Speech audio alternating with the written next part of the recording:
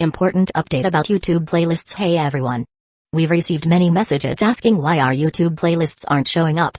Do we create YouTube playlists? Yes, we absolutely do. So why can't you see them? Honestly, we're not sure. We've been in contact with YouTube support for several months now, but we still haven't received a clear answer or solution. After much discussion, our team has decided to take matters into our own hands. We believe the issue might be related to the number of playlists we've created on a single channel, possibly too many. Our solution? We're launching 2 additional YouTube channels, giving us a total of 3. This way, we can organize our audiobooks better and avoid the playlist visibility issue in the future. This change only affects our YouTube audience. If you're a patron supporter, you can still access all our audiobooks by visiting the collection menu on Patreon. Thanks so much for your time and continued support. Happy listening. How about sharing with the 3 of us? We are good friends and brothers. We cannot just watch you falling into the evil abyss. Am I not counted as a person? 4 of us should share them, Santa yelled from above. I really should not have come here, Christian said, shaking his head. You already came. Anfi thought about a classic line in a kung fu novel. He pulled a bone out of the pile and looked at it carefully. It does not make sense. How could this chamber have nothing valuable, unless werewolves had moved them to somewhere else? Then why are they keeping this place secret? They probably did not move anything to other places. There was so much dirt when I came down. You could tell nobody had come here for hundreds of years. All werewolves are scared of this place. That werewolf was only willing to tell me the location of this place. He refused to come down with me. He told me this was a punishment room, where the messengers of God of the Beasts punished betrayers. It would bring werewolves misfortune if they come here, Christian said. Do you think he told you the truth? Anfi smiled. Even if he did not lie, he was probably tricked by Kacheru. Misfortune? He was afraid other werewolves might discover his secrets. What did you just say? Are you sure no one has not come in for hundreds of years? Yes, that werewolf said this is Kacheru's secret chamber. I do not think it was right though. I think this is the room where Kacheru protected his ancestors' relics, Christian said. Does it mean these underground tunnels have been here for a long time? Anfi asked. How could it be short? Christian smiled. If you start to walk and go through every city in the underground tunnels now, you would not come out until morning. Dwarves are hardworking, but they would not build such a huge project, even in a few decades. I do not know how much dwarves can do. If you say so about them, at least I feel relieved. Anfi smiled. If these were built by a werewolf a long time ago, it should not pose too much of a threat to us. Oh, right, Christian, do you know the history of Muromachi? What do you want to know about? Christian asked. For example, who were the first natives of Muromachi? Anfi asked. I do not have the answers, if you ask me these kind of questions. Why don't you ask Black 11 to investigate for you? Christian suggested. You are right. I should have not asked someone who privately took public possessions and fell into the evil abyss, Anfi said and smiled. Stop. Why don't you search me now? You think it is a joke. Others may not treat it as a joke. Christian could not help rolling his eyes. Susanna, can I search anyone's dimensional ring? Anfi turned to Susanna. No, Susanna answered without any hesitation. Anfi shrugged, which implied there was no point in searching Christian, since he could easily hide stuff in his dimensional ring. Anfi, I did not make you mad today, did I? Christian smiled bitterly. Only they could play such jokes to each other. If it were anyone who did not have so much trust, they would surely think Anfi was implying something. Christian did not think that way. I think people in the past are so weird. Why did they try to leave something for the people in the future? Do they think this stuff could be passed to their offspring? Anfi switched the topic with a smile. We have found 2 places like this since we left Sacred City. Are we that lucky, or were people in the past too stupid? People's lives are confined, but not their dreams, Christian said slowly. Christian, what do you mean? I did not get it. Limited and unlimited has nothing to do with the stuff here, right? Santa asked from above. Anfi was shocked for a second and said with a smile, Christian meant that people's lives are limited, but many people want to do something special with their limited life. If a person didn't complete what he set out to do, or had not even gotten started when his life had already reached the end, then he might want to try to keep his work for the people behind him. He would have no chance to know whether people behind him could complete what he did not finish, or interfere in their work. After his talk, Anfi went quiet. Although he kept searching through items in the chamber, he looked very troubled. Santa had been slow on things, but he kept thinking about Christian's saying, there was no young man who did not want to do something big. Christian's thought was short, but it had such profound meaning, especially when they were in an ancient chamber. They would have so much to think about and consider regarding Christian's saying. Without knowing how much time had passed, they heard Huiwei's voice from above. Anfi, did you want to see me? Anfi, I heard you found the werewolf's secret chamber? Hagen's voice came down as well. They got along very well, to the point they were always together, just like the steelyard would not exist without the weight and vice versa. They specialized in 2 different areas and had different personalities, but they had a lot in common to talk about. You guys are coming at the right time. Hurry up. Take a look if there is anything valuable, Anfi said. Huiwei and Hagen came down to the chamber one after the other. They paid attention to different things. Huiwei was looking at the wall and roof decorations and the texture and colors of the bricks. He believed that everything created by intelligent beings bore different cultures' backgrounds. People could talk, so could a piece of paper, a pen, a sword and other objects. These objects could tell you where they were from, how long they had been there, and much other information. The reason the tense relationship between Huiwei and Anfi got better was that Anfi would listen to what Huiwei said. When he talked to humans, they rarely could understand him. Sometimes they even thought he was crazy. Only Anfi would listen to him carefully. He could tell from Anfi's look that Anfi really understood what he said. Hagen paid attention to the objects on the ground. He saw the box with armor in it first. He carefully cleaned a spot on the armor with his hand and dropped an unknown chemical on it.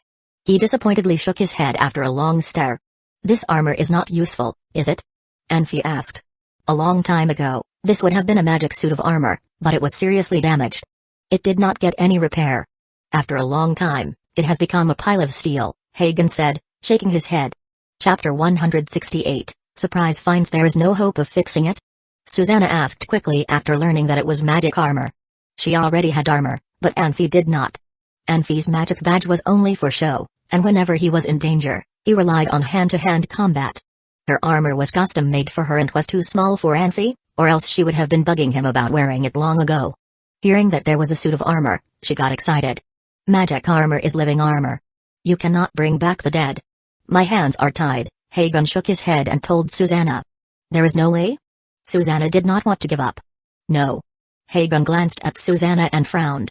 Susanna, you already have magic armor. Do you not like it? Do you want me to make you a new one? We don't have any materials right now, though. I will keep an eye out. No. I really like the armor you made, Susanna explained hurriedly. Susanna, you don't have to hold back. I know I am just a normal alchemist, and I can't add powerful spells to your armor, but I am doing my best. Trust me, one day I will be more than just a normal alchemist. One day I will make armor better than any other. I really do like your armor, Hagen, trust me. Susanna did not know what to say, but she did not want to tell everyone what she was really thinking about. I think, Hagen said with a smile. He did not believe Susanna's explanation, and believed that she was trying to make the situation less awkward for him. Hagen was determined to work harder and improve himself.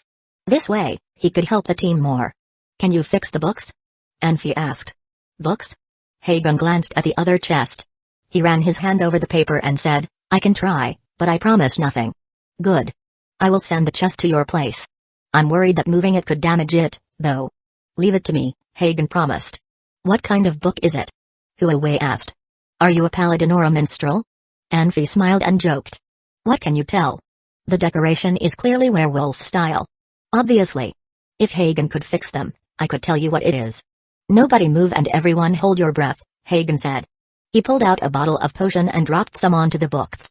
The light blue potion turned into thousands of blue sparks and enveloped the books. After the blue sparks disappeared, the books were a light gray color. Hagen tapped the books and smiled. It's petrified, he explained. I will clean away the potion after it's at my place. It's a petrifying potion? Anfi asked, shocked. He knew about petrifying magic from books, but the spell was lost during the Holy War. Petrifying magic was the most powerful spell behind Earth Magic's forbidden spells, but it was much more dangerous than the forbidden spell. If one side of the fight was turned to stone, then the outcome was obvious. Yes. Why didn't you tell me? If we have petrifying potion, can't we just turn all of our opponents into stone? Huiwei chuckled. He knew he shouldn't, but every time he heard Anfi talking about magic, he could not control his laughter. Is that possible? Hagen asked. Is it not? Anfi asked. He already knew that he had proposed a stupid plan when he heard Huiwei's laugh, but he was not embarrassed. He needed to find out why. If he was embarrassed whenever someone laughed at him, he would not achieve anything. Living things are different from non-living things. It could turn a person into stone, But you have to trick them into drinking at least a dozen bottles. For someone who is resistant to magic, a whole barrel might not work. They will have a killer stomachache, Huawei said. Stop it, Anfi said. Hagen, let's go look at the other things. Hagen glanced around and found the magic beast bones. He walked over slowly. Huawei got to make a jab at Anfi, and was already satisfied. He looked up and stopped suddenly.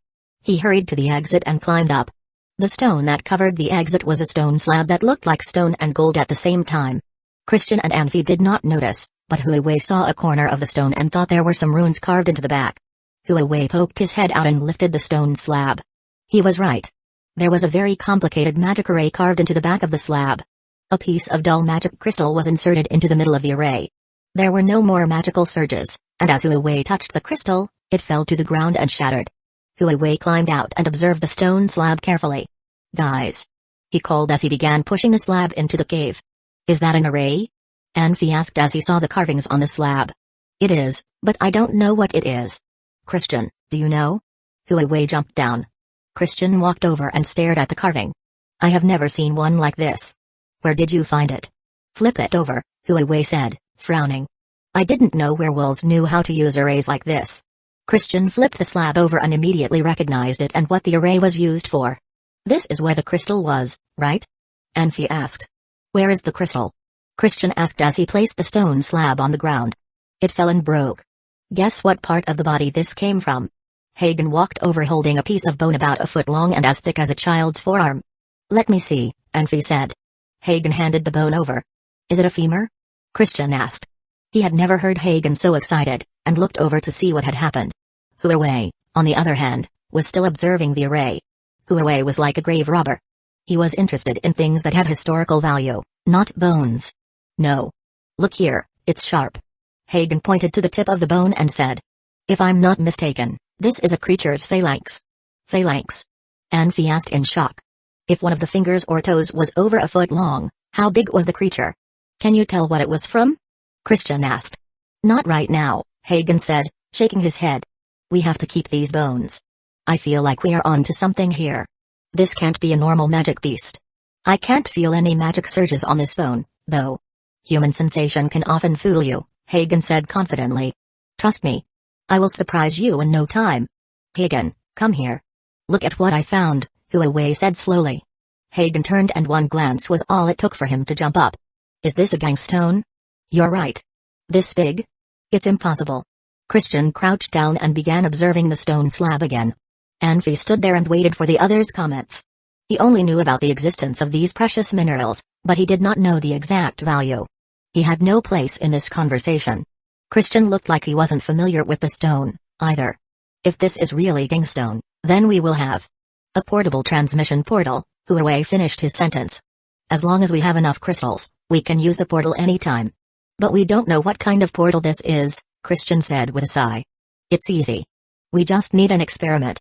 Anfi gave me a lot of crystals a few days ago, Hagen said. We can't do anything before we find ways to turn it on and off, Huawei said and shook his head. What if it attacks when we try to use it? What would we do then? Wait a few hundred years for the crystal's power to dry up? Or activate it so the crystal dries up faster? Chapter 169, Two heads are better than one. What should we do? Anfi asked. It would be great if our professor were here with us, Christian sighed. Oh, right, Hagen, can you tell when did this magic array stop running? Huawei asked. Where are the magic crystals? How could I tell without seeing the magic crystals? Hagen said. They were broken, Huawei said. It's fine even if they were broken, Hagen said. You wait right here. Huawei climbed back to the top and then jumped off with some magic crystal pieces in his hands. Are these okay? Enough. Hagen nodded. He took out a bottle of white chemicals from his dimensional ring and dropped some of the white liquid on the magic crystal pieces. The magic crystal pieces with chemicals on it shone brightly. This was a top magic crystal. Telling from the leftover magic on those pieces, the magic array should have stopped not too long ago, Hagen said thoughtfully. Not long ago? How long exactly? Huawei asked. Less than 3 years ago. Oh, right, who was the first one who opened the square plate? Hagen said. I was, Christian answered. Did you sense anything when you opened it? Hagen asked. Nothing, Christian said. If it were a defensive magic array, it should have some magic surges left. If Huawei's guess is right, it is a triggering aggressive magic array, Hagen said. Why would you say so? Anfi asked. The triggering aggressive magic array was just a trap. Enemies would not notice them. The mages tried to hide the magic surges when they built the arrays. That is why Christian did not sense anything, Hagen said. Triggering aggressive magic arrays? Is there any way to modify it to allow this grand stone to become a pure aggressive magic array? Anfi got it. It was just like the difference between landmines and grenades. Practically, he surely would want to turn a mine into a grenade. Don't look at me. I cannot do it. This magic array is too complicated. Christian shook his head with a bitter smile. We will talk about it later.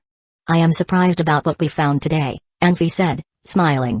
You guys stay here and search carefully. Don't miss anything. Maybe we can find more surprises.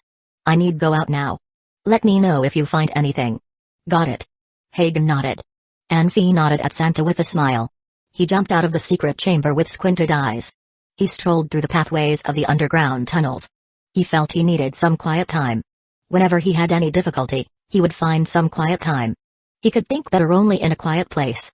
Susanna quietly followed Anfi just like she often did. Her footsteps were quiet. She felt the happiest when she had a guy she felt safe around. No matter how aggressive a woman was, she would still like to find that guy who could make her feel safe. When a woman felt she found the right guy, she would be willing to give up everything else. Susanna was a lot better in terms of combat power. However, she was used to acting as his woman, walking next to him. Of course, there were women who took leadership roles and dealt with the dangers on the Pan continents. Were they really happy? They would probably have been shocked to have been asked this question. Anfi, what are you thinking? Susanna whispered. Without Hueco and Hagen, we probably would think those were trash and throw them away. Anfi smiled. They are very capable, Susanna said. As we like to say in my hometown, 2 heads are always better than 1, Anfi said slowly. The saying seems very accurate at the moment. Everyone specialized in one area. It was not possible for anyone to be the best in all areas, there were only 24 hours in a day. Kickboxing, shooting, hurling, making disguises, climbing, internet technologies and many other areas were the basics skills for professional assassins. They had to master all of those, but they all specialized in different areas. As for Anfi, his kickboxing was awesome, but he was not so great with shooting. If he had to fight for his life with another assassin who was good with shooting, he would not be stupid enough to get into a shootout with his opponent. Instead, he would hide somewhere and try to approach him to have a physical fight. Anfi's opponent would try to avoid any hand-to-hand fighting with him. Win or lose, it depended on how wise and lucky they were. Anyone who mastered every possible area would not be considered a genius. He was an epic monster. In Anfi's professional life in the other world, he did not have any chance to hear or see such a monster. After coming to this magic world, Anfi wanted to relive the life of an assassin because of his previous pattern. He was forced by fate to work with a group of people who were so different from each other. They cooperated and helped each other, which allowed Anfi to experience different relationships he never had before. If it were before, Anfi would never have his back towards anyone. However, he did feel safe if Christian or Susanna stood behind him. He felt happy and rewarded when he saw a group of silly young men grow up. It might be the same kind of happiness and satisfaction a teacher would have. Anfi was not so sure about himself, since this was his first time to lead a group and to try to survive and find a way to make them stronger. Compared with the life of a lonely assassin, all kinds of experiences in this magic world seemed to make Anfi's life fuller. It was not bad to have a few people Anfi could totally trust. As time went by, Anfi seemed to adjust to this kind of life. He had only wanted to safely bring them to Saul. He felt it was his responsibility, since Saul had helped him so much. After he had completed that task, he could have his own freedom back. However, the desire to seek that freedom was not as strong and urgent as before. Hagen and Hueco did not sleep at all that night. They worked on the objects of their interest, while others slept as usual. At dawn, a group of guests forced Anfi to open his eyes from the meditation. Anfi, that Dragon Rider mercenary group came back, Zubin said in a low voice. He was on watch last night so he was the first one to notice them. Oh? Anfi stretched himself and moved his shoulders a little bit. He stood up. Ask that Ozek to come into town to see me. No need to allow him to come in. They are already here, Zubin said. Anfi suddenly lifted his eyebrows. Do they feel they know us very well? Where are they? They will reach our town very soon. Anfi, do you want me to take some people to stop them? Zubin asked. Dragon Rider mercenary group claimed they were there to protect the country of mercenaries. It was so rude of them to come so unexpectedly. No need. Can you ask Susanna to come see me? Maybe Anfi felt really calm to have a senior swordswoman next to him, or Anfi would like to have a beautiful girl to look at.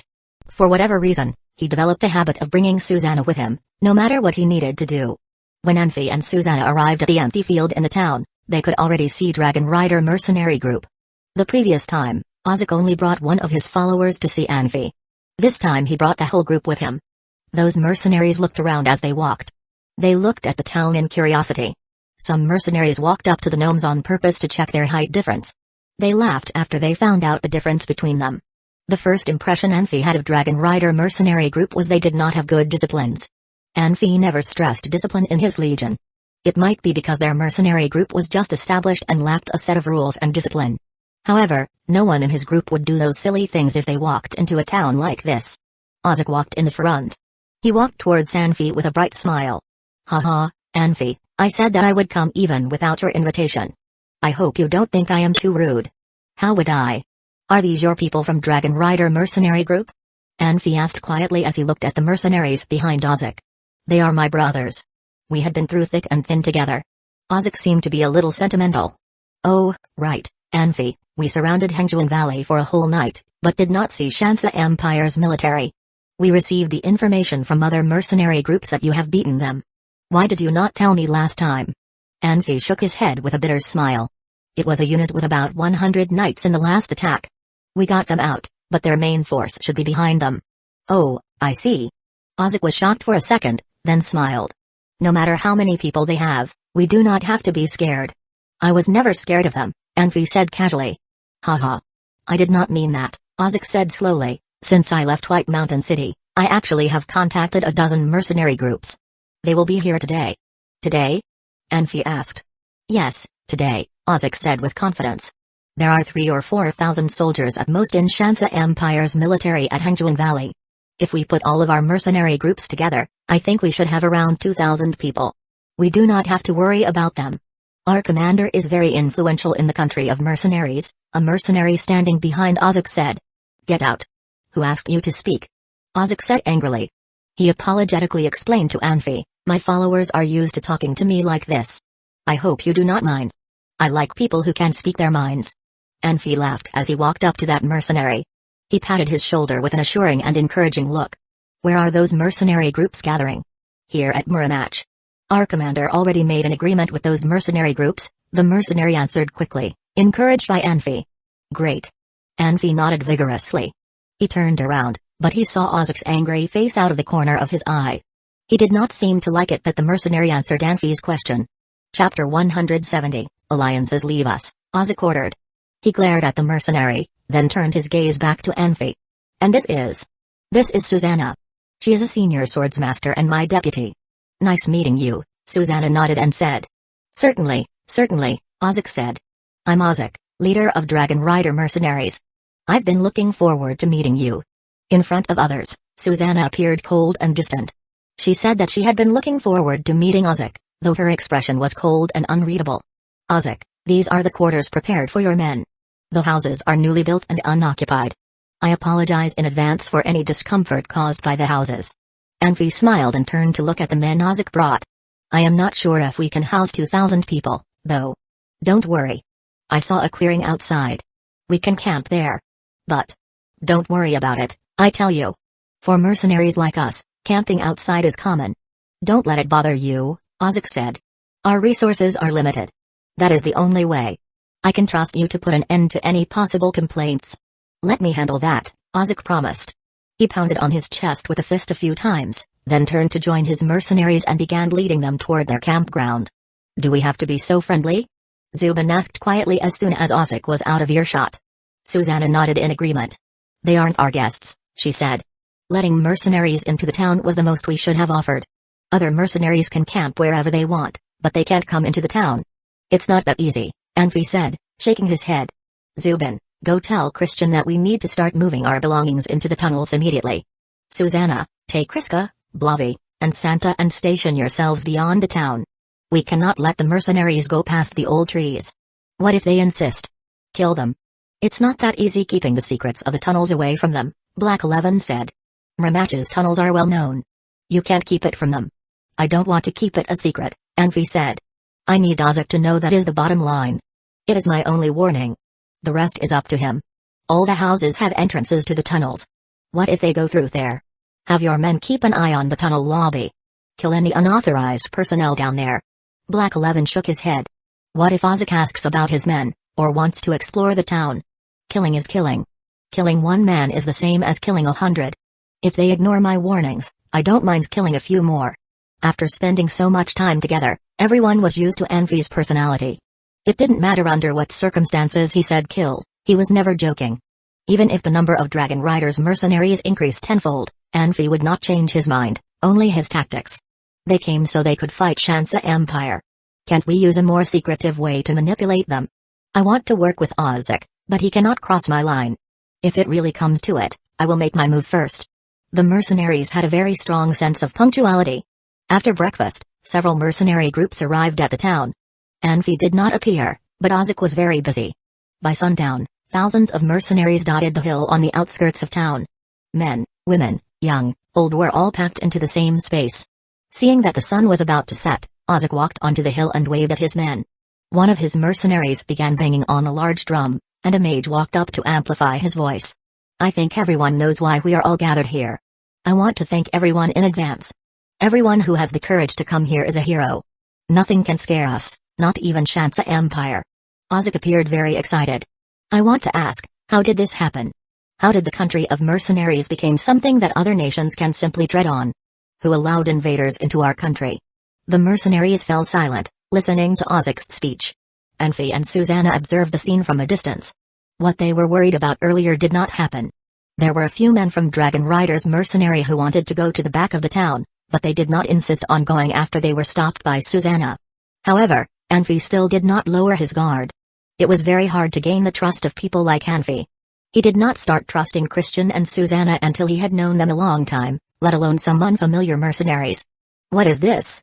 Ozak asked. He held up a rotten apple for all of his listeners to see. Look at this rotten apple. The world is like this. There will be no growth without rot.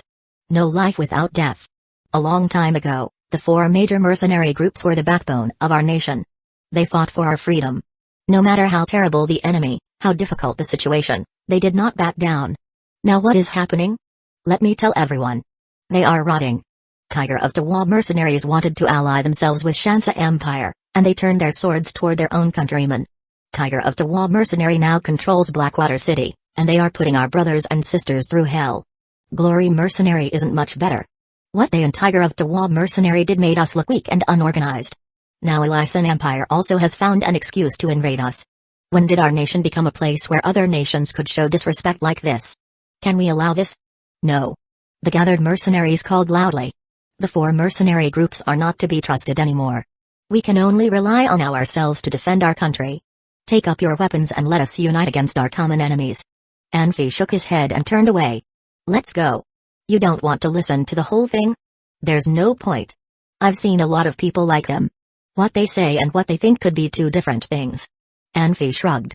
Even if I'm wrong, and Ozak really is a hero, nothing could be solved by waving his arms. I sense you don't like Ozak, Susanna said. You're right. Why is that? Instinct, I suppose. When I meet new people, sometimes I find myself liking and gravitating towards them. Sometimes I dislike them. Some people makes me nervous. I can't exactly tell you why. What about me? You're the first type. What is the first type? Susanna said, searching for a clearer answer to a question she deemed important. Anfi had already answered, but Susanna wanted a more straightforward answer. Of course I liked you. This wasn't about lying or not. Anfi wanted to make Susanna as happy as possible, even though he was very nervous when he first met her. You're not just sweet-talking, are you? Susanna asked, smiling. The 2 of them had a death match in a pond the first time they met, and Susanna knew very well Anfi wasn't telling the truth.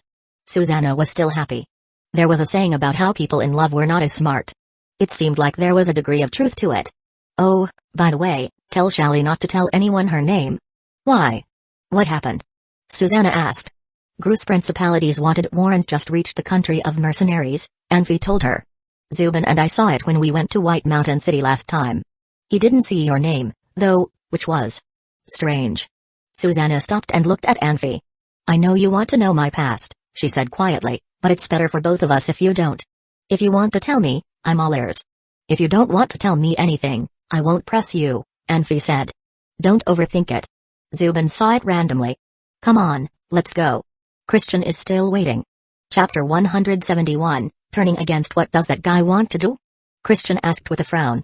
What they were talking about right now would not necessarily decide their legion's fate, but they still had to be careful. The few people in leadership roles were here, including Black 11. They finally settled down in Muromachi even though it was not all smooth. The Ozek and his people's sudden presence made everybody uneasy. Some people just love the world to be chaotic. They feel they can take advantage of chaos to achieve their dreams.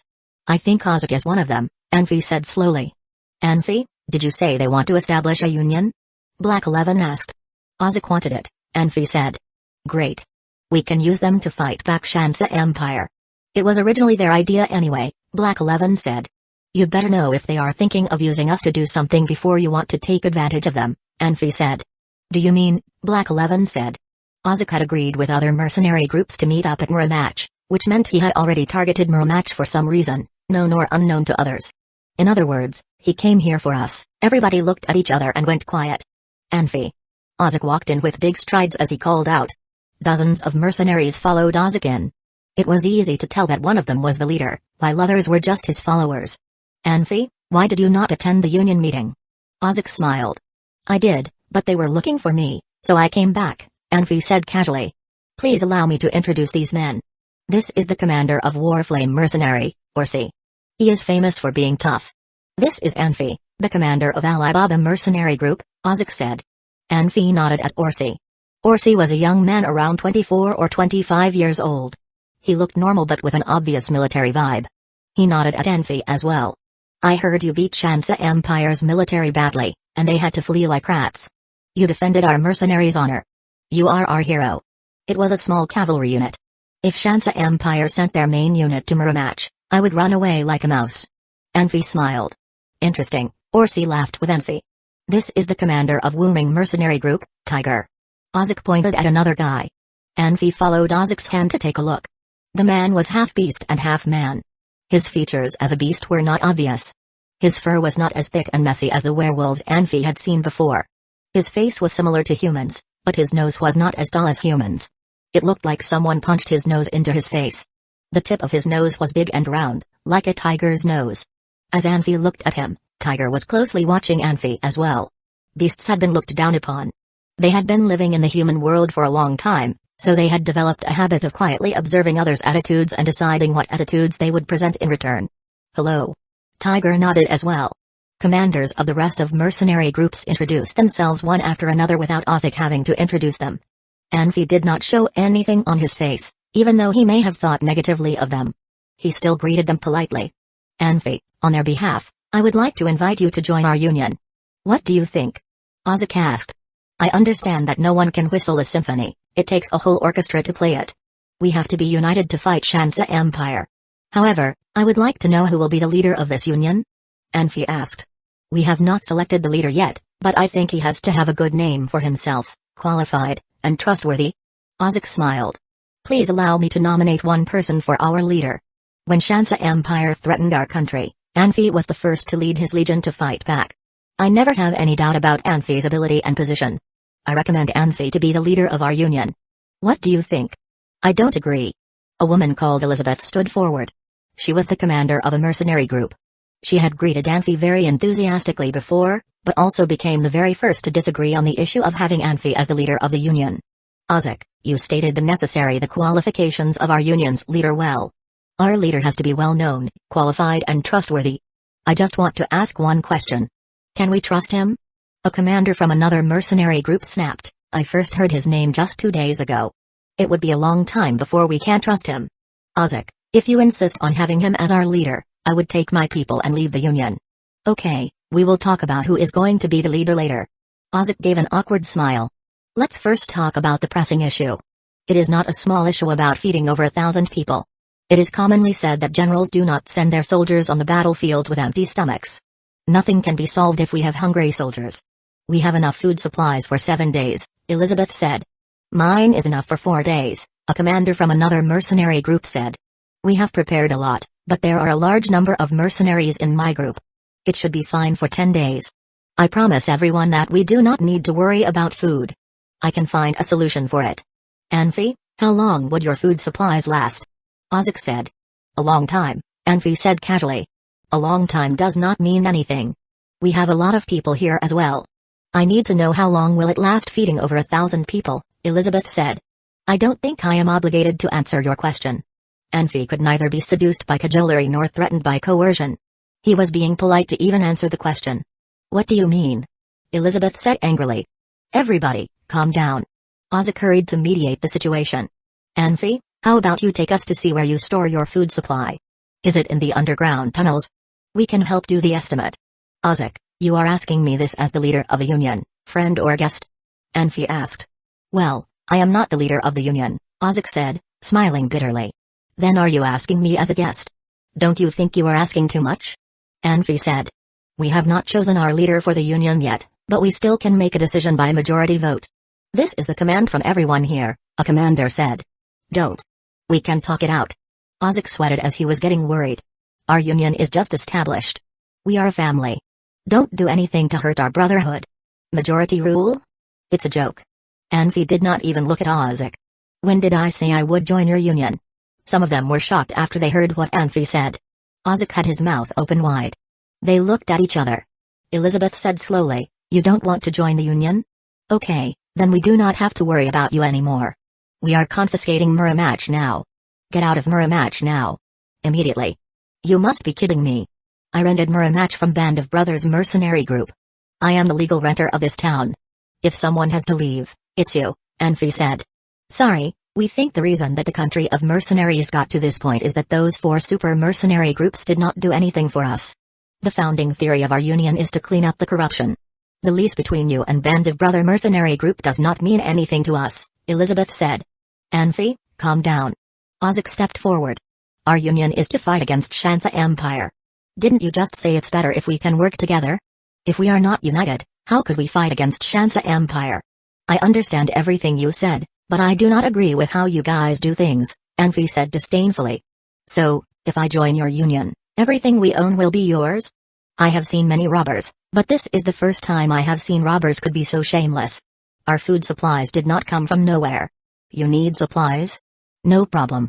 We all have sympathies. I definitely would not want to see you guys starving to death. However, you have to exchange food for something else. A trade-off. Are you saying we have to buy the supplies from you? Ozek asked. Anfi nodded. There is no point in making things complicated, a commander said with a grin. Ozek, I came to Muramach to fight Shansa Empire. I am not here to see you guys bully others, the commander from Warflame Mercenary Group, or C, said slowly.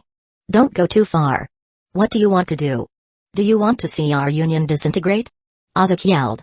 He turned to Anfi and said politely, Anfi, we are all mercenaries. We have the same enemy. Don't be stubborn, okay? I am not being stubborn. You guys are too greedy and arrogant, Anfi said coldly. Besides the food supplies, I have many other good things. Are they yours now too? Riska, pass me the magic scroll. Riska was shocked by Anfi's request, since he was engaged in their conversation. He took out the magic scroll and passed it to Anfi. This is a series lightning magic scroll. I was mine. If you think it is yours now, you can take it from my hand. Anfi played with the magic scroll in his hand. Go ahead. Other objects could be faked, but not magic scrolls. The intense magic surges had proved it was an authentic senior magic scroll. Several commanders stared at the scroll. Chapter 172, Terror. Anfi's provocative actions angered the mercenaries. One of the leaders stepped forward and tried to grab the scroll from Anfi. Susanna stepped in and slashed her sword at the mercenary leader. She knew that Anfi only wanted to scare them, and did not want to kill them. Because of this, her movements were slower than they normally would have been. However, the light of her combat power was blinding and scared the mercenaries. The mercenary leader jumped back in shock and drew his own sword. He pointed it at Susanna, but did not attack. Instead, he kept backing up toward his own men. There were a lot of swordsmen in the world, but a senior swordsmaster was still rare. Tiger of Tawa mercenary could hold Blackwater City because of 3 senior swordsmasters. A small mercenary group could never afford to hire a senior swordsmaster. Susanna's combat power was very pure and bright, and any swordsman could tell that this was a sign that she was close to a breakthrough. The mercenary leaders all took a step back. Their glances fell on Susanna, then back to Anfi. Country of mercenaries was a place of the survival of the fittest. Usually, the leader of a group was the most powerful person, or else it would be hard to control his mercenaries. If the deputy leader was a senior swordsmaster, how powerful must the leader be? A master swordsman or an archmage? Anfi held up a finger arrogantly and flicked it. Susanna returned her sword to her sheath and walked back to stand behind Anfi. Anfi must be even more powerful than Susanna if he could command a senior swordsmaster. Calm down, everyone, we are allies. Ozek called. That's what you think, Anfi said. I don't think you qualify as my ally. Don't be so arrogant. We have thousands of men outside, one of the leaders said. Is that a lot? Anfi asked. I did not tell you earlier, but it wasn't a cavalry squadron that attacked us. It was a 2,000 elite riders led by Komuragosha himself. If my men can defeat them, we can defeat you as well. What? Ozek asked, shocked. I told you. You said there was another reason. You see now. They must have done it. Elizabeth said quietly. There are a lot of villages near the Transverse Mountains. Why did Komuragosha attack Muramach? If it was just him, Anfi wanted to put these mercenaries into their places. However, he could not act based on his emotions. Even kings had to fear other, more powerful beings, let alone a small mercenary group that was just started. He didn't want unnecessary conflict. He wanted to instill some fear into these mercenaries without shedding any blood. Why is that? He repeated. But I led my mercenaries on a mission that destroyed a Griffin's aerial squadron. Komuragosha had to take this town to prove his innocence. Clearly, he failed. It's impossible, Ozek whispered. Griffin's aerial unit was not as terrifying as Dark Moon Magic Legion or the Roaring Dead Legion, but it was still a formidable army. Defeating them might be possible, but destroying them was nothing short of a miracle. Ozek did not believe this mercenary group could manage it. I didn't need to lie. You will be hearing about the news very soon, Anfi said slowly. I am telling you this because I want to give you a warning. We are all mercenaries, and I don't want any bloodshed. The mercenary leaders glanced at each other. They were not sure about Anfi's strength, but they didn't want to retreat like cowards. They were unsure whether the things Anfi boasted of were true or not. Ozek had told them about Alibaba mercenary group, and they knew that it consisted of about 20 mages. The mercenaries still had hope because of their advantage in numbers. You need to earn my trust.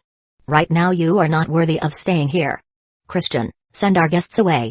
Christian knew Anfi. When Anfi was trying to scare his opponent, it meant that he didn't want to do anything. If he was playing nice when he was being threatened and reprimanded, he was about to kill. Christian rose into the air and retrieved a magic scroll from his ring. The strong magic surge coming off of the scroll told everyone that it was a high-tier magic scroll. Zubin and Blavi retrieved their scrolls and gathered around Christian. The mercenaries stared with wide eyes. For them, having a scroll like this might be life-saving. They would carry it around on their person at all time, and would not use it unless in a dire situation. If Anfi's men could use scrolls like this on a whim, what else did they have in store? If this was just what they showed the mercenaries, how many more secrets were they hiding? Ozek, are we leaving? One of the mercenary leaders asked. Let's fight, another said. We have the advantage. He did not want to back down easily. Ozek's promise of wealth was still in his mind. He was a mercenary, and threats like this could not scare him. Anfi. Hagen called as he dashed towards the group. Let me join as well. Anfi turned and frowned. He knew Hagen's power and limits very well. Hagen was not an idiot, and he knew better than to trouble everyone during a fight. Anfi knew Hagen should know better, but he couldn't outright deny his request. If he agreed, Hagen might cause trouble. He could only nod slightly, and let Hagen decide for himself. Under the name of Beast God, I summon you. Hagen waved his hand, and a cloud of white powder appeared. The powder swirled in the wind, and a loud roar was heard. In a few seconds, a 20 feet tall creature appeared out of thin air. The beast appeared very ferocious. Its head was that of an alligator, but 100 times larger. As it roared, rows of jagged teeth shone. Clearly, the beast was large enough to swallow a cow whole. Its red eyes shone mercilessly, and its body was covered by hairs as sharp as needles. Its body was thick and strong. The sharp nails on its claws were almost 2 feet long. If the claws hit a person, it would surely cause terrible injuries. A behemoth. One of the leaders called out in terror and scrambled backwards. The other leaders dashed away from the behemoth as well. Ozek stumbled back and stared at the creature in horror. Fight for me. Hagen ordered loudly. The behemoth stepped forward, and the ground shook under its paws. It waved its claw, and a 60-foot-tall ancient tree was cut in half by its sharp nails. The tree fell to the ground and crashed one of the dwarf residents. The behemoth proved that it was a real, living thing, and not an illusion. Ozek retreated quickly. The mercenaries placed at least 100 feet between themselves and the behemoth before stopping. The behemoth was on par with creatures like dragons and titans, and hadn't been sighted in years. For humans, only Grandmaster Swordsmen and Archmages could put up a fight against a behemoth. Others could hardly be a threat to the creature. Even a senior swordsmaster was rare among the mercenaries, let alone Archmages and Grandmaster Swordsmen. The behemoth's appearance had crushed the only bits of confidence the mercenaries had. Anfi had prepared for a surprise because of Hagen's sudden change, but he was shocked as well. Hagen saw his companion's shock, and was very satisfied. In the past, he had always hidden when there was a fight. Now he had a chance to show his power. The behemoth walked towards the mercenaries slowly. The ground shook as if there was a giant heart beating under the earth. This is all a misunderstanding. Ozek called in terror.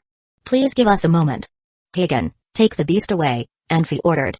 The behemoth was too shocking, and he was worried whether Hagen could control it. If he had lost control of the behemoth and it turned on them, they would turn into a laughingstock. Chapter 173, Resurrected Beasts. We are leaving now, Ozek said with a forced smile. He turned around and walked out. Commanders of the other mercenary groups followed him. The situation overpowered them. The super magic beast's presence did not allow them to stay anymore. If there were any conflict, a behemoth could kill them all. The behemoth would not even have to kill them with weapons. When a behemoth ran through the crowd, it could slash a path. Many ants could eat an elephant, but the key would be the large number of ants. Without several 100,000 people, they could not hope to win the fight. Orsi, thank you for speaking up for us. If you would like, your mercenary group can stay in Muromatch, Anfi said slowly. He had a good impression of Orsi. He had spoken up for Anfi in that difficult situation, which meant he had moral lines that no one could cross. He would not do anything against his will. He was upright and direct. Anfi liked to collaborate with these kinds of people because he felt relaxed around them, and none of them had malicious intent. Thank you, but I would like to be with my friends, Orsi said casually. Anfi was shocked by his answer for a second. He did not say anything to Orsi. It looked like Orsi did not buy Anfi's nice offer, but thinking at a deeper level, it was easy to tell Orsi would not easily bend with the wind. He would not go along with the crowd. He spoke up for Anfi out of morality and justice. The reason he chose to stay with Ozek was also out of a sense of morality and justice, since he had been invited there by Ozek. Seeing Ozek and his followers leaving, the short-tempered Santa landed from the air. He nervously looked at the behemoth making threatening gestures. He grabbed Hagen's collar. Is this behemoth your magic beast? Damn. Why did you not tell us until now? This was really happening between true friends. Even though Hagen had a scary behemoth, Santa still dared to grab Hagen's collar. If Hagen had several gigantic dragons, Santa still might have grabbed his collar. If he had been a middle-aged man and had grown very sophisticated, he probably could have controlled his emotions, but Santa was still very young. He had a firm belief that friendship would not change because their social status had changed. Let it go, Hagen yelled as he struggled to get away from Santa. Are you a fucking Major's sword? I cannot breathe. Tell me right now why you have a behemoth, Santa raised his voice. Santa, let him go, Anfi said quietly. You are not the only one wanting badly to know it. We are all waiting to ask him. Christian, Zubin and Blavi landed from the air. Anfi, Susanna and the others had crowded Hagen into the center. They looked quite different from each other though.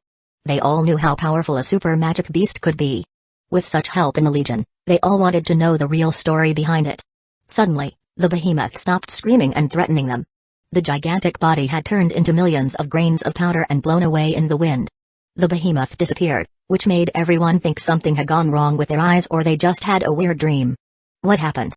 Christian asked in surprise. Hagen, tell us please. Do you remember the magic beast bones in the werewolf's chamber? They are behemoths. Hagen gave Santa a dirty look as he rubbed his neck. It was actually really easy. I made some resurrecting potion. With behemoth bones, I can make a behemoth. It does make sense. Anfi looked at the ancient tree, which had been broken by the behemoth. The behemoth also had destroyed houses. The behemoth was alive. He was not an illusion. Of course, it was a real behemoth. Hagen laughed. Unfortunately, the behemoth made with resurrecting potion could only live for a very short period of time. If they could live forever, ha ha ha. If they could live forever, every alchemist would be invincible. You wish. The corners of Susanna's mouth curled into a frown. She still held on to the grudge over being suppressed by the behemoth's power before. This is what made our alchemists feel bad about our alchemy, Hagen sighed. When I learned to make resurrecting potion for the first time, I thought it was the trashiest of all the potions. Not useful at all. Why would you say so? Christian asked. For example, if we had found the bones of a unicorn and made a real unicorn with the resurrecting potion, his speed and attacking power would be less than 1/10 of the real unicorn's. He would barely be a match for a few magic wolves. His existence is short, so he could be disappeared before even the battle ended, Hagen said as he shook his head.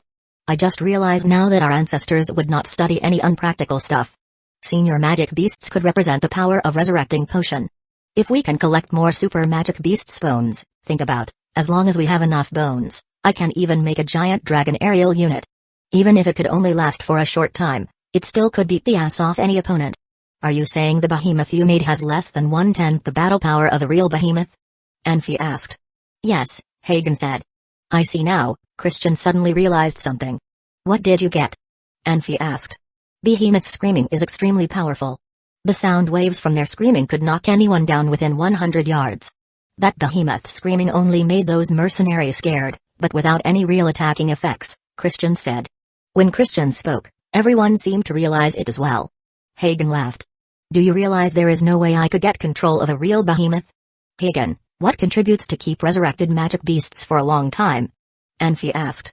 The purity of the resurrecting potion and my telepathy, Hagen responded. How many bones are left? How many beasts can you make? Anfi asked. There were some bones missing. I used some for experiments. I think I could make 2 magic beasts out of the leftover bones, Hagen said. Does that mean you can make 2 magic beasts when we need them? Anfi asked. The presence of the super magic beast could change their disadvantaged position in battle. Anfi needed to get a precise answer. No, my resurrecting potion is gone. I do not have ingredients to make more, Hagen said. Black 11, you will be in charge of getting any ingredient Hagen needs. You need to get them for Hagen as fast as possible, Anfi said. No problem, Black 11 said with a nod. Huawei. Where is Huawei? Hagen suddenly called for Huawei. Here, what's up? Huawei took his time walking out after he heard Huawei's calling. Huawei, you have been interested in ancient relics. You must know where the dragon tombs are, Hagen said urgently. I suggest our mercenary group's mission is digging as many of the dragon tombs as possible, Titan Cemetery, Demon Cave, Blissland and as many others as possible. As long as we have enough bones, we would have the power to do anything. Hagen's eyes brightened. As the only alchemist in the Legion, Hagen received considerable attention in the Legion. He had won everyone's admiration today after he was able to recreate the behemoth. Admiration and high attention were totally different. Hagen felt he could do so much and had so much hope. The hopes he had were like symphonies, getting more exciting one after another. He even daydreamed to remake thousands of super magic beasts to win everywhere on Pan Continent. Alright, Hagen, you are not the only alchemist in this world. What you have thought of, I believe, other alchemists have thought of as well. The reason we have not come across any superpower alchemists was the number of super magic beasts were far less than alchemists. It was really lucky of you to be able to find the behemoth's bones, Christian said slowly. Christian's talk was like a double whammy. Hagen's face suddenly turned pale. He grabbed Huawei even harder. Huawei, you say something. You must know, right? Are you crazy? I don't know about it. Even if I knew, I would let everyone die for it. Huawei shook his head. Don't do this to me, Huawei. Help me, please. Hagen had a hard time letting it go. Dragon tombs? There are spirit dragons in each dragon tomb to protect it. How are we going to beat spirit dragons? Huawei pushed Hagen away. Titan Cemetery has countless stone people and robotics. There are also as many gargoyles as flies. They could bury you there like nothing. The flaming demons in Demon Cave are vicious as well. They could turn us into powder in a blink of eyes. Hagen, you need calm down. Huawei talked very reasonably. Hagen was very disappointed and had his head down.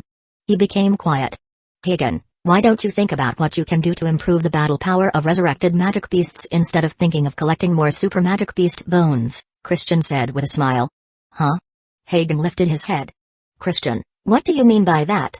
You just said that the purity of the potion and your telepathy contribute to the power of recreated magic beasts. If you improve the purity of the potion and your telepathy, you might recreate a magic beast that would not disappear forever. You would have magic beast pets, and not just one, Christian said. Stop playing with me. Hagen became disappointed. The master alchemists in the legend could not even do that, not to mention me, Hagen said. How many of those master alchemists in the legend could collect a large amount of super magic beasts' bones? Christian asked. Hagen blinked. Christian's advice was a lot subtler than Huawei's. The master alchemists in the sacred battle could not collect a large amount of super magic beasts. Neither could any alchemist do it in their time. Okay, everyone go to sleep. Anfi waved his hand with a bitter smile. Hagen, everyone was thinking for you. Your ideas were not practical. You need to calm down a little bit. Chapter 174, Different Paths. After seeing a living behemoth, the mercenaries all left the town during the night, and the town returned to its former peaceful state. After a few days of peace, Black 11, who left the town to collect supplies for Hagen, brought in shocking news. The conflict between Glory Mercenary and Tiger of Tawa Mercenary had escalated into a full-scale war. Even Shansa and Ellison Empire's caravans had not been spared. The mercenaries who gathered at Muramach were not the only ones angered by the wrongdoings of the four major mercenary groups. Despite ending in failure, the alliance inspired thousands of other mercenaries. 6 large coalitions formed, and more than 4,000 mercenaries were on their way to the Transverse Mountains. Their target was very clear. They wanted to drive out the Shansa soldiers. These mercenary coalitions all wanted to expand their power and ensure a position of power for themselves. What could they do to make a name for themselves? Victories and blood of their foes. Therefore, the mercenaries had become even more methodical and ruthless. Not only the supplies lines were targeted. Even full-size armies were not spared by the mercenaries' tactics. Mercenaries may not have as much people as a full-size army, but they mastered element of surprise. No one knew the mountains as well as the mercenaries, and the Shansa army could not defend themselves against the guerrilla strategy of the mercenaries. Shansa Empire was losing men at a staggering rate.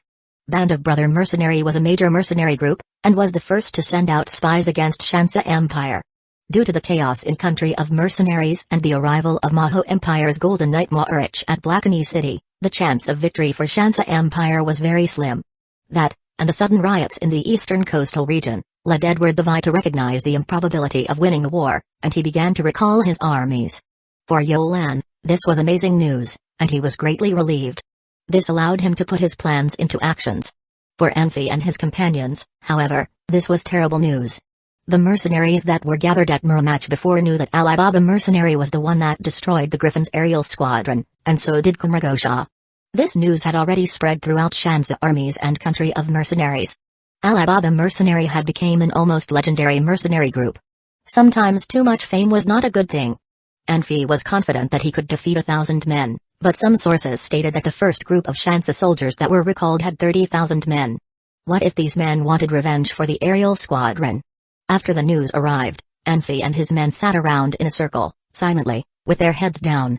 A few days ago, they had defeated a group of mercenaries and defended their territory. Now, the threat was much greater than a few mercenaries. To make things worse, Black 11 and his men were attacked by a group of mercenaries on the way back to Muramach, and the supplies they bought for Hagen were mostly lost. Only 2 men made it back to the town alive. Most of the mercenaries wanted to serve their country, and that was why they were gathered at the Transverse Mountains. However, their leaders had other plans. This was the first and only chance since the founding of the country of mercenaries that they could challenge the leadership of the 4 major mercenary groups. If they could make the other coalitions disappear and take their men, then the future country of mercenaries would be ruled by 5 major mercenary groups. This made the leaders of the coalitions very excited. Due to their ambitions, the coalitions had conflicts not only with the Shansa armies, but also with each other. Spies were spotted throughout the coalitions, and there was countless backstabbing. Some coalitions even set up ambushes for the other coalitions. This made the situation even more chaotic. The mercenaries were no strangers to tactics like this, but now they were even more reckless. They were willing to do everything for their future. Luckily, these mercenaries were still in the minority, or else Edward Vi would not order the retreat of his army. Anfi was worried. He knew that he could afford to fight against a proper army, but it was not the right time to leave the town, either. Dwarves and gnomes aside, there were hundreds of people in the mercenary group, each with personal possessions. If they were to leave Muramach, it would result in a long caravan. That was an invitation to bandits and rogue mercenaries. Even if some members of the group stayed behind, the town was surely being watched by other mercenaries. If the few that did leave were surrounded by mercenaries, they were as good as dead. Everyone was deep in thought when Christian spoke up. Why don't we split up? Split up? We put all of our elites into one team. That team will be responsible for getting the mercenaries' attention. The rest could take shelter in the underground tunnels when the attention was on the other team. Christian paused for a moment before continuing. Anfi, all the mercenaries know you already. Why don't you lead the team and make those people think we had all left the town? We need someone here as well. I was the one in charge of finding the dwarves and exploring the caves.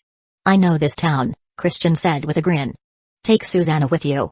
It is much more dangerous out there. What about here? What if Shansa Empire attacks the tunnels? What Shansa Empire needs to do right now is get their armies back to Shansa safely. They don't have a lot of time. I don't think they can afford launching a full-scale attack right now, Christian said. I won't try to defend the tunnels.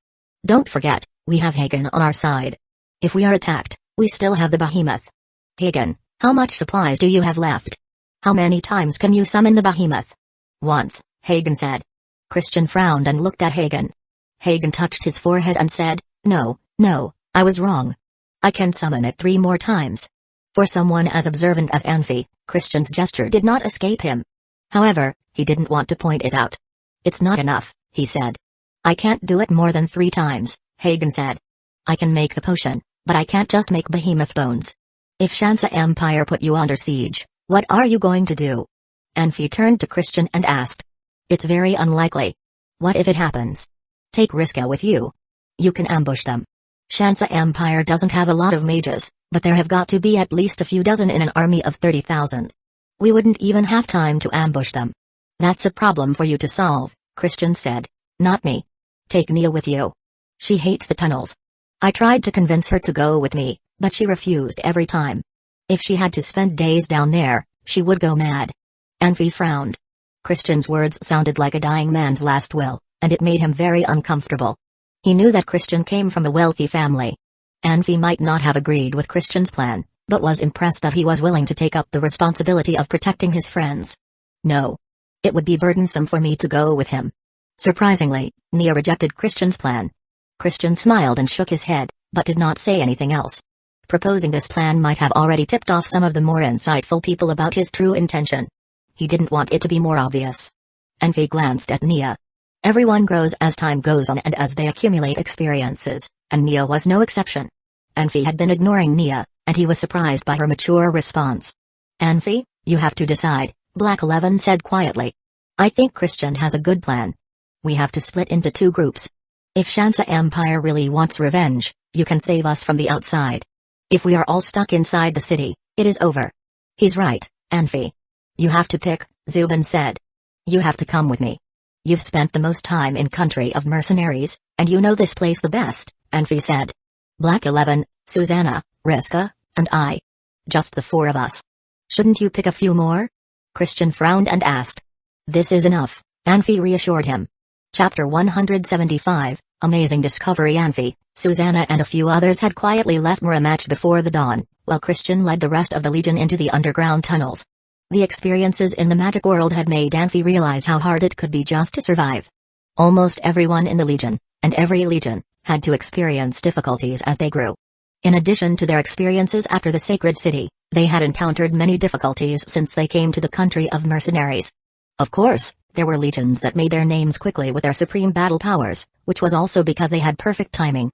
Most people had to stumble through the difficulties. Anfi's Legion had the best people among all of the mercenary groups. In addition to Anfi and Susanna, Riska and Christian were junior magisters. They carried 6 senior magic scrolls in case of any danger. That meant they could become senior magisters or even archmages in a very short time with the release of magic scrolls. Black 11 had lived in the country of mercenaries for a long time, so he was familiar with everything in the country of mercenaries. He could report to the spies in other departments to ask for help if they were in any danger. Anfi did not ask too much from them, but their jobs were not easy either. They needed to fight and flee as needed. These few people met Anfi's requirements. Anfi and his small group of companions traveled 50 miles while it was still dark. They did not stop walking until the sun sent shimmering rays. They were already deep in the Hengjuan Valley, where different mercenary groups came often. They decided to take a break in case they ran into other mercenary groups. Black 11 took out the bread he brought with him and passed it around to everyone. The bread was so dry that it was far from being delicious. Luckily Anfi and his group were tough people. They took the breads and ate them quickly. Anfi, what is your plan? Black 11 said in a low voice.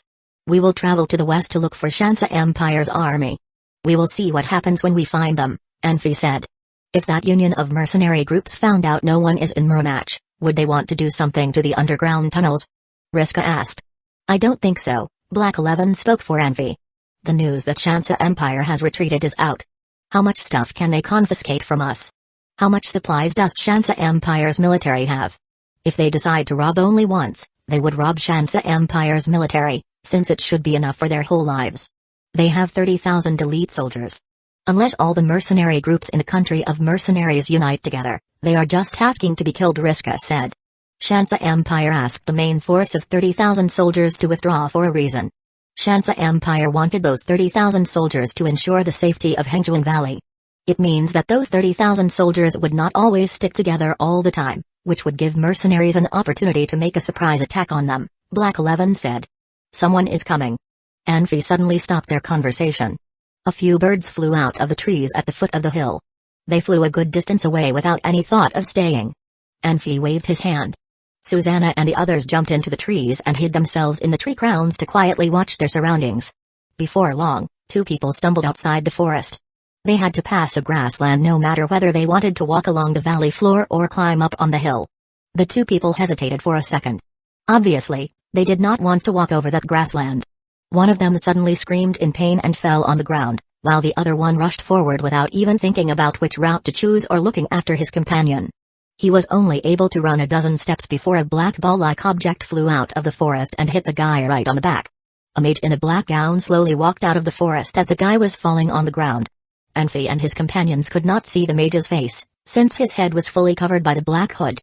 The mage tucked his hands into his sleeves. From a distance, he looked like a black phantom. The mage looked like he was afraid of sunlight. He raised his arm to cover his face with the sleeves. He slowly walked to the guy who had fallen on the grass. He did a rough search of the guy and hurriedly retreated to the forest. Homicide usually happened and ended very quickly.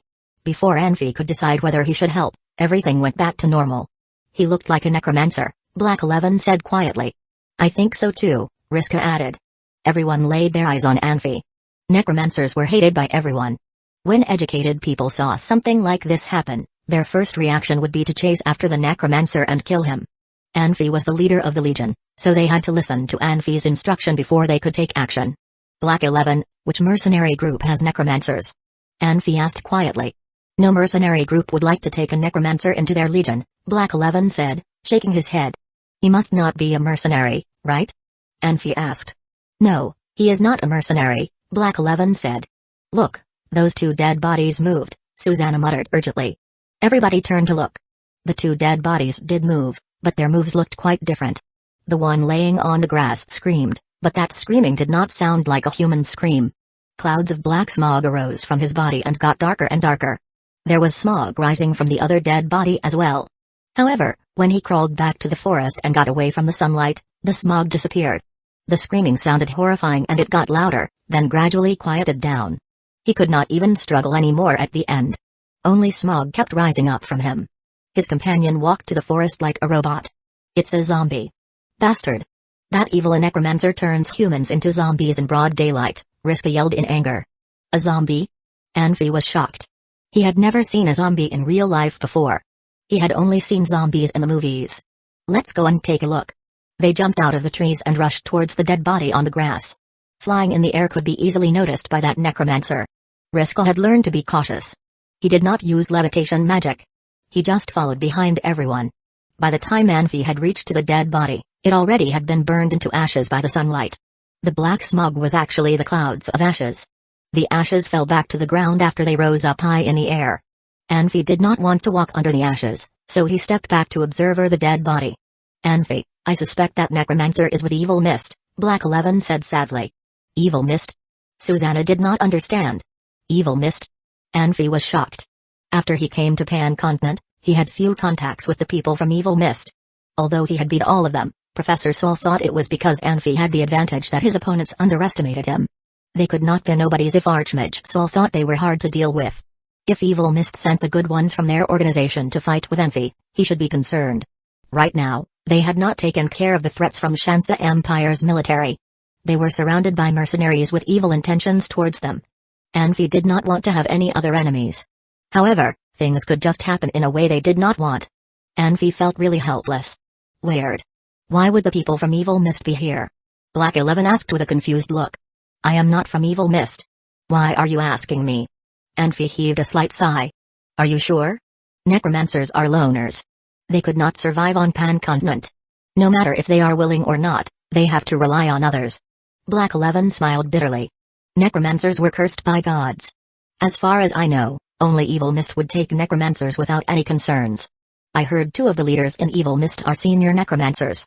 Anfi, let's follow him and kill him, Riska surprised everyone and said worriedly. I can sense that zombie. As long as we follow that zombie, we surely could find that necromancer. It would not be that easy. Anfi shook his head. Is there any mercenary group in the country of mercenaries with only 2 people in it? Anfi, are you saying their whole mercenary group was killed by that necromancer? Only 2 of them got the chance to escape? Black 11 had the fastest response. Yes, they must have been fleet of foot, Anfi said. There are not many magic beasts in the Hengjuan Valley. Not many mercenaries want to come here for their assignments.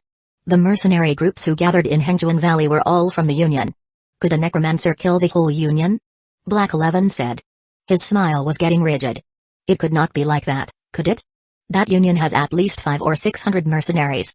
What kind of necromancers could ambush them? I had a few contacts with necromancers. That one was not that powerful. What if it was not just one necromancer? What if there were a group of them? Anfi asked. A group? Black 11 murmured to himself. The smile on his face looked more fake. When did necromancers get the guts? Susanna asked with a bitter smile. She had never seen a necromancer before, but she knew how powerful those necromancers could be. Hearing the possibility that a group of necromancers were in the Hengjuan Valley had her nervous. Anfi, should we let the union of those mercenaries know about it? Riska asked. Would they believe what we tell them? Necromancers would not pose too much of a threat, to us but to other mercenary groups they would.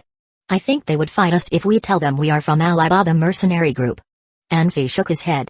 He hesitated for a second and said, we'd better go with your suggestion for now. My suggestion? To notify other mercenary groups? Riska asked. No, to follow the zombie to see what that necromancer would do? Chapter 176, Threat Zombies were slow creatures, and it wasn't hard following one even in the forest. To avoid being detected by the necromancers, Anfi and his companions would purposefully lag behind. They took that time to observe their surroundings and make sure nothing was following them. The longer they followed the zombies, the more terrifying it became. In the beginning, there were only a few zombies. As time wore on, more zombies appeared. Some rats and dogs wanted to feast on the dead body's flesh, but one bite was all it took to turn the creatures into zombies that followed a line. Ants climbed out of their dens, hoping for a good meal. Their small bodies stood no chance against the power of the necromancers. The stiff ants fell off of the zombies like raindrops. The zombies' speed increased significantly as they marched on. By dusk, the zombies roared at the same time, as if they sensed that their god had taken control of the world again. Anfi stopped. Judging from the sound, there should be hundreds of zombies present. Even the most powerful Susanna's expression changed from confidence to dread. Normal zombies were not terrifying, but judging from the attire of these zombies, they were once mercenaries. If any of the men had combat power before their deaths, the combat power would be preserved even in death. Fighter zombies were much harder to fight than the normal zombies. Fighter zombies were extremely agile, had strong bodies, and were immune to magic. This was not the worst thing. If there were hundreds of zombies, the necromancers might want the zombies to fight each other until the creation of killer zombies. Killer zombies were only created when master swordsmen were killed by necromancers. The power of a killer zombie could be as powerful as a dark knight. If this group of zombies really gave birth to a killer zombie, and Anfi and his men were discovered, they would be as good as dead. Should we keep going? Black 11 asked. The zombies are much more sensitive in the dark. They can easily discover us. I'm not scared of the zombies. I'm scared that the necromancers will create a killer zombie, Riska sighed and said. If so, we are done. Killer zombie? Anfi asked. He wasn't very familiar with the ranks of the zombies. He had spent some time in the evil abyss, but everything in the abyss existed as spirits. Since the spirits considered themselves to be superior, they did not care for physical beings. Anfi did not know anything about zombies. Normally, necromancers wouldn't bother to create killer zombies, because they can't control creatures like that, Susanna said quietly. Explain to us why the necromancers are driving the zombies to the same place then, Riska said. Maybe they have an agenda we do not know. It doesn't make sense, Black 11 said. Even though country of mercenaries isn't blessed by the Church of Light. Wait, are all the countries blessed by the Church? Anfi asked. Most of them are, Susanna said. I've never heard anything about the Church or Priest of Light in the Sacred City. It's a long story, Black 11 said. After a few moments of silence, he said, Church of Light was originally founded to defend the world against dark magic and creatures. In the beginning, the Church was supported by all nations. However, as time went on, the Church became much more powerful than everyone had intended it to be. It required the citizens of every nation to convert and interfered with the politics of the nations. The church even had a say on matters of succession. This caused the kings to dislike the church, and they united against the church. In the end, the church conceded its rights and promised not to interfere with the countries again. What happened to country of mercenaries, then? The people of this country worship freedom, Black 11 responded. They do not want the church dictating what they can and cannot do. When country of mercenaries was founded, the mercenaries denied the church's request to build churches and preach in the country. This made the priests very angry. One of the cardinals said then that the church will never bless the country of mercenaries, even if its soil is overrun by dark creatures. The cardinal simply misspoke, and was punished later, Riska added. I know, which is why I said this doesn't make sense, Black 11 said. If the news of this gets out, the mercenaries would seal off the Transverse Mountains immediately and contact the church. Priests from all different nations would swarm here in a few days.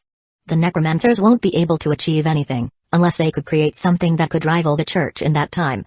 Even if they could create 5 killer zombies, they still could not rival the church, Susanna said. Light magic has particularly strong effects on zombies.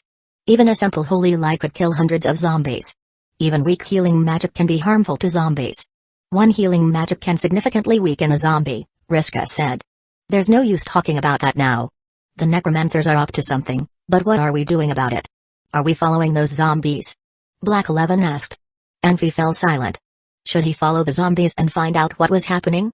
Or should he return to warn the other mercenaries? Anfi was someone who could control his curiosity, because he knew curiosity could lead danger. Avoiding all possible danger would be the wisest thing to do. In the past, he had always laughed at movie characters for their stupid decisions. Why would they go somewhere they knew to be dangerous? Now, however, Anfi realized how difficult the decision could be.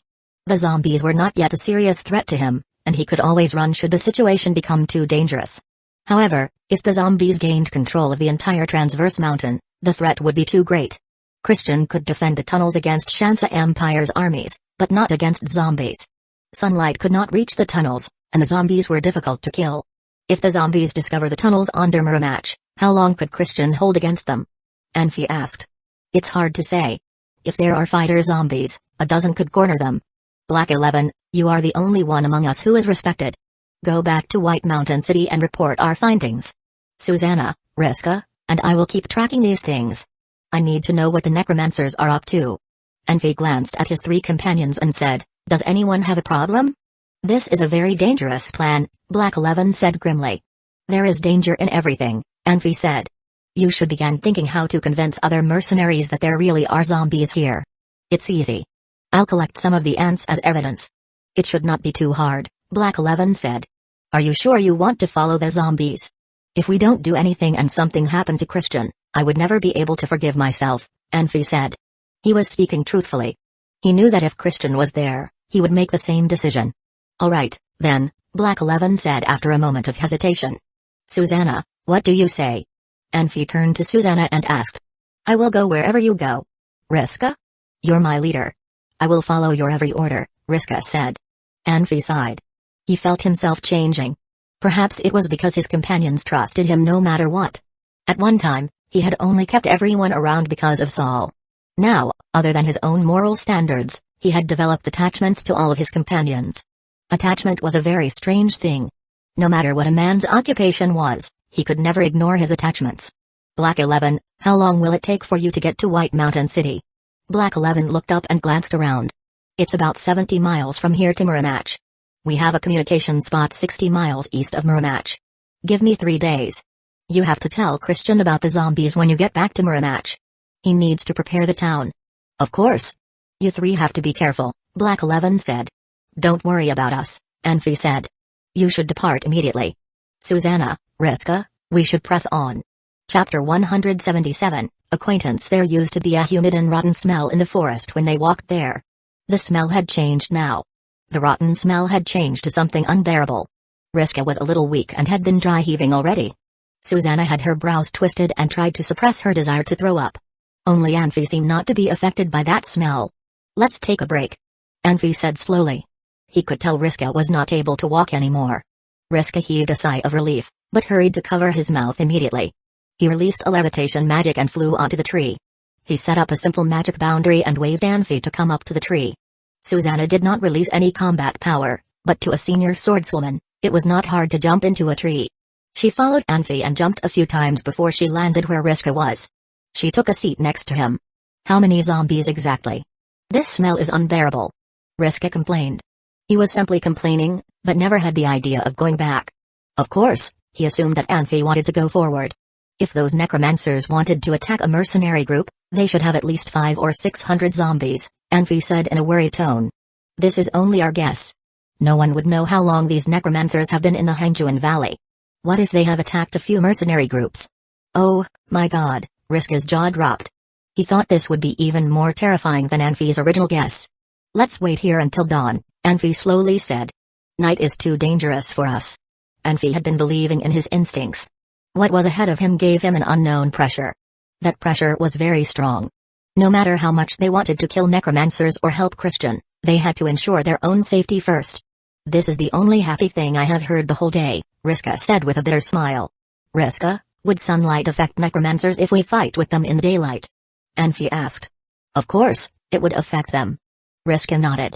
If they were senior necromancers, they could release dark fog, death twirling and other magic to change their surroundings to allow themselves to have the maximum combat power. If we were surrounded by dark fog, would our combat power be affected as necromancers under sunlight? Anfi asked. You would be affected unless you were a creature living in the dark, Riska answered. Anfi turned to Susanna and asked, what percentage of combat power do you have if you are surrounded by dark fog? Susanna shook her head. I never fought with necromancers before. I am not sure. I guess we will have to see when it happens, Anfi sighed. It had not been very successful for them to collect information. He had to think up a plan. Anfi, you take some rest first. You have been busy since last night. You have not gotten any rest yet, Susanna said quietly. You guys take some rest. I am fine. Anfi smiled. Susanna and Riska did not insist. They did not waste their time arguing and went to sleep. Everyone knew Anfi's ability to stay up late. The rotten smells were kept outside by the magic dome. Anfi quietly sat there with his legs crossed. Riska found a random tree crown, which was not very good for sleeping, but it was not reasonable to keep looking for a place to rest while countless zombies were in the forest. They had to take what they could. Susanna and Riska both chose thick branches parallel to the ground. They wrapped clothes they had with them on 2 branches to create a simple hammock. They could barely sleep on it. Anfi felt it was better to practice than sleep. Without knowing exactly when it was, his practicing had stalled. The main reason was his practice instructions were very complex. He did not have any experience with it. His ancestors did not even believe in the things he was told in the instructions. He did not have teachers and experience to help himself. Neither did he know what was waiting for him in the future. He would not know whether the effects he gained were good or bad. He did not know anything he should be aware of. He had to stumble through as he learned in this new area.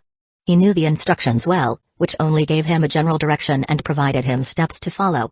He had so many things he did not get, but had no one to ask.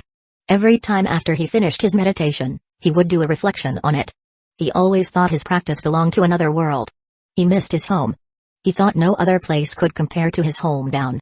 No matter what kind of honors and social status he acquired here, Anfi still wanted to go back to his hometown and tell his parents his experiences in front of their tomb. As time slowly passed, the sound of a bird's flapping wings suddenly woke Anfi up from the meditation. He slowly opened his eyes and looked toward where the sound was from. For some reason, bird sensibility was a lot better than those carnivores, like magic mice and wild dogs. Magic mice and wild dogs could be driven by their desire for food to attack and eat zombies. Birds would just fly away. Since they had started to track zombies down, Anfi had not seen a birding hovering above them. It only proved that Anfi was right to be concerned.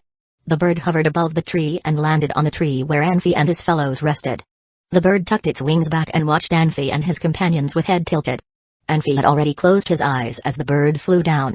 He leaned against a branch with his legs spread apart. He looked like he was sleeping, but he watched that weird bird through the little slits in his eyes. Anfi could not name the bird. The bird was all black and looked like a crow, but smaller. The eyes radiated some evil blood-red lights. Anfi sneered inside. If this were a trick played by necromancers, it only proved that those necromancers, who had done so much with bones, did not have high intelligence.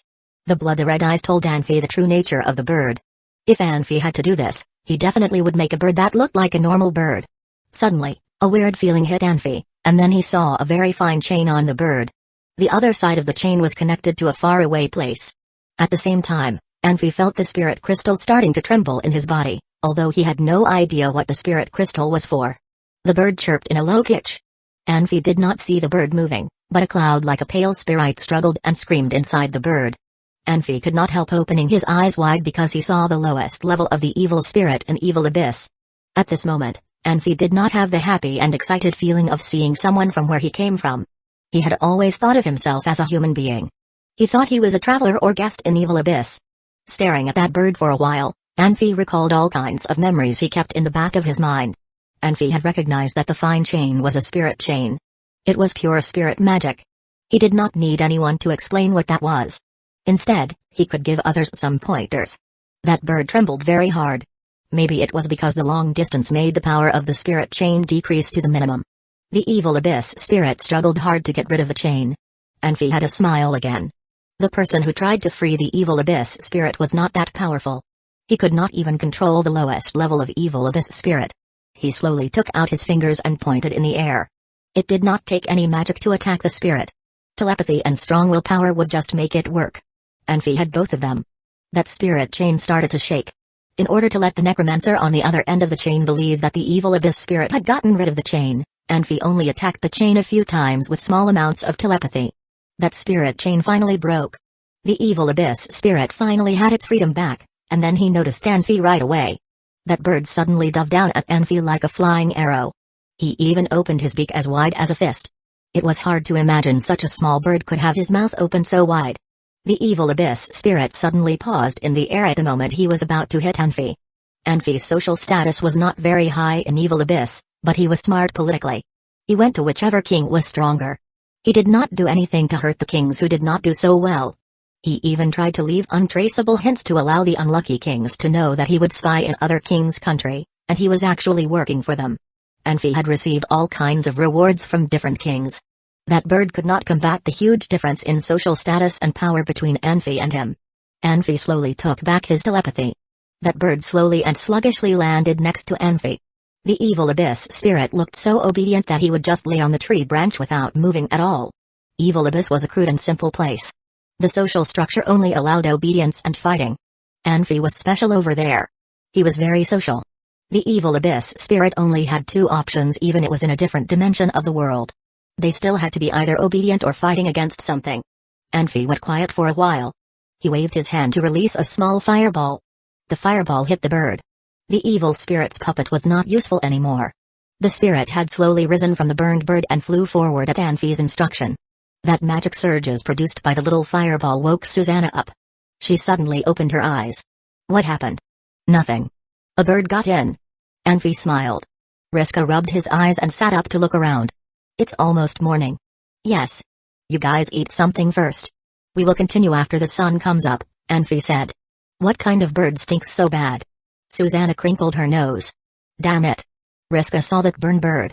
This is a puppet created by a necromancer for the deceased spirit. Chapter 178, Surges of Death Magic. It's alright, I already destroyed it with magic, Anfi said. Necromancers can sense everything through the zombies. You don't understand, Anfi. We are exposed already, Riska said, frowning. He pushed himself up and glanced around nervously. We're not exposed. How can you be sure? It's a long story. Sit and eat something. Anfi made himself very clear.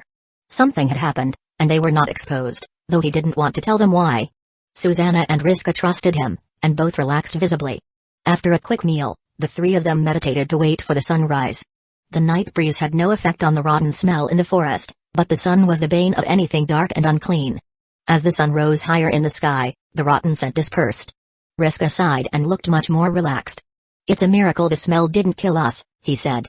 You still lack training, Anfi said with a smile. Still? Riska repeated with a frown. He felt the things he experienced in the last few days were much more interesting and dangerous than what he was used to. If this wasn't training, then what was? Have you ever been to prison? No. You will see true hell in a prison. The air there is always foul, and the ground covered in feces and urine. You won't find a single clean space on the ground. You can find at least a dozen lice just by scratching your head. Even rats are rare, because for the inmates a rat is a good meal. No one wants to let the rodent go. People eat the lice as well. Of course, Anfi wasn't talking about modern prisons. He was talking about medieval prisons he had only read about in books. Really? Riska asked. He was a commoner, But he was lucky enough to become Saul's student and was not familiar with terrible things like this. You'll know if you ever find yourself in a prison. How did you know? Have you ever been to a prison? No, but there are a lot of rumors. It can't be true, Riska said, shaking his head. Surely a normal man would go mad in a place like that. If prisons are all like that, no prisoner would survive.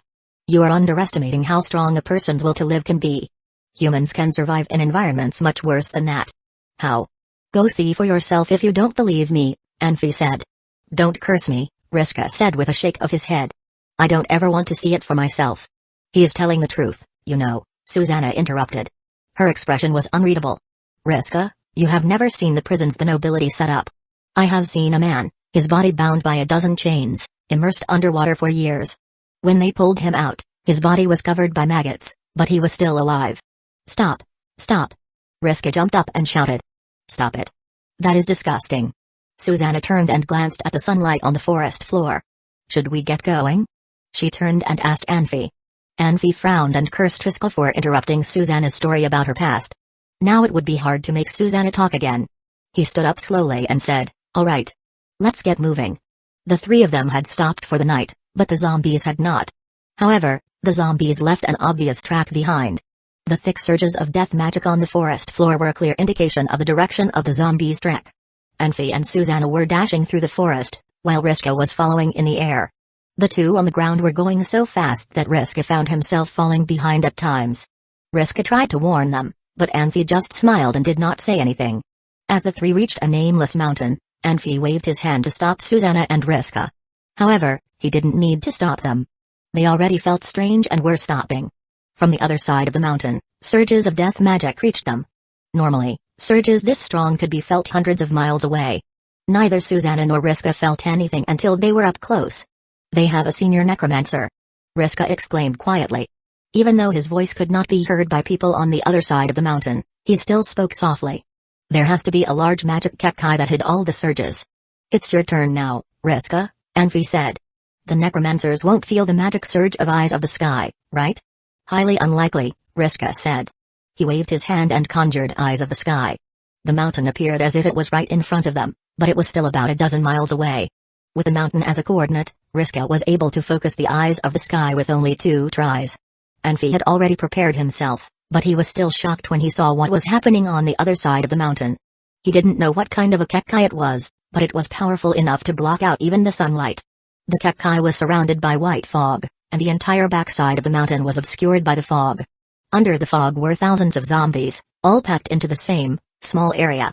If all the zombies were once mercenaries, the necromancers must have attacked more than one mercenary group. Other than the zombies, there were also a dozen normal-looking men in black robes. They were patrolling the zombies. The middle of the kekai was covered by thick, black smoke, and the Eyes of the Sky could not see what was in the fog. I need to rest, Riska suddenly said. He sounded exhausted. What? I don't know what kekai that is, but I can't hold on anymore, Riska said. He took a breath and relaxed, and the images in the Eyes of the Sky quickly disappeared. Even you don't know what kekai that is? I know nothing about death magic, Riska said. I've never fought necromancers, either. Maybe Susanna knows something. I don't know anything, either, Susanna admitted. Riska, Anfi said after a few moments of silence. Tell me, what do you think the necromancers want? It could be a lot of things. Maybe they want to take advantage of the zombies' power and taint this place, turning it into a graveyard even the priests of light cannot clean. What good does that do to the necromancers? It will give them advantages we don't have, Riska said with a grimace. Remember how Hagen summoned a behemoth using the creature's bones? If bones of creatures similar to behemoths end up in the necromancer's hands, they can summon a bone behemoth. The behemoth Hagen summoned can only last for a few minutes, but a bone behemoth is a dark creature like ghost dragons. It is immortal. Anything else? There is at least one senior necromancer. Maybe they want to create some killer zombies. It's unlikely though. Killer zombies are difficult to control, even senior necromancers may not be able to control them. Is that it? Maybe they want to collect surges of death magic and create a death magic crystal in preparation for the necromancer's ascension. Ascension? Necromancers need the taint of a large amount of surges of death magic to advance in rank. As long as there are enough crystals, they can even. Guys, something's wrong. Susanna suddenly called. Listen. Anfi frowned and waved his hand. The three jumped into the trees and held their breath, listening to their surroundings. There were sounds of branches snapping, but it was faint, and whatever was making the noise must have been far off. Envy glanced at Riska, who released the eyes of the sky quietly. A team of 8 necromancers and 20 zombies walked out of the Kekkai and were heading away from them. Zombies were clumsy creatures, and did not know how to avoid obstacles. They could not feel pain, and did not care if they were stabbed by branches and thorns. Those zombies were what Susanna heard. What do they want? To find more mercenaries? Aren't there enough zombies already? Riska said, frowning. Why don't they move at night? Zombies are much more powerful at night, Susanna murmured. They cannot hide themselves during the night. Sunlight can kill zombies, but it can also mask their trail. Their greatest enemy becomes their ally, Envy said. We can't let them go on with this senseless murder. We'll follow them. The threat would be too great if more zombies were created. No matter what, Envy could not allow the necromancers to continue on with what they were doing. Chapter 179, Sniper Envy and his team did not have to follow those necromancers long this time. The necromancers only traveled 20 miles. They stopped at a grassland with bright sunlight over them. They looked like they were busy doing something, which made Envy and his team feel uneasy. Without the magic Kekkai, Riska could easily see what was going on the grassland with the eyes of sky. Zombies were buried underground one after another, while the necromancers were searching for something under the sunlight they hated. Those zombies look like battle zombies, Riska said in a low voice. It would be great if I knew spells of light. Envy searched in his head for everything he knew about spells of light. It had been a long time since he had used spells of light. He did not pay too much attention to it when he first learned it. He had forgotten most of it. Without being baptized, no one could perform spells of light, otherwise everyone could be a priest. Riska laughed quietly. That is asking too much, Envy said. Churches have the most complicated rules. Only people with a lot of patience can be priests. You must have never seen priests before. I am telling you, a lot of them act like girls, not men, Riska said.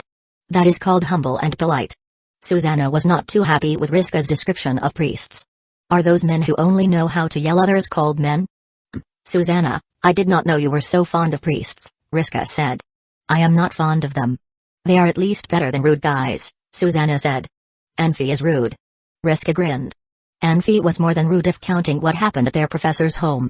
He pulled out his sword and killed people without even saying anything. Who said Envy is rude? Susanna got even madder. If it had not been for the fact that necromancers were still not far from them and Riska was still in charge of Eyes of Sky, she really wanted to teach Riska a lesson.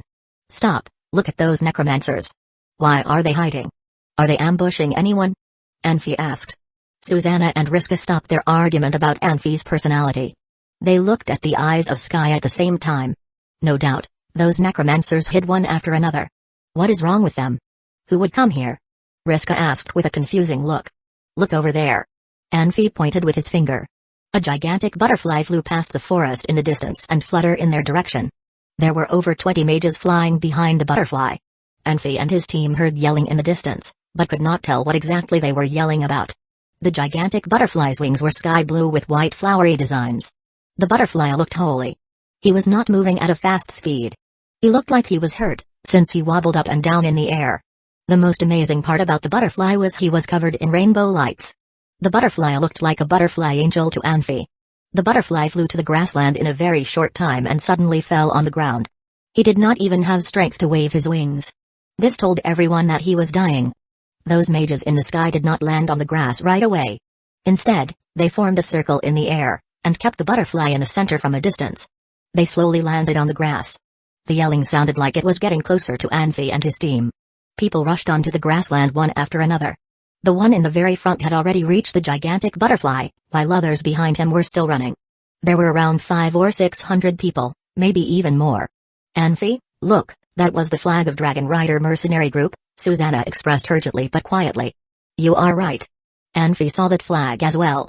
They are with Ozek, Riska gloated. They are not good people. Envy, are we helping them? Ozek is not a nice person, but he is a human. We can reason with him, or even threaten him when it is needed, but nothing would work with zombies. Either we die or we kill zombies. Envy slowly took out his bow from his dimensional ring. Mercenaries had formed a circle at a distance and slowly approached the butterfly in the formation of a circle. Envy already could not see the butterfly from his angle. Envy tapped Susanna and said, Riska, you stay here to cover us when it's needed. Envy held his right hand out and a wind blade appeared and started to spin around his right hand. In terms of personal growth, Envy grew the fastest because he was not only smart, but liked to think and was good at finding solutions for their problems. He had downtime as an assassin in the other world. He never stopped thinking since he came to this magic world. Thinking provided Envy the opportunity to make progress, while every step forward in turn helped him acquire new experience. He would start a brand new thinking process again from the experiences he gained. If he continued this cycle, his growth would be unbelievably amazing. Compared with the powerful people in this world, Envy had the advantage of having magic freestyle. His controlling skills for basic magic were a lot better than regular mages. In Christian's eyes, wind blades were just wind blades, but Envy did not think so. A 2-meter-long gigantic arrow made by a wind blade appeared in Envy's hand. Envy slowly drew the bowstring back. He used to use real arrows, but not anymore. Envy had invented a lot of new things with the wind blades after he discovered that wind blades could be used for jumping. He did well in the experiments. This kind of arrow could be shot a lot farther than he could even see with his naked eye, but the accuracy was not guaranteed. Intense magic surges appeared above the grassland. A sticky fog-like substance sprayed out from the grass and created a gigantic spider web in the air. The gigantic spider web covered the whole grassland. Wrinkled zombies crawled out from underground. They rushed into the crowd where blood had spilled. The necromancers showed up from everywhere as well. A necromancer in front raised his staff high. His mouth was moving. Obviously, he was chanting. Everything happened in the blink of an eye. Suddenly, a sliver of white light appeared in the sky, which was not easily seen. Everywhere the light passed, the leaves turned to powder. The end part of that light carried a gust, blowing the grass and shaking the trees. The stomach of the necromancer in the front suddenly exploded with blood. His head and his chest flew upwards while his legs and hips slowly and sluggishly fell to the ground. His torso totally disappeared. The light hit hard on the ground with the effects of the exploding small magic array of chaos. Gravel and dirt flew everywhere. The dirt splashed on some necromancers and they screamed in pain. Zombies did not seem to feel any pain, while the necromancers still could feel the pain even when they was losing their body. Ozek and his people were surrounded by the spider web, which blocked their view to the outside. Almost half of the necromancers were still able to see, but they were not sure what hit their leader's head. They stood frozen to the ground because of what they had seen. Envy already loaded the bow again with a giant arrow made of wind blades. He shot it out. The white light passed in the air. A necromancer suddenly got shortened. His feet were still on the ground, but his head was gone. The blood flowed out from his neck like a human blood fountain. Necromancers finally found where the attack was from this time. 2 necromancers released bone shields and rushed towards Envy from the left and right sides. Necromancers were scared by Envy's attacking ability. They even had over 10 zombies help them. They could not spare any effort to deal with the mercenaries they caught. "Susanna, be careful." Envy nodded at Susanna. He waved in the air. Another 2-meter-long gigantic arrow appeared in his hand. Susanna smiled and rushed forward as fast as a meteor. The thick combat power radiated white lights. Whenever there was a battle, Envy subconsciously had her in the front, but Susanna never complained about it. Some girls like to be protected by their men, while others like to fight alongside their men. Susanna looked girlish, but she was one of the latter girls. Envy did not shoot the arrow out immediately. He did not shoot the arrow until a zombie lined up with a necromancer. What surprised Envy was the arrow did not pierce through the zombie to hit the necromancer behind the zombie. The arrow only hit the zombie in the air. That zombie could struggle to stand up after rolling on the ground few times. Envy was not sure what kind of wound the arrow made on the zombie. He only knew that battle power of the zombie was far better than he had estimated. However, Envy had endless wind blades. His magic could allow him to continue shooting for a long time. This time Envy was not greedy. He learned, so he only targeted a necromancer. As the bowstring made a sound, the bone shield released by the necromancer had collapsed already. His body fell on the ground like a broken branch, his upper body folded over the lower body. Another necromancer noticed that bone shields did not work against the arrows. He immediately realized he was in danger. He turned around and ran for his life. If the bone shields released by the mages could not protect them from Envy's shooting, then archers were a deadly nemesis for mages. The necromancer who had already run pretty far broke into 2 parts, just as his leader had. Envy killed them with one simple move by let loose his fingers on the bowstring. There was only a cloud of blood mist left in the air. Chapter 180, Game. The zombies were powerful warriors who did not know pain nor death. They ran towards Susanna. There was no rank or order to their charge, but facing the stone-like gray skin and the red eyes of the zombies, Susanna still felt anxious. She danced away from the zombies and tried to pick one of the zombies as her first target. Susanna's sword rippled and lit up, then she slashed at the neck of the zombie. Susanna struck out at her highest possible speed, because she just saw a zombie taking an arrow. She knew she had to kill the zombie with one blow. The zombie did not try to block the blow. It held up its sharp, dagger-like fingers, and reached for Susanna's chest. The zombie might have been a swordsman once, but its soul had already fallen, and what was left was only a senseless body. The knowledge and fight skills it had accumulated over the years disappeared as well. The attack was purely instinctual. There were no tricks to it. Susanna had the advantage of speed and of attacking first. When the zombie was only a few feet away from her, her sword was already slashing at its neck. Even for the most powerful people in the world, a blow to the neck by a senior swordsmaster would be deadly. Susanna's sword sheared through the zombie's neck, and the head flew backwards. The stench was almost suffocating. However, the zombie's movement did not stop, and its sharp fingers continued reaching out towards Susanna. Susanna was shocked, but she was experienced in battle, and had fast reflexes. She kicked the zombie in the abdomen, and jumped backwards to avoid the attack. The zombie did not fall until Susanna was at least 20 feet away. The zombie that was wounded by Anfi's arrow had a large hole in its chest, the shrubs behind it were clearly visible through the hole. Because of the wound, its movement was slowed and it lagged behind the other zombies. Susanna moved out of the main horde's way and jumped towards the rear of the group. She landed not far from the wounded zombie, who lunged at her, waving its arms frantically. Its own blood spraying onto the ground. The rotting organs and the foul scent of the zombie's blood made Susanna very nauseous. The zombies began to surround her, and Susanna was forced to jump into a nearby tree. The zombies swarmed the tree, clawing at it. The trunk became very fragile under the sharp nails of the zombies, and it didn't take long for them to hollow out the trunk. However, Susanna jumped onto a nearby branch, and they were not able to realize their hope of killing Susanna. A pale light struck one of the zombies as they prepared to follow Susanna. The light left a wound the size of a small bowl on the zombie, but the zombie did not fall to the ground. Instead, it stood where it was, shaking its head, as if it was trying to wake up from a dream. It was in a zombie's nature to hunt. Attacks and its companion's death did not distract the zombies. They stood under the tree, clawing at its trunk with their nails. Their heads. Riska called as he circled around. "I know," Anfi said and notched another arrow. The zombies had not yet finished clawing at the tree when Anfi attacked them again. The arrow took a zombie's head off. Dark smoke rose from where the neck broke, and its large head was only hanging on its neck by bits of skin. The zombie's arms reached back and grabbed its head, then it slowly placed the head back onto the broken neck. Before Anfi could react, the zombie shook and fell to the ground. Zombies were much stronger than a normal person, but a wound like that would still be fatal. This attack could not distract the zombies, either. They kept on roaring at Susanna and clawing at the tree. Susanna noticed the zombies' problem as well. She returned her sword to the sheath, and jumped onto another tree. She broke off a branch and waved at the zombies, hoping to attract their attention. "Why aren't they attacking us?" Riska frowned and asked. "Maybe because zombies love beautiful things as well," Anfi said, grinning.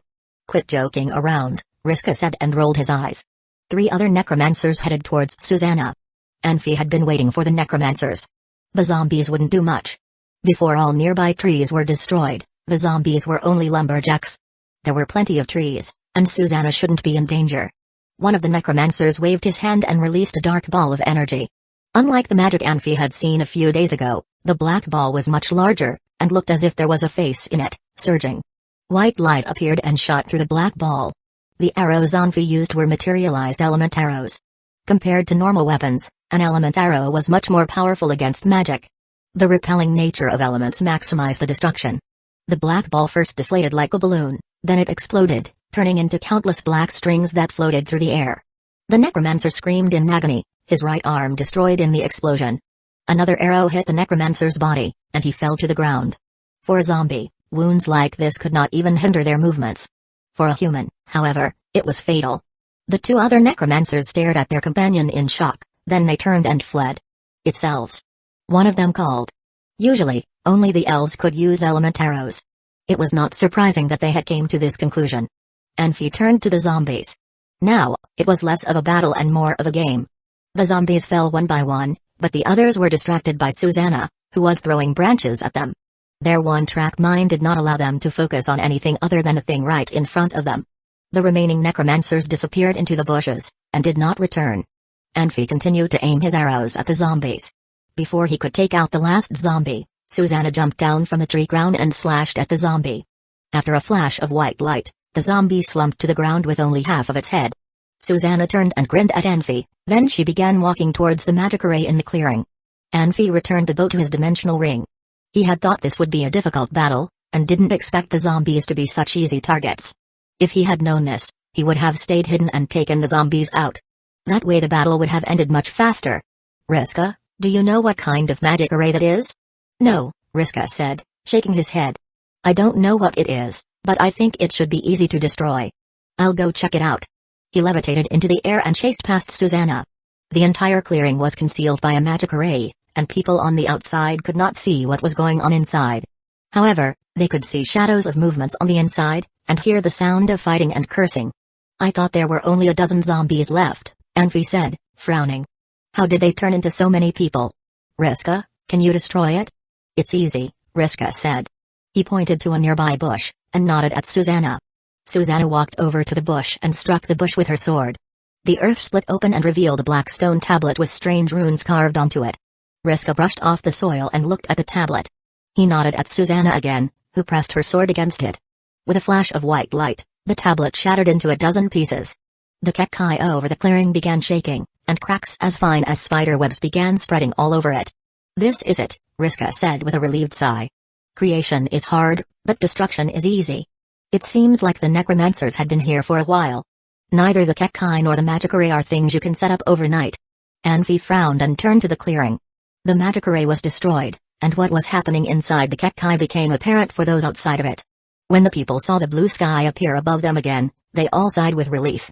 In the middle of the clearing, there was still chaos. Suddenly, a shrill scream ripped through the air. My God, it's zombies.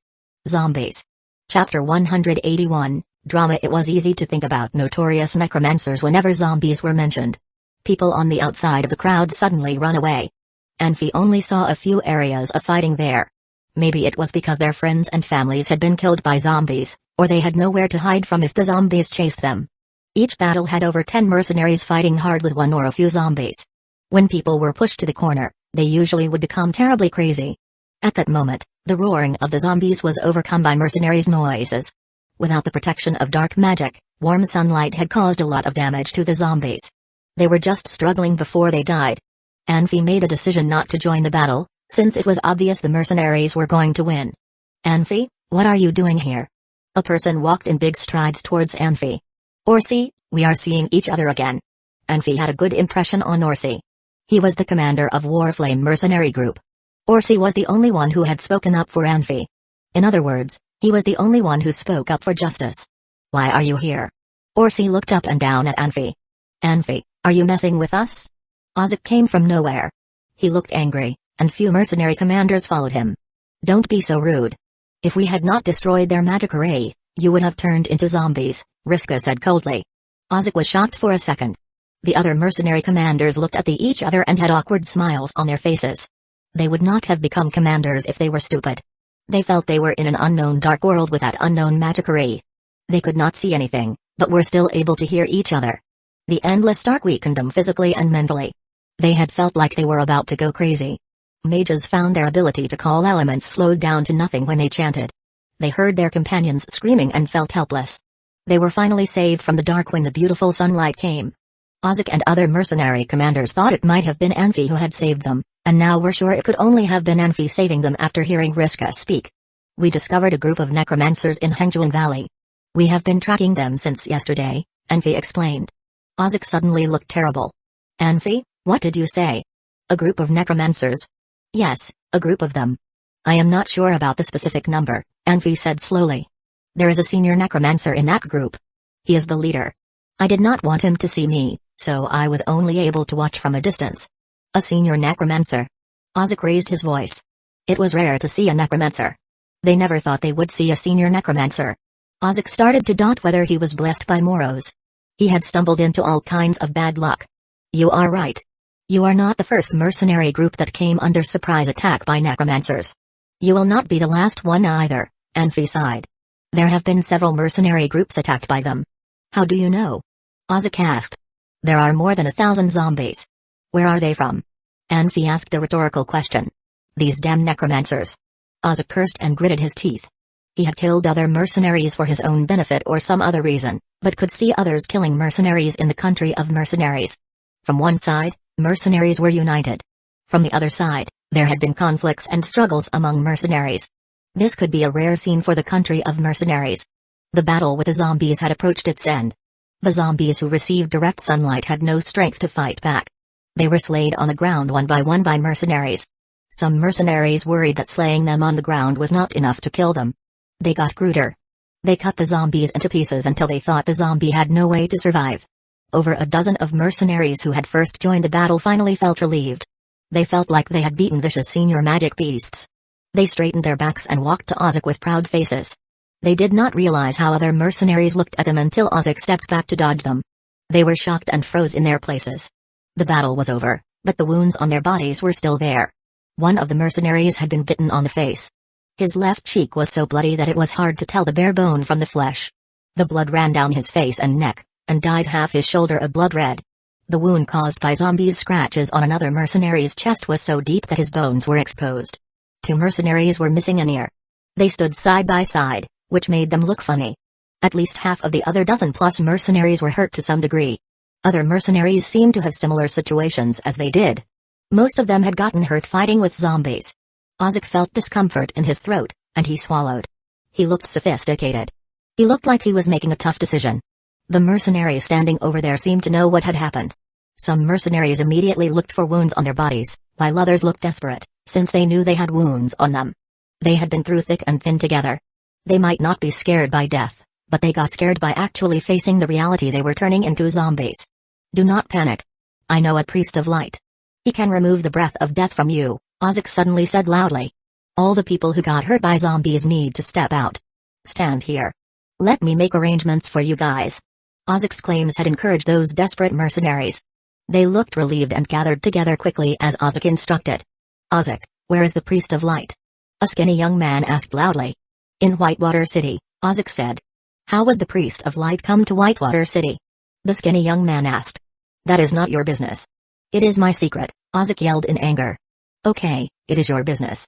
I just have a question to ask. How long does it take for us to get to Whitewater City? The young man named Yi asked, neither in an arrogant nor obsequious tone. Ozek did not know how to respond to that question. He slowly lowered his head. The breath of death will come out when dark prevails. They all will become zombies. Unless you are a Space Series Archmage, they could not reach Whitewater City before the sun rises, Yi said slowly. I also doubt whether you know a priest of light. Yi, what do you mean? Ozek yelled. I am saying you are lying, Yi said. Ozek had nothing to say in response. His body started to slightly tremble. Actually everyone knows about it, but they do not want to admit it, Yi said, looking around. Even if the priest of light suddenly showed up here, he might not be able to save them. I did not mean to say all of this out loud, but I had to. They were our companions and brothers before, but they will die soon. Right, they will attack us, a mercenary yelled. Yi's speech had won some mercenaries over. The wounded mercenaries went quiet. They turned to look at Ozek, waiting for their union leader's promise that he would keep his word. Ozek suddenly squatted down. He pulled his hair hard with a painful look. His reaction made those wounded and unwounded mercenaries all understand what was happening. Anfi had a slight grin on his face. He had not had much contact with Ozek, but he knew Ozek had many schemes. Anfi did not believe Ozek could not control himself and had to show his struggles visibly. Obviously, Ozek knew what strategies he needed to take at the right time. He wanted to win those wounded mercenaries' sympathies. Therefore, he and that young man, Yi, had this show. An older mercenary around 50 years old coughed to draw everyone's attention. He said with a coarse voice, I am getting old and not afraid of death, but I do not want to be a zombie without any spirit in me. That old mercenary kneeled on the ground with his eyes closed. He prayed silently. Other wounded mercenaries followed him and kneeled on the ground. Everyone could hear their praying. The sad atmosphere was hard to describe in words. The female mercenaries at the scene could not help crying. Men's face became tense and their fists clenched. They looked like they were ready to hit someone. The wounded mercenaries knelt down, which meant they had made their decision. It would just be a sad scene if they would not make any compromise.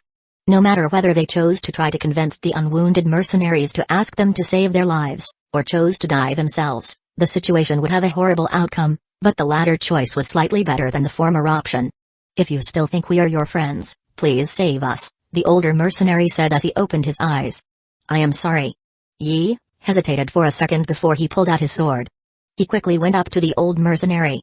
He raised his arm and thrust his sword into that old mercenary's chest. No! Ozek yelled with such a painful voice. He rushed forward, but stumbled and fell on the ground. Obviously, he looked like he was in such pain that he had passed out. Orsi and other mercenary commanders were shocked by what they saw. They surrounded Ozek. Don't worry. Let me take a look. Anfi walked up to Ozek. He grabbed Ozek's wrists and shook a little bit. He pressed the chi on Ozek. He did not try to save Ozek with the martial arts skills passed on in his family. Those martial arts skills, Fenjin Kuogu, could tear tendons and break bones like nothing, which caused tremendous pain for the opponents. So many mercenaries were willing to die to save unwounded mercenaries' lives, while Ozek was still putting on a show for everyone. Ozek made Anfi feel sick, so he decided to teach Ozek a lesson. The pain from Fenjin Kuogu was unbearable for most people. Ozek screamed and sat up like a spring. He looked at Anfi in panic. Chapter 182, Magic Butterfly, are you alright? Anfi asked, holding out his hand. Why yes, Ozek said. His voice was shaking and he was trying to calm himself down. There was nothing wrong with Anfi's warm, bright smile, but it set Ozek on edge. Alright. Everyone please be quiet. Let's. Anfi's eyes turned to the young man called Yi, and stopped. Even though he was still keeping up the act with Ozek, there was an uneasiness in his expression, as if he was uncomfortable. As he killed, he was fast and determined. As Anfi and Ozek talked, he had already killed half of the mercenaries who were injured by the zombies. Even though the mercenaries did not resist, his ability of killing his former companions without hesitation shocked Anfi. It seems you do not have any experience dealing with necromancers, Anfi said, walking over to him. Thank God I do not, Yi said, or else I would not be here, talking to you. He was talking to Anfi, but he did not stop slashing at the mercenaries. Another wounded man slumped to the ground. This won't stop them from turning into zombies, Anfi said. He glanced around and found that all the mercenaries had sword wounds. One could kill a man this way, but could not stop them from turning into zombies. How do you propose we do this? Find some mages. Only fire can stop them from changing, Anfi said. He raised his voice and said, everyone, listen to me. The necromancers have escaped, and trust me when I say they will return with even more zombies. We have to leave immediately. Leave? No. We cannot let our brothers die in vain. One of the mercenary leaders called out. You do what you want, Anfi said. I am leaving. He glanced at Susanna, who walked over slowly. Coward, the mercenary leader spat. Be quiet. Ozek bellowed. If it wasn't for Anfi and Susanna, we would all be dead. It was unclear what Ozek thought of Anfi, but no matter what, he had his own moral standards he needed to follow. For a leader of a group of mercenaries and the person who forged a major mercenary coalition, he had to have some good qualities, or else no one would work for him, and he would not survive in the world. Are we just going to run, then? What of our fallen brothers? The mercenary leader asked. There are thousands of zombies back there, Anfi said, pointing in the distance, and at least a dozen necromancers, one among who is a senior necromancer. This isn't the time for revenge. What we should do is prevent the number of zombies from increasing. The mages Yi had fetched released fire magic, and turned the middle of the grassy clearing into a fiery inferno. The sun shone bright overhead. It didn't matter whether those mercenaries would turn into zombies or not. They would never be able to leave the place. The mercenary leaders glanced at each other. There was no possible way the mercenaries could defeat thousands of zombies and a dozen necromancers. We just have to wait 3 more days for the arrival of the priests of light. They are more experienced dealing with dark creatures like zombies, Anfi said slowly. Priests of light. Why would they come to country of mercenaries? Ozek asked. I sent my man back to White Mountain City to contact the church when we found the zombies. All we need to do is wait for backup. Anfi paused. He glanced at the mercenaries and added, I think we all know what the right choice is. All right. We depart immediately, Ozek said. Are you leaving with us? No, I need to return to my men, Anfi said, shaking his head. You saved our lives today. We are in your debt, Ozek said. We will be on our way. Farewell. Goodbye, Anfi said.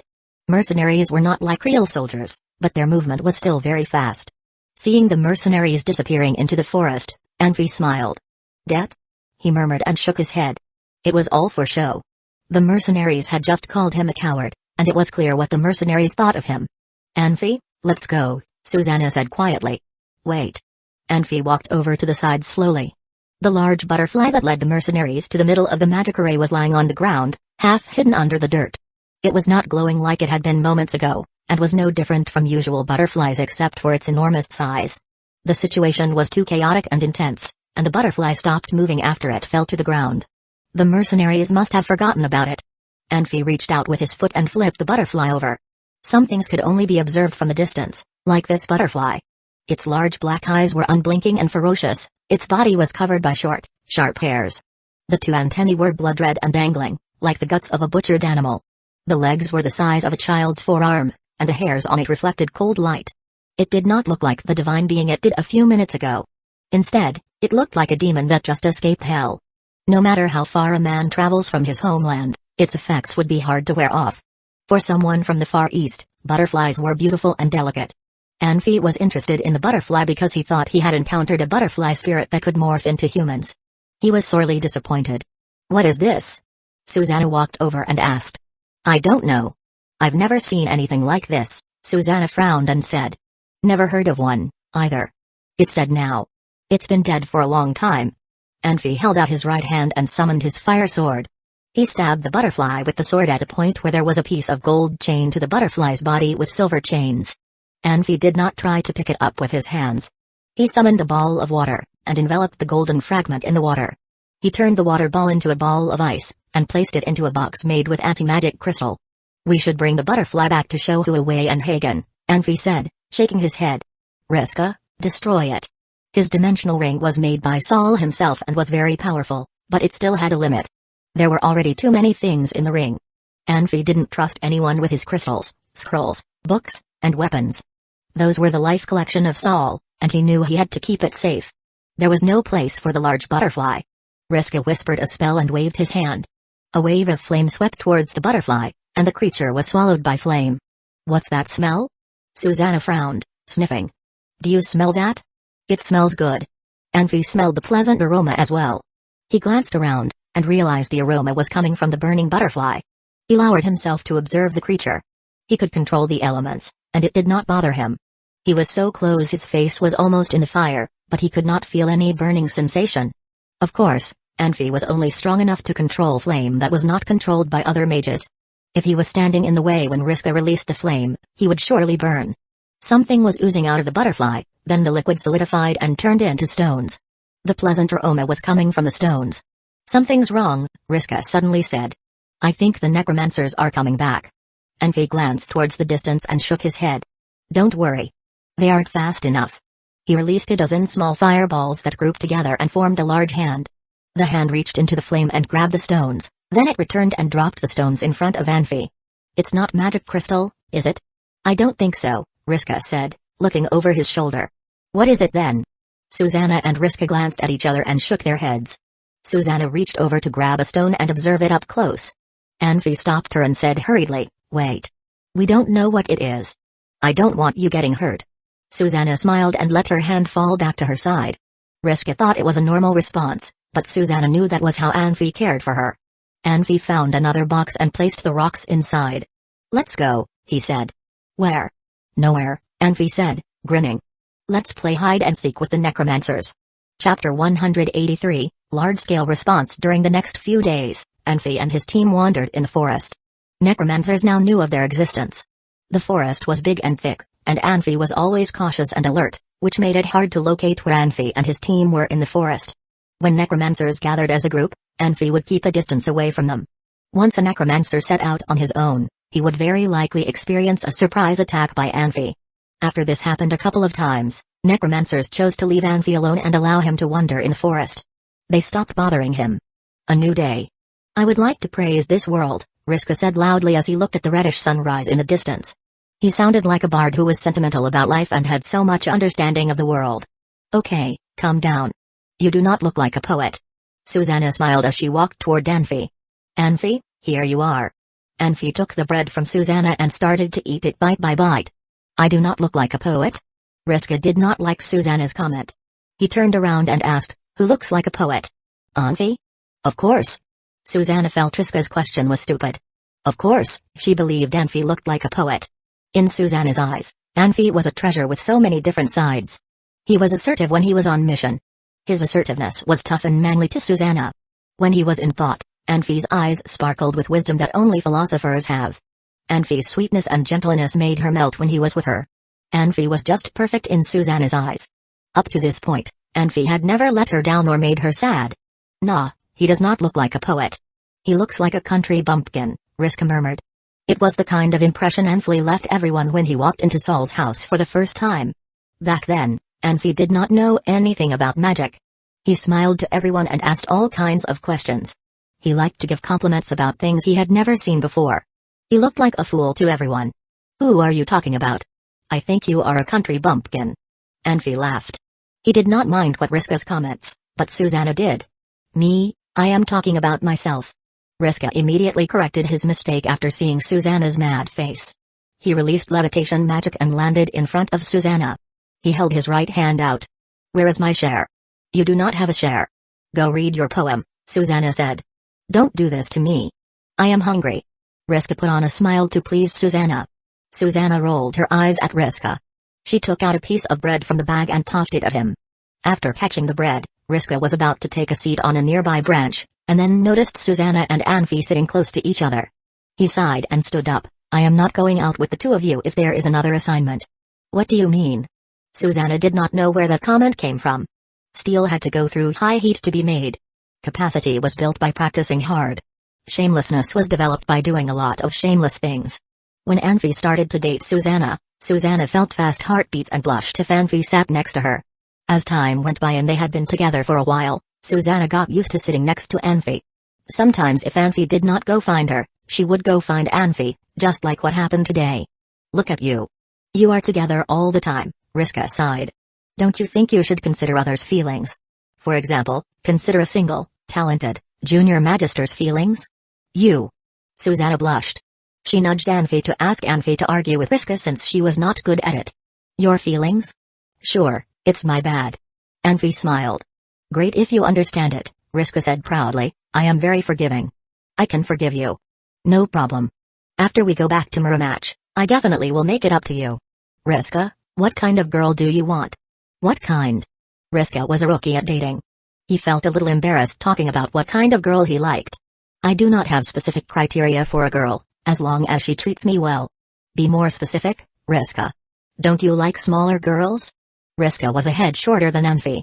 That was why Anfi asked that question, since most men did not like their girlfriends to be taller than themselves. Yeah, Riska said. Do you like blonde or dark-haired girls? Anfi asked. Either is fine, Riska said. Do you like shy or aggressive girls? Anfi asked. Of course the former kind of girls, Riska answered. Anfi gave it some thought. Oh, you like this kind of girl. She has black hair and big eyes. She is small and shy. She would just peek at men and dare not look at men in the eye. She would smile with her mouth covered when she feels happy. She is timid and scared to death if she were attacked by aggressive magic beasts or faced with other threats. That would give you a chance to be her hero. She is very obedient. Once she likes you, she would follow exactly what you say. Even when you asked her to kneel down to serve you, she would not hesitate for a second. Yeah. Riska felt something weird about Anfi's words, but did not take it seriously. Trust me. I can find you one in our legion, Anfi said, smiling. Who are you talking about? Do I know her? Riska felt even more weird since there were only a few girls in the legion. He could not think of any girl who fit Anfi's description. Don't you trust me? Don't worry. I will pick a girl from gnomes when we get back, Anfi said. Gnomes? Riska almost fell from the tree. You look so excited. Are you that happy? Anfi asked. Okay, Anfi, I am begging you to shut your mouth. Riska helplessly waved his hand. He just realized Anfi was playing with him. No wonder Anfi stressed out small girls. Gnomes were indeed the smallest in terms of their body type. You don't like gnomes? Dwarves fit into your criteria as well, Anfi said. Fuck those dwarves. Riska stood up. Let me take a walk over there. If you like dwarves, you can keep them as long as Susanna does not mind. Wait a second, Anfi said. I cannot wait. Riska released his levitation magic as he shook his head. When he turned around to look at Anfi, he was shocked. Anfi's smiles had gone, and he had put on a serious look. Anfi, what happened? Susanna noticed the look on Anfi as well. Not much. Today those necromancers should take large-scale action, Anfi said slowly. Not long ago, he sensed an evil spirit from the evil abyss screaming and struggling.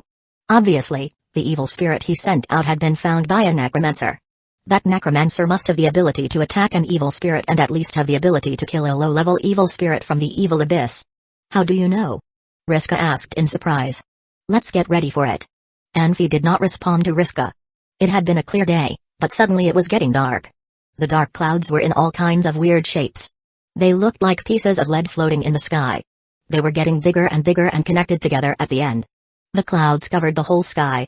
Looking from the ground, the sky looked like it had turned into a gigantic turtle shell hovering in the sky. This kind of darkness was not as pitch dark as late night, but made people feel worried. Even the wind slowed down in the forest. It seemed that the wind even took on a lot of pressure. Riska saw groups of zombies walking out of Kekkai and stepping into the forest.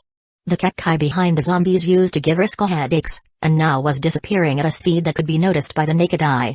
Riska hurried to switch the angel's eyes of sky to the areas he wanted to watch the most but could not see. The thick dark fog had moved away and showed the real scene behind it. Riska was confused since he did not see anything but bones everywhere. They have finished it, Riska murmured. No matter what it was that the necromancers wanted to do, they have finished. Not exactly. Anfi shook his head. Necromancers sent out all the zombies. They must want to do something big. Maybe this is what they really wanted to do the whole time. Anfi, did you notice we still could not sense the breath of death even though those zombies had left Kekkai? Susanna said in a worrying tone. Anfi and Riska looked at each other. They could see the shock in each other's eyes.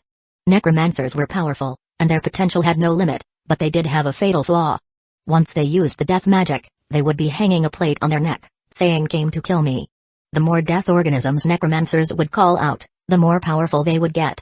Of course, they expose themselves in a shorter time. If that senior necromancer could hide his magic surges when he called out the death organism, it meant death magic had reached a milestone in their magic. People usually would not feel terrified if their enemies were not easy to beat, since there were one person in their legion who definitely could beat them. However, it was terrifying to have an invisible enemy. What do those necromancers want to do? Riska sounded like he was asking himself. He looked confused. I don't know what made them take such a large-scale action. Anfi shook his head. I have no other way but secretly following them. Riska, I feel. Anfi hesitated for a second. Those zombies seem different. I have noticed that as well. Riska nodded. When those death organisms reach a certain number, necromancers would add contract incantation to death organisms to better control them. It is nothing. It is only used to prove the ability of that senior necromancer. Chapter 184, Observing the battle this time, Anfi was much more cautious. The necromancers had brought their entire army, which had one, or possibly several, senior necromancers. This was not like the other battles. This was a matter of life and death. Anfi thought the necromancers would not go through so much trouble for someone as insignificant as him, but it was still better to be safe. When a man was looking for something, sometimes it was easier to simply stop looking and let the thing come. Anfi, Susanna, and Riska were following the zombies, and discussing amongst themselves what the necromancers wanted. However, they could not dream of a possible answer. When Riska was changing the angle of the eyes of the sky, one of the coordinates was slightly off, and what appeared shocked all three of them. Even Anfi could not keep calm anymore. An army appeared in the eyes of the sky. The soldiers marched in close formation, the tips of their spears gleaming under the sunlight. This wasn't just a scout. This was the main body of the army. Flags fluttered in the wind, weaving into a sea of red, black, white, blue, and gold. According to Anfi's source, Shansa Empire had recalled 30,000 of its elite soldiers. Now it seemed like the news was right. Even as he watched the army march through the eyes of the sky, Anfi felt intimidated by the army. The army kept marching. Behind the infantry were thousands of men on horseback. Compared to the infantry, the formation of the cavalry was looser. Flags with a black scorpion flew over the cavalry. This indicated that these riders belonged to the fearsome Magic Scorpion Cavalry Legion. Like the Sacred City Palace Guards of Maho Empire, the Magic Scorpion Cavalry Legion consisted of elites among elites. It was mainly tasked with the safety of Shansa Empire's royal family. Only a legion of similar prowess could slow this legion. Hundreds of mages followed the cavalry. The eyes of the sky was too far away for Anfi to tell exactly what rank these mages were, but if they were serving in the army, they had to be at least senior magisters. What was more shocking, there were 5 carriages among the mages. Those who could afford carriages must be exceptionally powerful. Anfi took a deep breath. He realized he had severely underestimated the necromancers. He didn't know when the Shansa army had reached the Transverse Mountains, but the necromancers knew the army's route very well. What he was seeing made Anfi realize how limited his resources were, and how powerful the evil mist was. Clearly, the evil mist either had spies among the Shansa army, or they had been watching the Shansa army very closely since the army set foot in Transverse Mountain. Anfi knew that he had underestimated how powerful the necromancers were. The Shansa army had 30,000 men, and the necromancers would not be this ruthless unless they knew they could defeat the army. Suddenly, the skirmishes seemed stupid and useless. 1,000 zombies were a terrifying number. What would happen if the necromancers turned all 30,000 men into zombies? Risco had tried to figure out the necromancers' plans, but now, it didn't matter whether they wanted to build a graveyard, create a killer zombie, or collect death magic. They would have no trouble achieving it with 30,000 zombies in their hands. What should we do? Should we warn them? Risco asked. A few days ago, Shansa Empire was one of his greatest enemies. Now, he was considering helping them. No. Let's wait. It is going to be a good play, Anfi said. A play? Let's keep watching, Anfi said. Don't attract any attention from the necromancers. Before Anfi could finish his sentence, he heard screaming and yelling off to his right. The scout must have already encountered the zombies, and was at a disadvantage. The sound of drums, powerful and intimidating, echoed through the valley. Soldiers of an elite army never expected ambushes. However, being an elite army, its soldiers were able to prepare themselves for a fight as soon as they were given the order. On the other hand, the necromancers never planned to ambush the army, either. A powerful magic surge ripped through the air. As far as the magic touched, all the tree branches lowered to the ground, and leaves fell from the branches. The grass bent down, as if a large foot had just stepped onto the grass and forced it to the ground. Anfi felt his body growing heavy, and almost fell off of the branch. He reached out and grabbed a nearby branch with his right hand, and grabbed Risco with his left hand. Susanna was sitting on branches, but the magic did not affect her. However, she appeared shocked. It's gravity magic. Risco called suddenly. Isn't that a forbidden spell? It is, Risco said. How did they know it? No one could answer his question. In the distance, a dark gray ball of light raised above the tree crowns and exploded in the air. Thousands of sparks scattered throughout the forest. Risco frowned, staring at the sparks. Clearly, he did not know what kind of magic it was. Can you use the eyes of the sky? Anfi asked. Yes. We are far enough from the scene, Risco said as he released Eyes of the Sky. The Shansa soldiers are in big trouble. Anfi didn't feel anything when Risco said that the Shansa soldiers were in trouble, but saw that it was something different. In the Eyes of the Sky, he saw that all the trees were bent into strange shapes. The trunks held their shapes, but the branches had all broken off the trees under the pressure of the magic. Compared to the trees, the people were much weaker. The soldiers writhed on the ground. Their armor, once providing protection, now turned into the source of their suffering. Some of the more powerful men were still standing, but they could not stand straight. Forbidden spells could not distinguish between friends and foes. The soldiers were affected, and so were the zombies. However, Anfi could tell the zombies were still moving towards the soldiers. Even though the zombies' movements were slow and difficult, they could still attack. The Shansa soldiers, however, could hardly move. It was almost impossible for them to win this fight. Magic Scorpion Cavalry Legion was in obvious trouble as well. When the spell took effect, only a few soldiers jumped off of their horses. Most horses were crushed under their riders, and the riders in the Cavalry Legion were heavily armored. Because of this, the soldiers could hardly stand, even though they were carefully selected elites. A single forbidden spell was enough to change the outcome of the battle. Anfi finally learned how powerful and terrifying senior magisters could be. If this continued, the Shansa army would be decimated. Suddenly, a bright light shone from one of the carriages. The light expanded and covered the entire area in a few seconds. The soldiers pushed themselves off of the ground as the light touched them. They didn't immediately attack. Instead, they began organizing their armor and weapons. The attack was surprising, and they had lost their horses, but the riders did not panic. An old man with a long, white beard stepped out of the carriage. He was grasping a magic staff, and the gold light came from the staff. The mages pushed themselves up as well.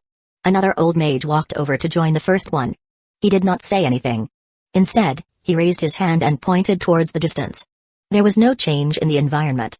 Risco moved the Eyes of the Sky several times before finding a wall raised out of the earth. Brilliant, he murmured. Brilliant. Now the Shansa army has the advantage. He was very excited, and the Eyes of the Sky disappeared with a flicker. Why? Anfi didn't understand why it was so brilliant. An earth wall was only an intermediate spell, something even Anfi was sure he could do in a few weeks. Magic has time limit, and forbidden spells are no different, Risco explained, grinning. The necromancers wanted to use the gravity spell to briefly disable the army, and kill as many soldiers as possible to create more zombies. So? Anfi still could not figure out why it was so brilliant. What is the most precious thing? Time. If the army could hold off the zombies until the magic wore off, they could fight again. The zombies are affected by the increase in gravity as well, and there was no way they could climb over that wall. Not even killer zombies. Riska rubbed his hands together and smirked. This is a real magic duel. Using intermediate magic to cancel out the effects of forbidden spells is a brilliant move. Chapter 185, Fight for Life. Did you say those necromancers lost the battle? Susanna asked. Well, maybe not. Riska faked a smile, and then his smile froze on his face. No, that is not right. What is not right? Anfi was shocked by Riska's comments. If that mage released the magic from middle unit, how could the location of the wall be so far away? It was several miles away.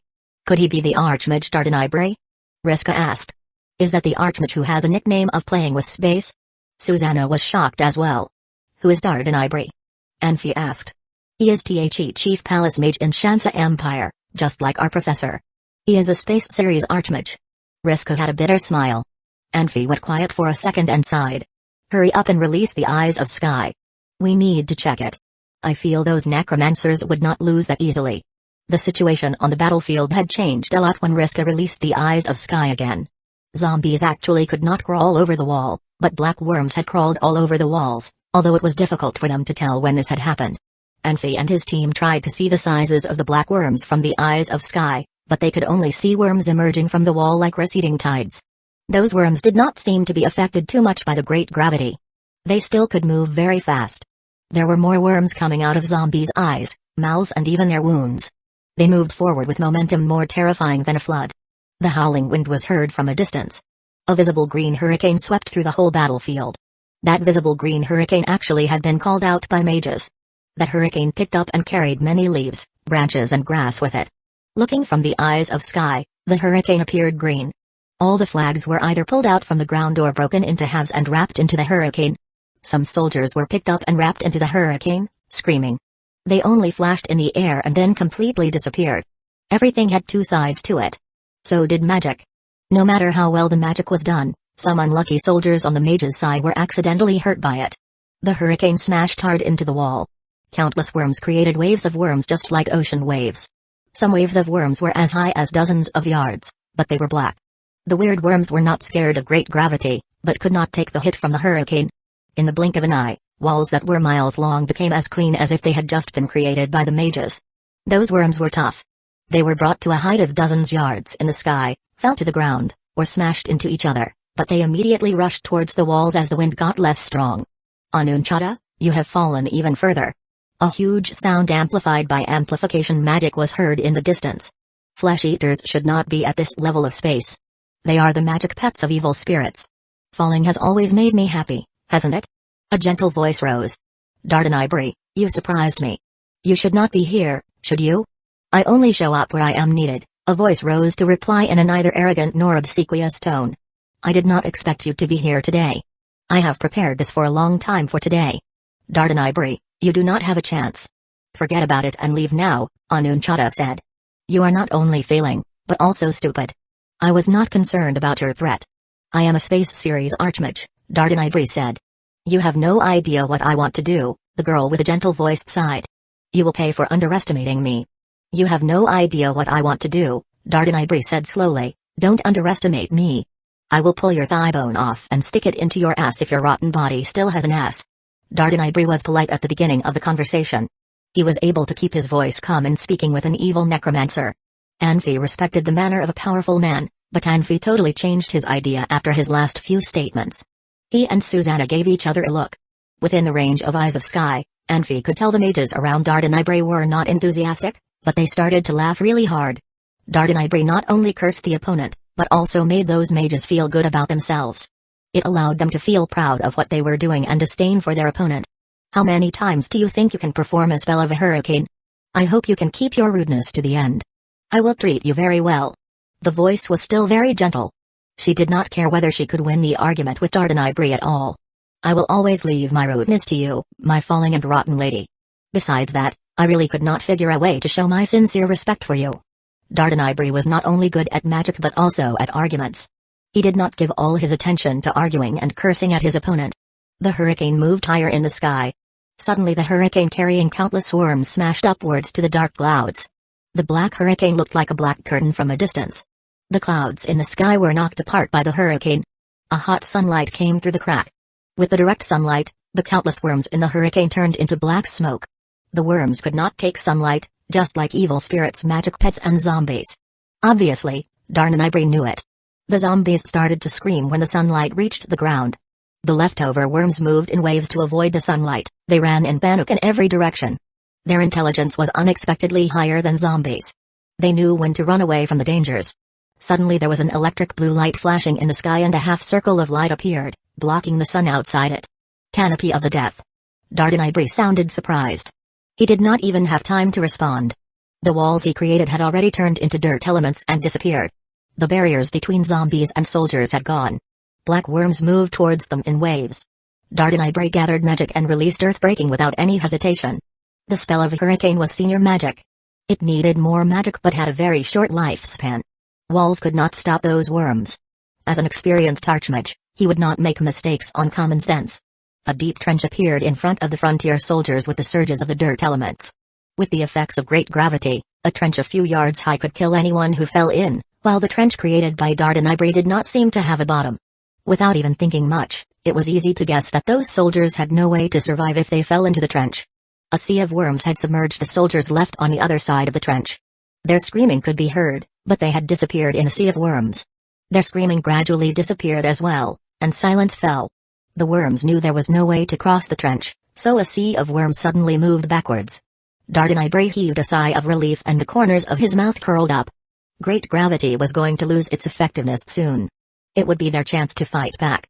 On the other end of the battlefield, a person in weird clothes slowly walked out of the forest. The worms retreated to the foot of that person and started to pile up. The way they piled up was like a gigantic mushroom growing from the ground. It grew bigger and bigger. When every worm finished retreating, there was a black ball 6 yards tall in front of that person. The zombies in the front started to lay on the ground one after another. They fought the great gravity to pile up together. The person in weird clothes suddenly moved. The gigantic black ball also started to roll and sped up. It rolled onto the zombies, who had piled up into a ramp to give a start for the gigantic black ball to jump. The gigantic ball rolled onto the incline and jumped over the valley. With a huge crashing sound, the gigantic black ball turned into countless black meteors and fell into the crowd. Great gravity started to lose its effectiveness at the same time. The mage group of Shansa Empire had reached the protection of Kekkai and was ready to fight back. By knowing the nature of their enemies, mages performed large-scale aggressive magic. Waves of heat had created an upside-down triangular area in the sea of worms. Freezing ice circles were released one after another. Over a dozen mages cooperated to release the spell of firewalls to set a barrier between the sea of worms and the soldiers. The barriers they set could block worms' attacks for a short time. Although they did not do it perfectly and left some gaps of different sizes between the firewalls, it had damaged the combat powers of flesh-eaters. A few mages turned the area behind the firewalls into swamps to try to buy those soldiers some time to reorganize themselves to fight again. Some soldiers were not killed by worms and just had some time to take a breath from the fighting when they were hit by that mage's attacks. They got stuck in the swamps and screamed for their fellow soldiers to help them. Unfortunately, their companions pretended they did not see them. They reorganized themselves under the instruction of their commander. This was the rule of battle. Winning was the priority. As long as there were enemies, no commander would waste their time on the wounded soldiers. It was no wonder mages were called battlefield sweepers. Without the protection of mages, their enemies could do whatever they wanted. A sea of worms used to be invincible for the soldiers, but could be wiped out by mages in the blink of an eye. Flesh-eaters had always won their battles by making up numbers. Their individual ability to fight magic was not even worth mentioning. A sea of worms could be burned to ashes by waves of heat and frozen to worm sculptures by freezing ice circles. Chapter 186, Forbidden Spell. The battle was getting more intense. Anfi, Riska, and Susanna were watching it through the eyes of the sky, and were too absorbed in the fighting to say anything to each other. When his magic was almost depleted, Riska even opened a bottle of magic replenishing potion that Hagen made from unicorn blood. He had been saving it ever since Hagen gave it to him, but now he felt he had to use it. Riska realized the female necromancer was much more powerful than he expected, and witnessing the match between two archmages was almost a once-in-a-lifetime chance. What was slightly disappointing was that neither mage had used forbidden spells against each other since the fight began. Both were much more focused on their soldiers.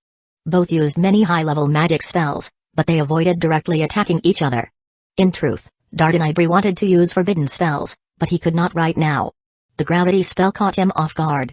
This was strange and did not comply with the rules of magic. He knew his opponent must have a rare magic scroll. A forbidden spell was the last thing he wanted to use, because if the magic did not reach his desired effect after he released it, he would lose. The depletion of his magic combined the cooling off period after a spell was used would turn him into a useless man. His opponent, on the other hand, would have enough magic to perform another forbidden spell. For the two sides on the field, the battle was ferocious. For onlookers, the fight got boring after a while. The only thing that kept Envy, Riska, and Susanna watching was the anticipation for the match between two archmages. Time ticked on, and the Shansa soldiers were too absorbed in the fight to notice that a normal man was slowly changing the battle. The man's first action was to push back large black balls made up of hundreds of flesh-eaters, and soon he joined the fight himself. However, he was only a little stronger than a zombie, and did not attract any attention. Even a common junior swordsmaster could easily have defeated him. However, his recovery rate was much faster than a zombie's. Whenever he was severed by a soldier or burned to a crisp by fire magic, he was able to recover and return to the fight. Due to the intensity of the battle, however, none of the soldiers and mages noticed him. Even Dardanibri, who was observing the fight through eyes of the sky and aiding the soldiers with magic from a distance, did not notice him. The man may not have been powerful, but there were soldiers who were less powerful than he was. Several soldiers fell before him. Corpses of people who were killed by zombies were usually bloody and unrecognizable. After a while, the body would turn into a zombie as well. However, the bodies of the man's victims were all dry. There was no blood, no eyes, and no breath of death. The bodies turned to dust under the feet of the soldiers and zombies. The sun was covered by a dark gray cloud, and it was very hard to tell time. No one knew when night would fall. The tactic of Shansa Empire's mages had turned from attacking in unison to taking turns attacking. Only a dozen mages would be using magic, while the others were meditating and replenishing their magic. Zombies, on the other hand, never became tired. Compared to the flesh-eaters, they were much more tenacious. No spell could effectively slow down the attacks of the zombies. Some zombies were still fighting, even though their bodies were charred by fire magic. The most effective way to stop a zombie was to remove its head, but it was very hard for the mages to achieve that. Using soldiers for that task would be sending thousands of men to their deaths. The zombies were best at long, drawn-out battles. The humans had no backup, and, among the 30,000 men, the 6,000 archers found themselves in a difficult situation. They were meant to be assisting the mages, but now they did not know what to do. They could only use normal arrows, and an infantryman's attack was much more powerful than 100 arrows. Unlike the humans, the zombies' numbers were increasing steadily. At first, it was 30,000 men against 1,000 zombies. Now, the zombies could form a crescent formation, and were close to being able to surround the Shansa army. The Shansa army was slowly losing its advantage. Finally, the man hidden among the zombies caught Dardanibri's attention, because the man had just killed a junior swordsmaster. Even though the junior swordsmaster had been fighting for too long and was exhausted, the man was still exceptionally strong for a zombie. This sudden appearance of a powerful individual among the zombies alarmed Dardanibri. The more he killed, the more powerful the man was. The shields and armor were nothing to him. The generals noticed him as well, and sent a man with an intermediate swordsmaster badge to stop him. The man caught the swordsmaster's sword, coated in blinding combat power, and punched the swordsmaster in the face, sending the man stumbling into a group of soldiers. Seeing this, Dardanibri narrowed his eyes. He had figured out who, or what, that man was. Powerful magic surges washed over the battlefield, and the drums rang. The Shansa soldiers began stumbling back, and the mages stopped using magic as well and began retreating. The entire battlefield was suddenly cleared. The zombies were too slow, and even though they were roaring and chasing after the soldiers were still able to place some distance between them and the zombies. Suddenly, the wind subsided and the grass and trees stopping swaying. The air was suddenly very heavy. Through the eyes of the sky, Riska, Anfi, and Susanna saw that Dardanibri's mouth was moving. Even though they could not hear the spell Dardanibri was using, the three knew that what they were waiting for was about to happen. A bright dot appeared in the sky. The zombies were not affected, but many soldiers crouched down and covered their eyes. Then the dot turned into thousands of light streaks and rained down and enveloped the zombies under a dome. The zombies suddenly stopped moving. They were still walking, roaring, and clawing the air. Some were crawling on the ground, and some were lying on the ground, tripped by the weapons the soldiers left behind. It did not matter what the zombies were doing. All were still, as if frozen in time. A drop of blood fell off a dead soldier's finger. The droplet, splattering onto the grass, was frozen still. A soldier lay dying nearby, and his prayers were preserved under the light. A grasshopper jumped from a nearby patch of grass, and its wings were fixed in the air. Inside the light dome, It was as if everything was nothing more than part of a painting. The beats of the drums changed. The mages all floated in midair and began using fire magic against the dome. The fireballs and fire meteors all turned into bright yellow marks on the light dome as they hit it. The dome was clear, and it was easy to see that the magic elements did not enter the dome. However, they were not stopped by the dome, either. Except perhaps for Dardanibri, no one could say where the elements had gone to. The Shansa mages kept releasing magic. Their movements were so fast their hands began to blur. Some mages had used up all their magic and returned to the ground. Those still in the air was still releasing magic. More and more marks appeared on the dome. The entire dome was almost completely covered by the yellow marks, obscuring what was inside, and the light dome turned a bright yellow. There were only about 20 mages in the air. They were using meteor magic, which was high-level magic with a brief cooling-off period. However, they did not stop attacking during the cooling-off period. They used fireballs to attack when they could not summon meteors, adding to the brightness of the light dome. The old mage who was standing next to Dardanibri walked over to the soldiers, his expression grave. He pointed his staff straight towards the sky, whispering a spell. A magic shield began to lower over the remaining soldiers. The dot of light over the light dome flickered, and the entire dome began collapsing. As the dome disappeared, the marks in the dome returned to the form they had when they were created. Fireballs and meteors rained down. The amount of fire magic stopped by the dome was so great, the bright blaze had turned the dark gray cloud yellow. With a loud explosion, the ground shook violently, roaring. Magic surged across the field, and grass, shrubs, and trees were reduced to dust in the blink of an eye. Rocks, some as large as a wheel, flew through the air. The rocks had appeared as light as leaves when the magic sent them tumbling. Perhaps it was because the magic's perimeter was too great, the shield shook upon impact. The outer edge was quivering visibly like a balloon in a storm. The old mage was sweating, but his arm was still straight and stiff. Chapter 187, God bless. There were still some rocks and dirt falling from the sky after the explosions. The area that had been attacked by magic already had a big hole, and all the zombies had gone. No matter how powerful the zombies were, they would not survive such an attack. Those zombies lucky enough to be outside the light dome were torn into pieces by the shock waves. The soldiers from Shansa Empire could not see how deep the holes were. Enfi could not see it clearly either. As the magic explosions were about to happen, Enfi felt something wrong by instinct. He grabbed Susanna and Rizka and jumped off the tree. They hid behind a little dirt mound. They were not in the mood to continue to watch what was going on through the eyes of the sky. Luckily, they were far enough away, otherwise they would have gotten hurt as badly as those zombies if they had been 200 or 300 yards closer. Enfi got hit the most among three of them. Susanna protected herself with combat power, while Rizka released a protection shield. Enfi did not have any way to block the rocks and dirt falling from the sky. Enfi stood up when the explosions were over. He looked like he was made from dirt. He immediately performed chi to shake off the dirt on him. He bent over to get the dirt out of his hair, but he could not get all the dirt off him. Anunchata, you lost.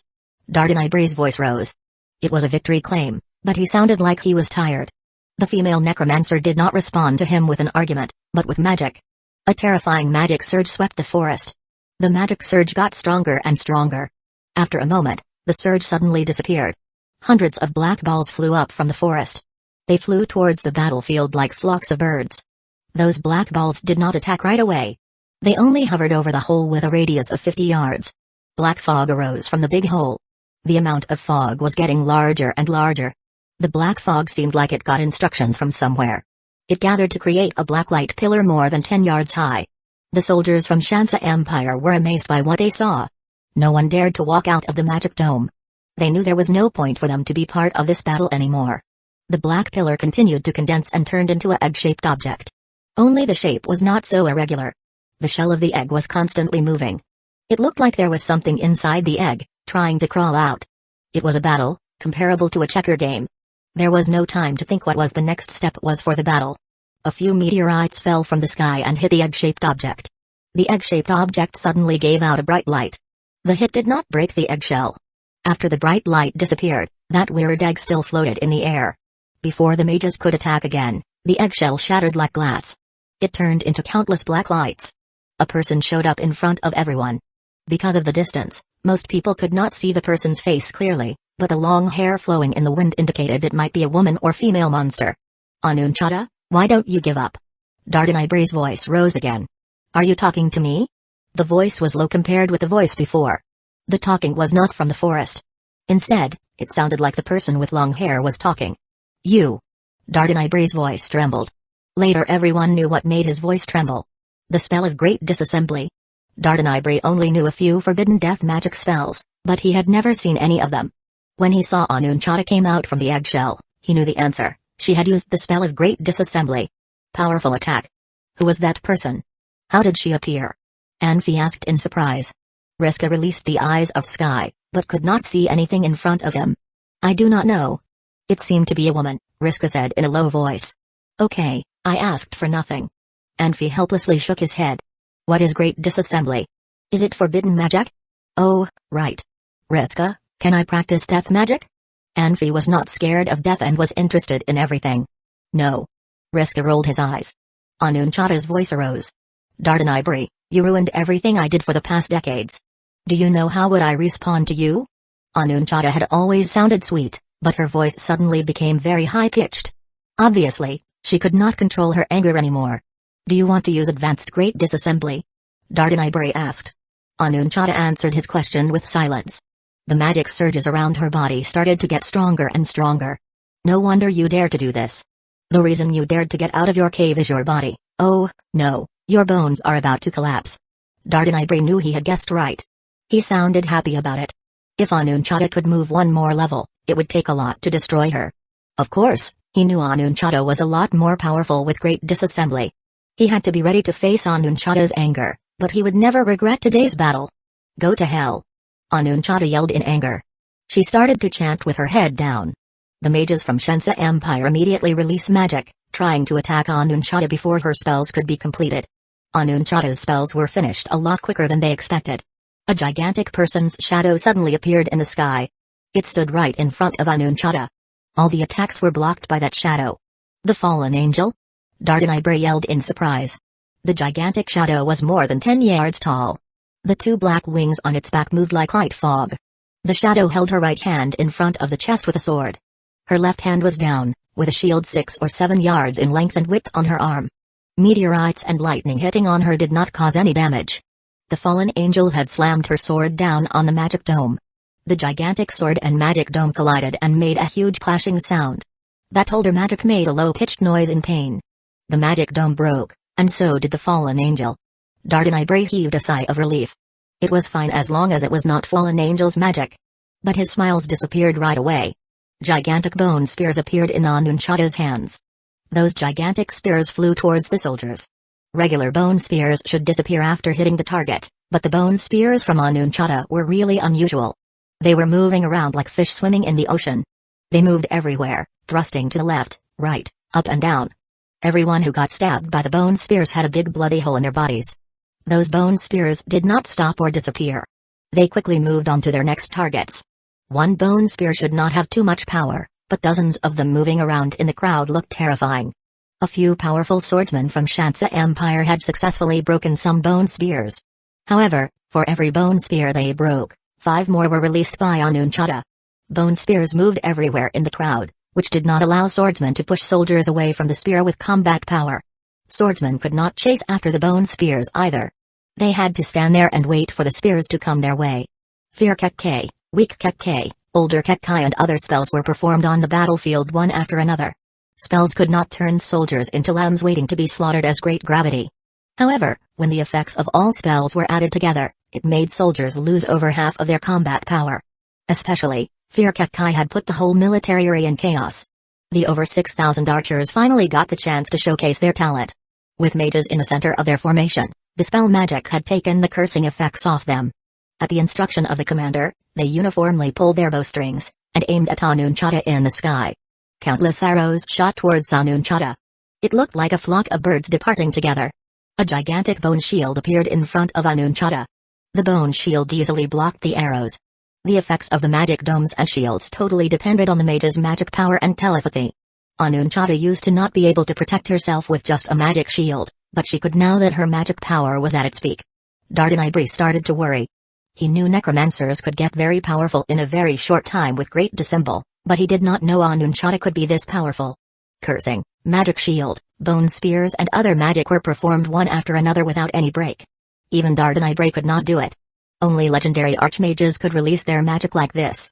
The soldiers who got hurt by bone spears suddenly started to move. There was rotten power in Anunchata's bone spheres. Therefore, every soldier she killed would become a zombie. Around 40 zombies on the other side of the battlefield rushed into the battlefield from the forest. They howled as they ran. Judging from their speed, they had advanced to become battle zombies. Dardanai took a deep breath, smiling bitterly at his own dimension ring. In the blink of an eye, there were hundreds more zombies. There would be more zombies coming. Dardanai could not waste any more time. Everyone carried some responsibilities that they could not shake off. If Dardanai wanted to leave, Anunchata could not stop him, even though her power had increased dramatically. Dardanai could not leave thousands of soldiers behind. Where could he go without them? God bless. A clear and elegant voice suddenly came. The voice was not loud, but everyone on the battlefield could hear it clearly. That voice sounded so soothing.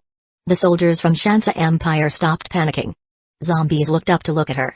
Dardanai was shocked for a second when he heard this familiar voice. He looked so exhilarated. Dardanai was rude, but he could always keep calm when something big happened. He rarely lost control of himself. Anunchata screamed in the sky in the way girls might react when they saw snakes, rats and roaches. She backed off as she screamed. Obviously, she knew the newcomer and had lost many battles to her, otherwise she would not have backed off when her power had increased dramatically.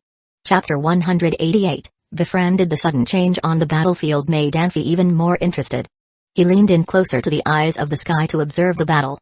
However, the eyes of the sky flickered and disappeared. Riska? It's not my fault, Riska said hurriedly. He looked shocked. Judging from the magic surges, he knew someone had used a forbidden spell. However, this was the first time he learned that a forbidden spell could disrupt other elements and cause his eyes of the sky to disappear. On the battlefield, the forbidden spell had already taken effect. What was surprising was that the forbidden spell did not unleash blinding lights or deafening sounds. There was only a small halo that hung over Anunchata's head. Anunchata screamed in agony. She didn't use any amplifying magic, but her scream could be heard for miles. She moved around, trying to get away from the light halo. However, no matter what she did, the halo followed her persistently. Suddenly, thick, black smoke obscured Anunchata's figure. People could not see Anunchata, but they could see the small halo, hanging in midair. The black smoke streaked through the air as Anunchata escaped. Clearly, the halo was still following her, because her scream could still be heard. The necromancers have lost, Riska said. He could not see the battlefield, but the scream told him what had unfolded. Anfi narrowed his eyes, and Susanna reached for her sword. Riska looked like he did not feel anything was wrong, and kept on talking. Did you hear that? He asked. By the mercy of gods, the priests of light have arrived. Thank God Black 11 spread the news. Who's Black 11? A deep voice asked. Riska frowned and summoned an earth wall, then a magic shield appeared around his body. He floated through the air and was about to use a lightning spell when he realized neither Anfi nor Susanna were moving. Riska hesitated, but did not use the lightning spell. Don't worry, the voice said. I mean no harm. A man in his 70s stood by an old tree, looking at the trio, grinning.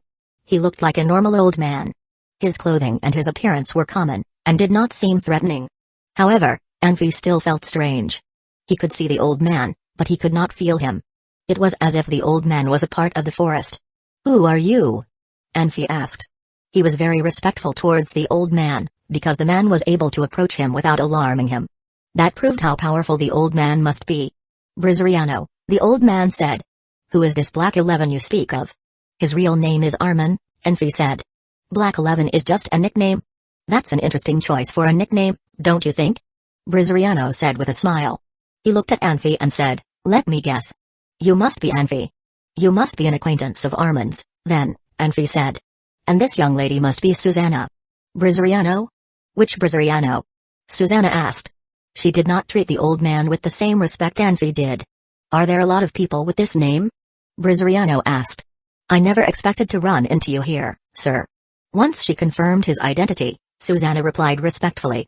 I'm old now, and there are very few things that interest me.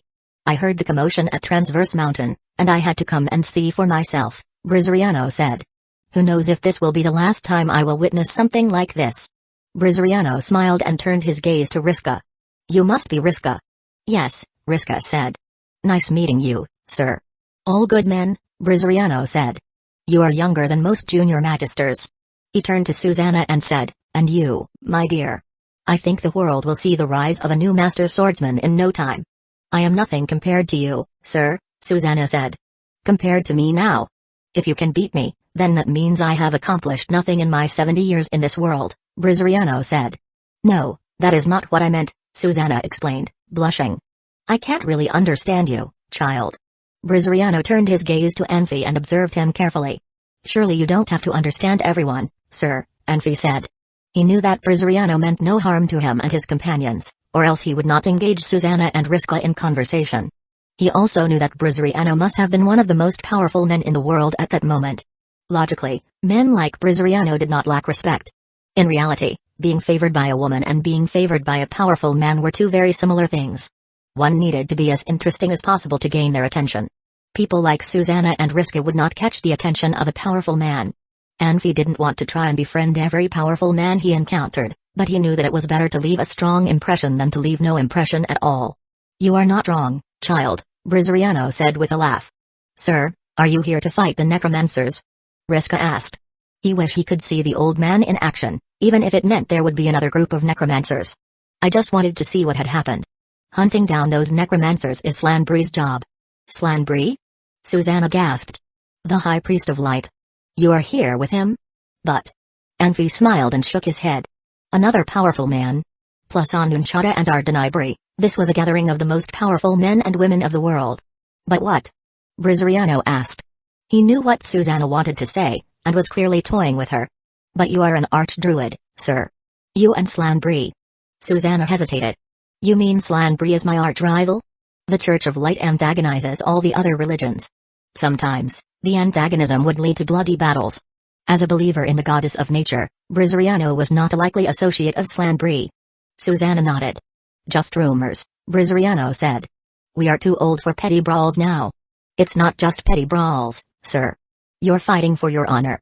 Riska had always treated battles as something serious and sacred. Hearing Brizariano describing it as petty brawls, he felt he needed to correct him. Brizariano stared at him and smiled. He looked as if he was reminiscing about something. Over the years, he had fought for many different causes. Now, he was too old, and none of it mattered. Susanna kicked Riska and told him to not correct Brizariano again. It's disrespectful, she said. Fighting is something for the youth, Brizariano said. We are old now, and we know that not everything can be solved by violence. Do you know what I will do if I run into Anunchata? The necromancer. Surely you will challenge her to a duel, Riska said. No. I will invite her to have a drink with me. If only she was still beautiful, Brizariano said, shaking his head. This time, though, she has gone too far. She killed too many people. Even I am angry with her. Would you invite her to bed, if she was still beautiful? Anfi thought, but kept his thought to himself. The few powerful men he had encountered before all had some notable traits. Saul was kind and generous, Ernest was serious and meticulous, Ma'arich was loyal and passionate. They were very different, but every one of them worthy of great respect. Brizariano clearly did not hold a grudge against the necromancers like most of the world. Brizariano did not finish his sentence, but Anfi thought his guess wasn't far off. Was that necromancer beautiful? Susanna asked. She was stunning. In fact, she became a necromancer to preserve that very beauty.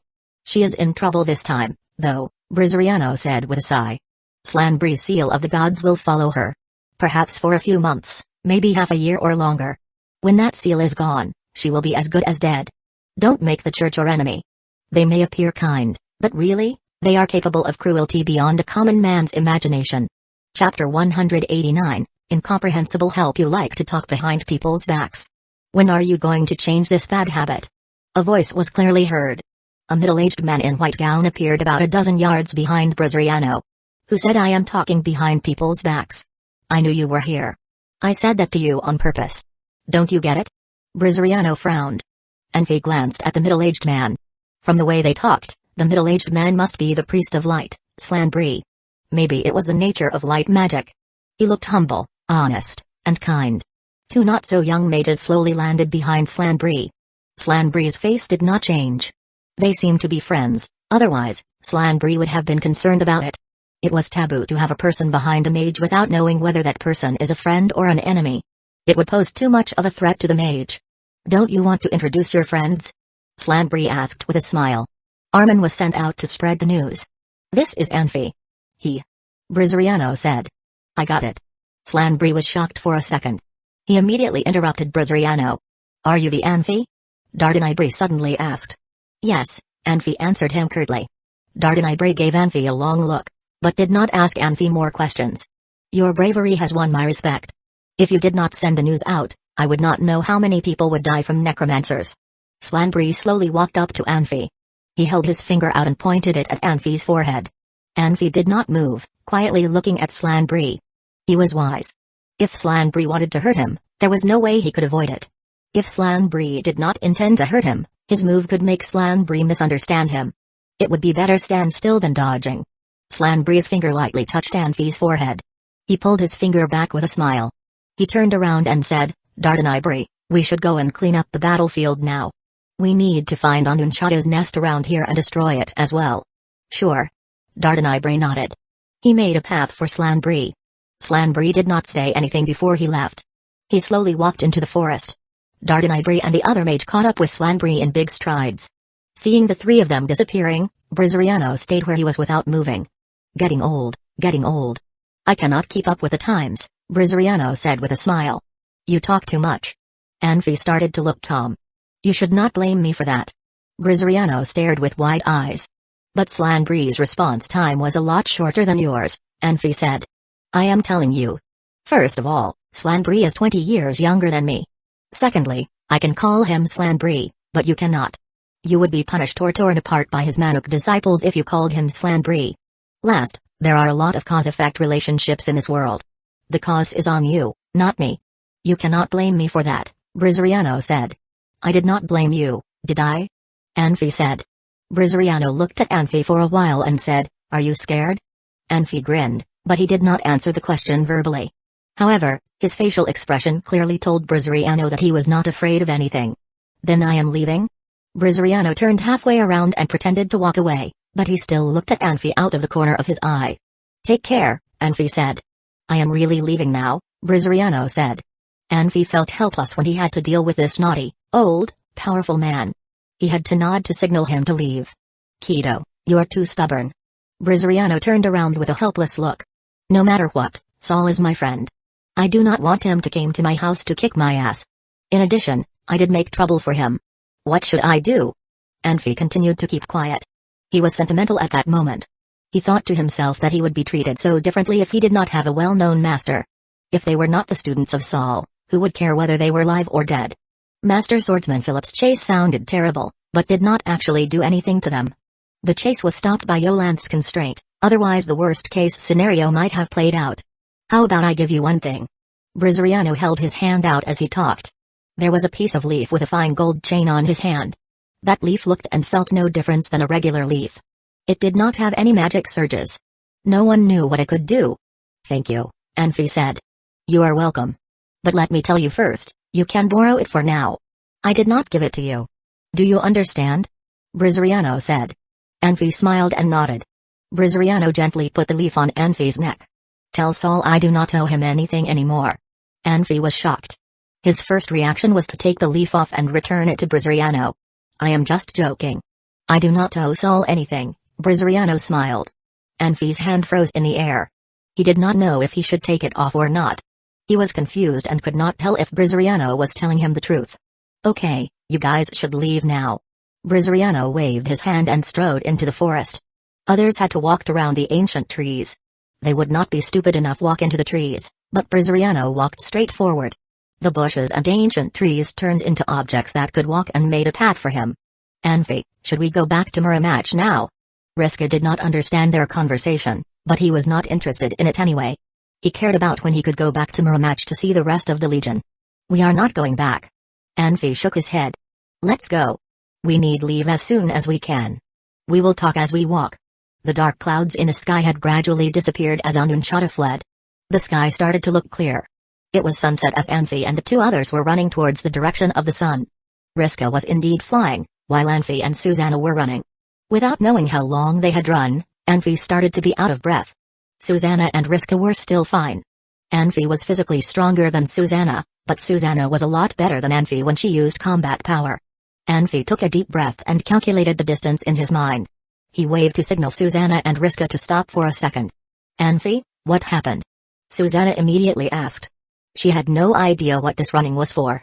Anfi looked as though he was in thought when he ran. She did not want to interrupt his thinking.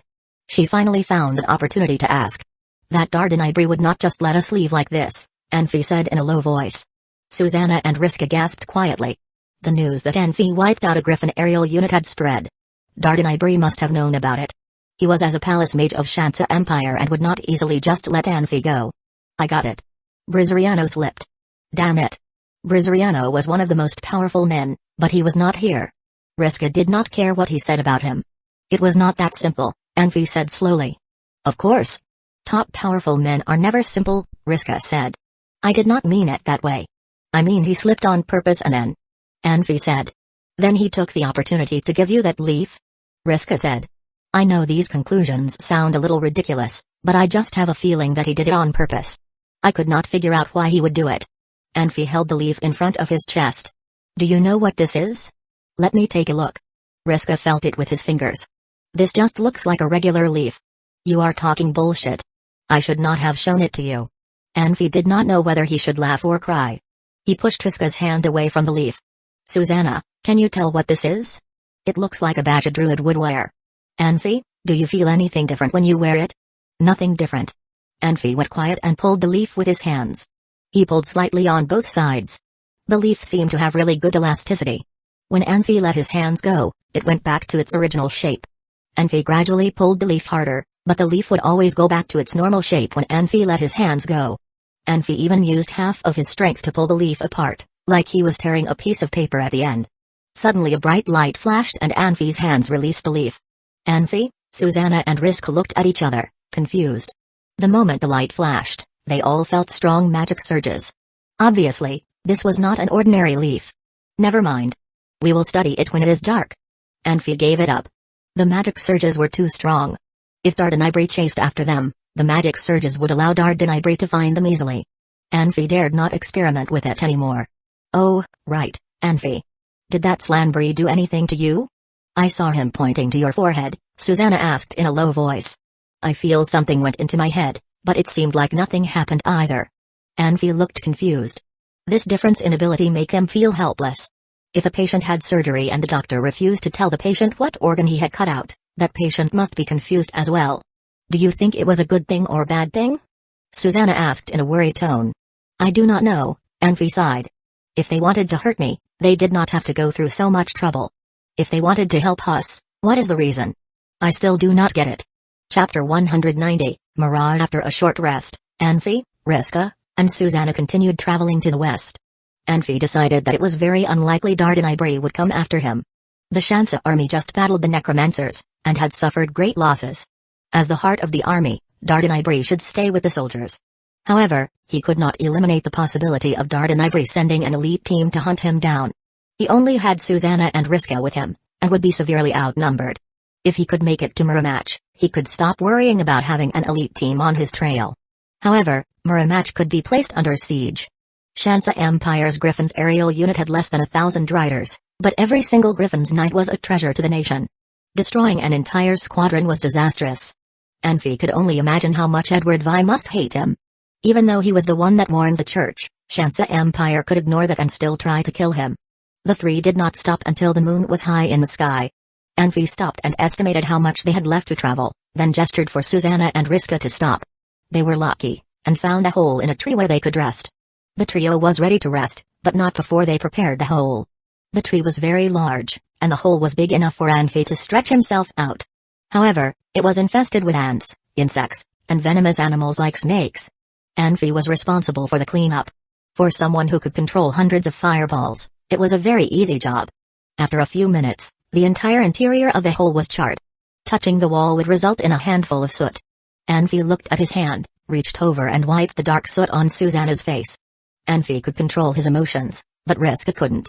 His reaction tipped off Susanna, who wiped some soot on Anfi's face as retribution. Anfi and Susanna kept wiping soot on each other's faces and laughing. Riska sat nearby, and was bored and jealous at the same time. Riska though of the saying about women and crooks being hard to keep under control, meaning that if one became close with a woman or a crook, the person would forget that he was not the one in control.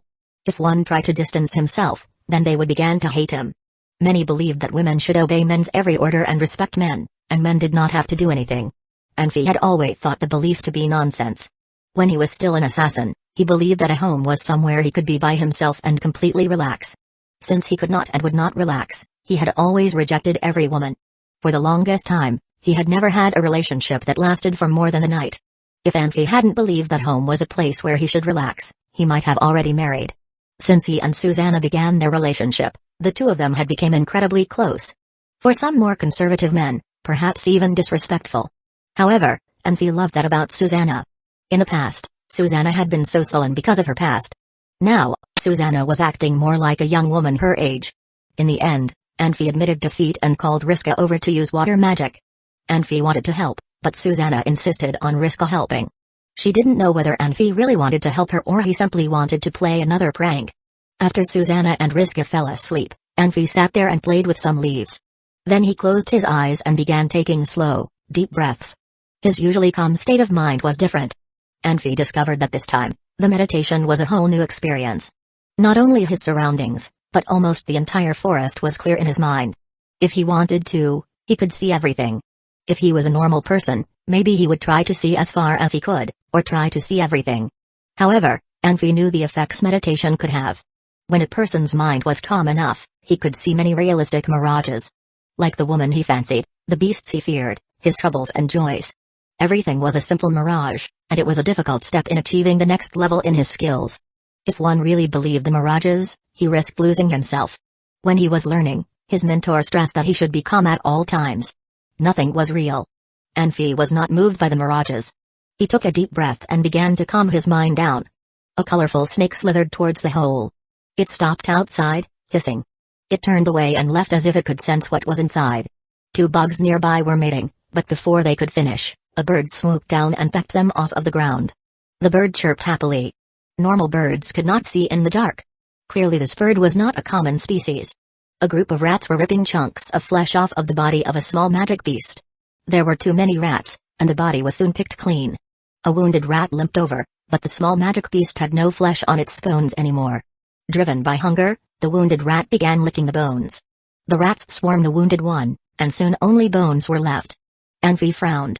Usually, he only needed to concentrate and calm himself to make a mirage disappear. This time, however, the mirage lingered. What was even stranger was that the mirages happened all at once instead of one after another. In this moment, his mind seemed infinite, large enough to hold everything. Anfi decided he should stop meditating. He took a deep breath and opened his eyes. The leaf on his chest burst into blinding white light. Anfi's heart skipped a beat.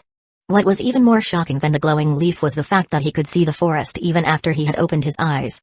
He realized he might have just lost himself meditating. Anfi took another deep breath, and did not panic. He kept his breathing steady, and began to search for ways to escape the mirages.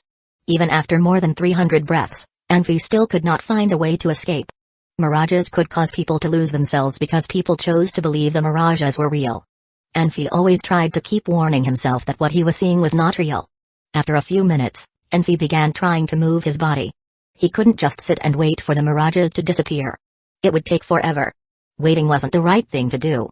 He could see the inside wall of the hole on the tree's bark. He could even see something between the inside and the outside of the tree. He closed his eyes, then opened them slowly, but he discovered that no matter what he did, the image did not change. There was a caterpillar climbing down the tree. Anfi walked out of the hole and poked the caterpillar. He flicked the insect away, and felt its body on his fingers. He had to admit that the mirages were unbelievably real.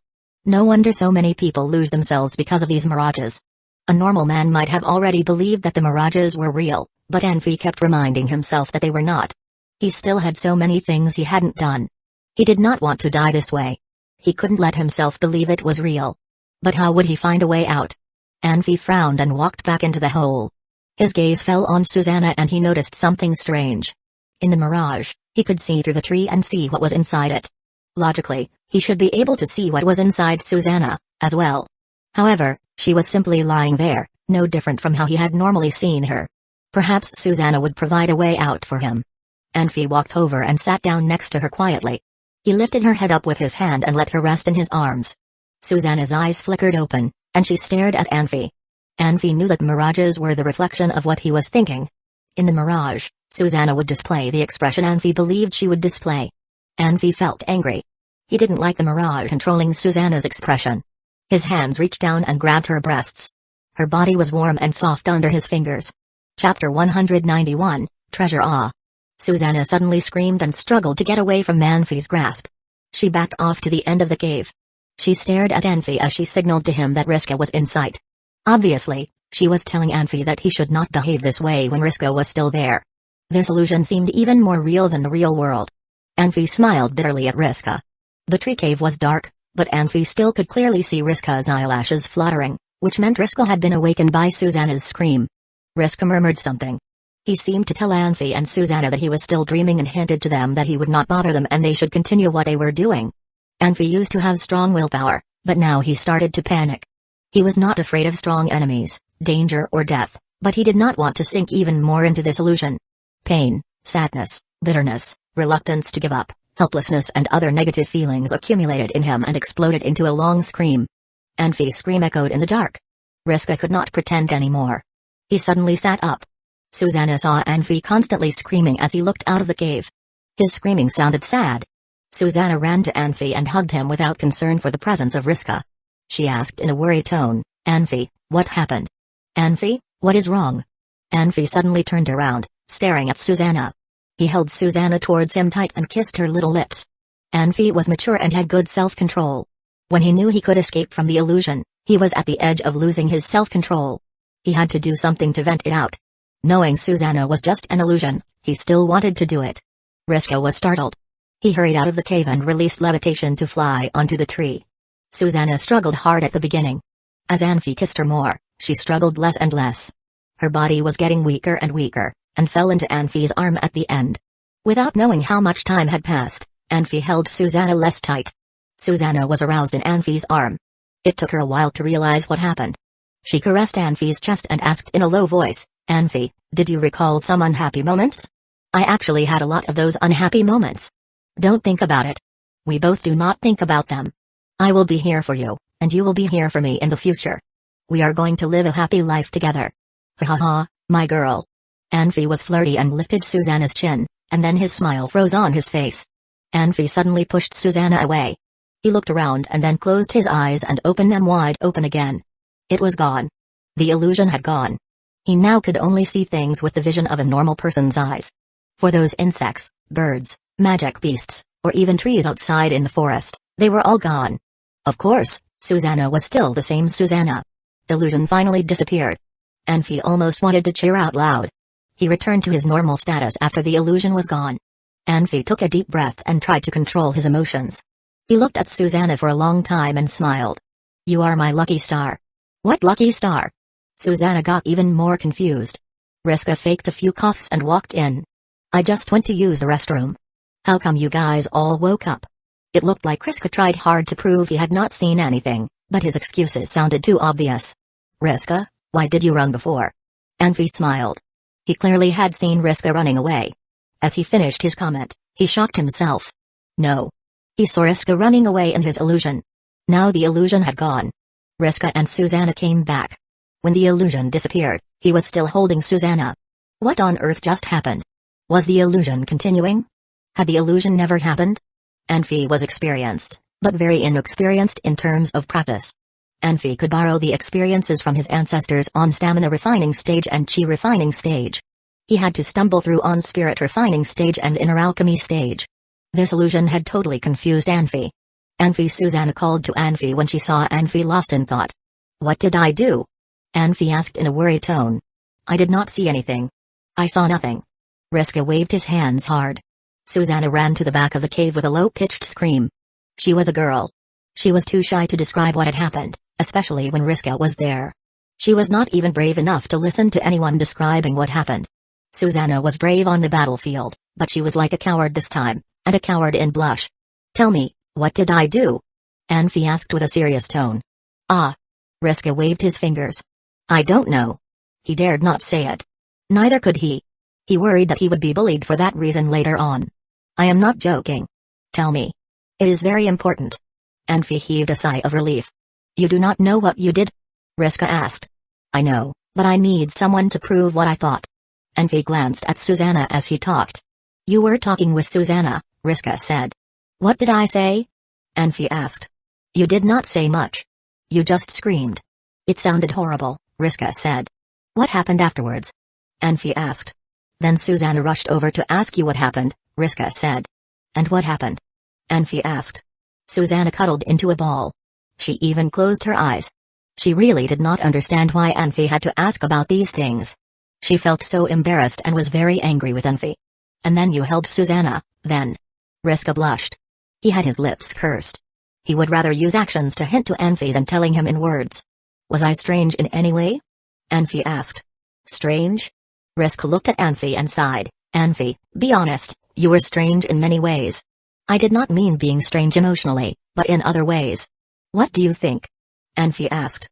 Riska looked at Anfi for a while and said, Anfi, the leaf on your chest was giving out light, but there is no light now. Is it strange? Leaf? Anfi looked down at his own chest. The leaf had turned back to normal. Anfi had a good memory. He did remember the leaf gave out light, just as Riska said. In other words, maybe, the secrets of the illusion were in that leaf. Anfi calmed himself and slowly closed his eyes.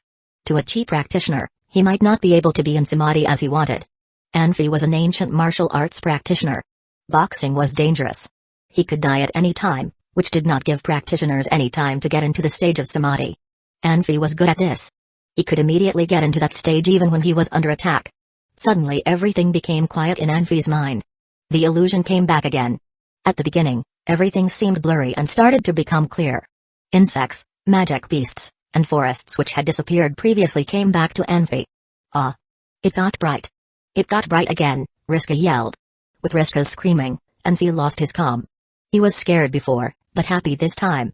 Riska, you go outside, Anfi yelled. To do what? Riska asked. Whatever you want to do outside, Anfi said. Anfi, what happened? Riska felt Anfi was really strange tonight. Listen to me. Go outside. You will know immediately, Anfi said. Riska heaved a slight sigh. He helplessly walked out of the tree cave. He hesitated for a second and started to shake his butt. Are you shaking your butt? Anfi asked. Ah. Riska was surprised. He looked into the cave, seeing Anfi still standing there with eyes closed. Anfi did not seem to peek. He thought a little bit and walked behind the tree and shook his butt harder. You are still shaking your butt, Anfi said. Did you see? Riska was even more surprised. He quietly turned around to lightly slap his butt with his hands. You are slapping your own butt. Riska, can you do anything more appropriate? Anfi sounded happy. No way. Riska decided to be serious this time. Anfi, let's guess fingers. Can you see how many fingers I am holding up? 1. 5. 3. None. Still none. They did not have to continue this game anymore. Riska had run back to the tree cave. Anfi, how did you do it? Tell me. Do you have control over the eyes of sky? No, that could not be it.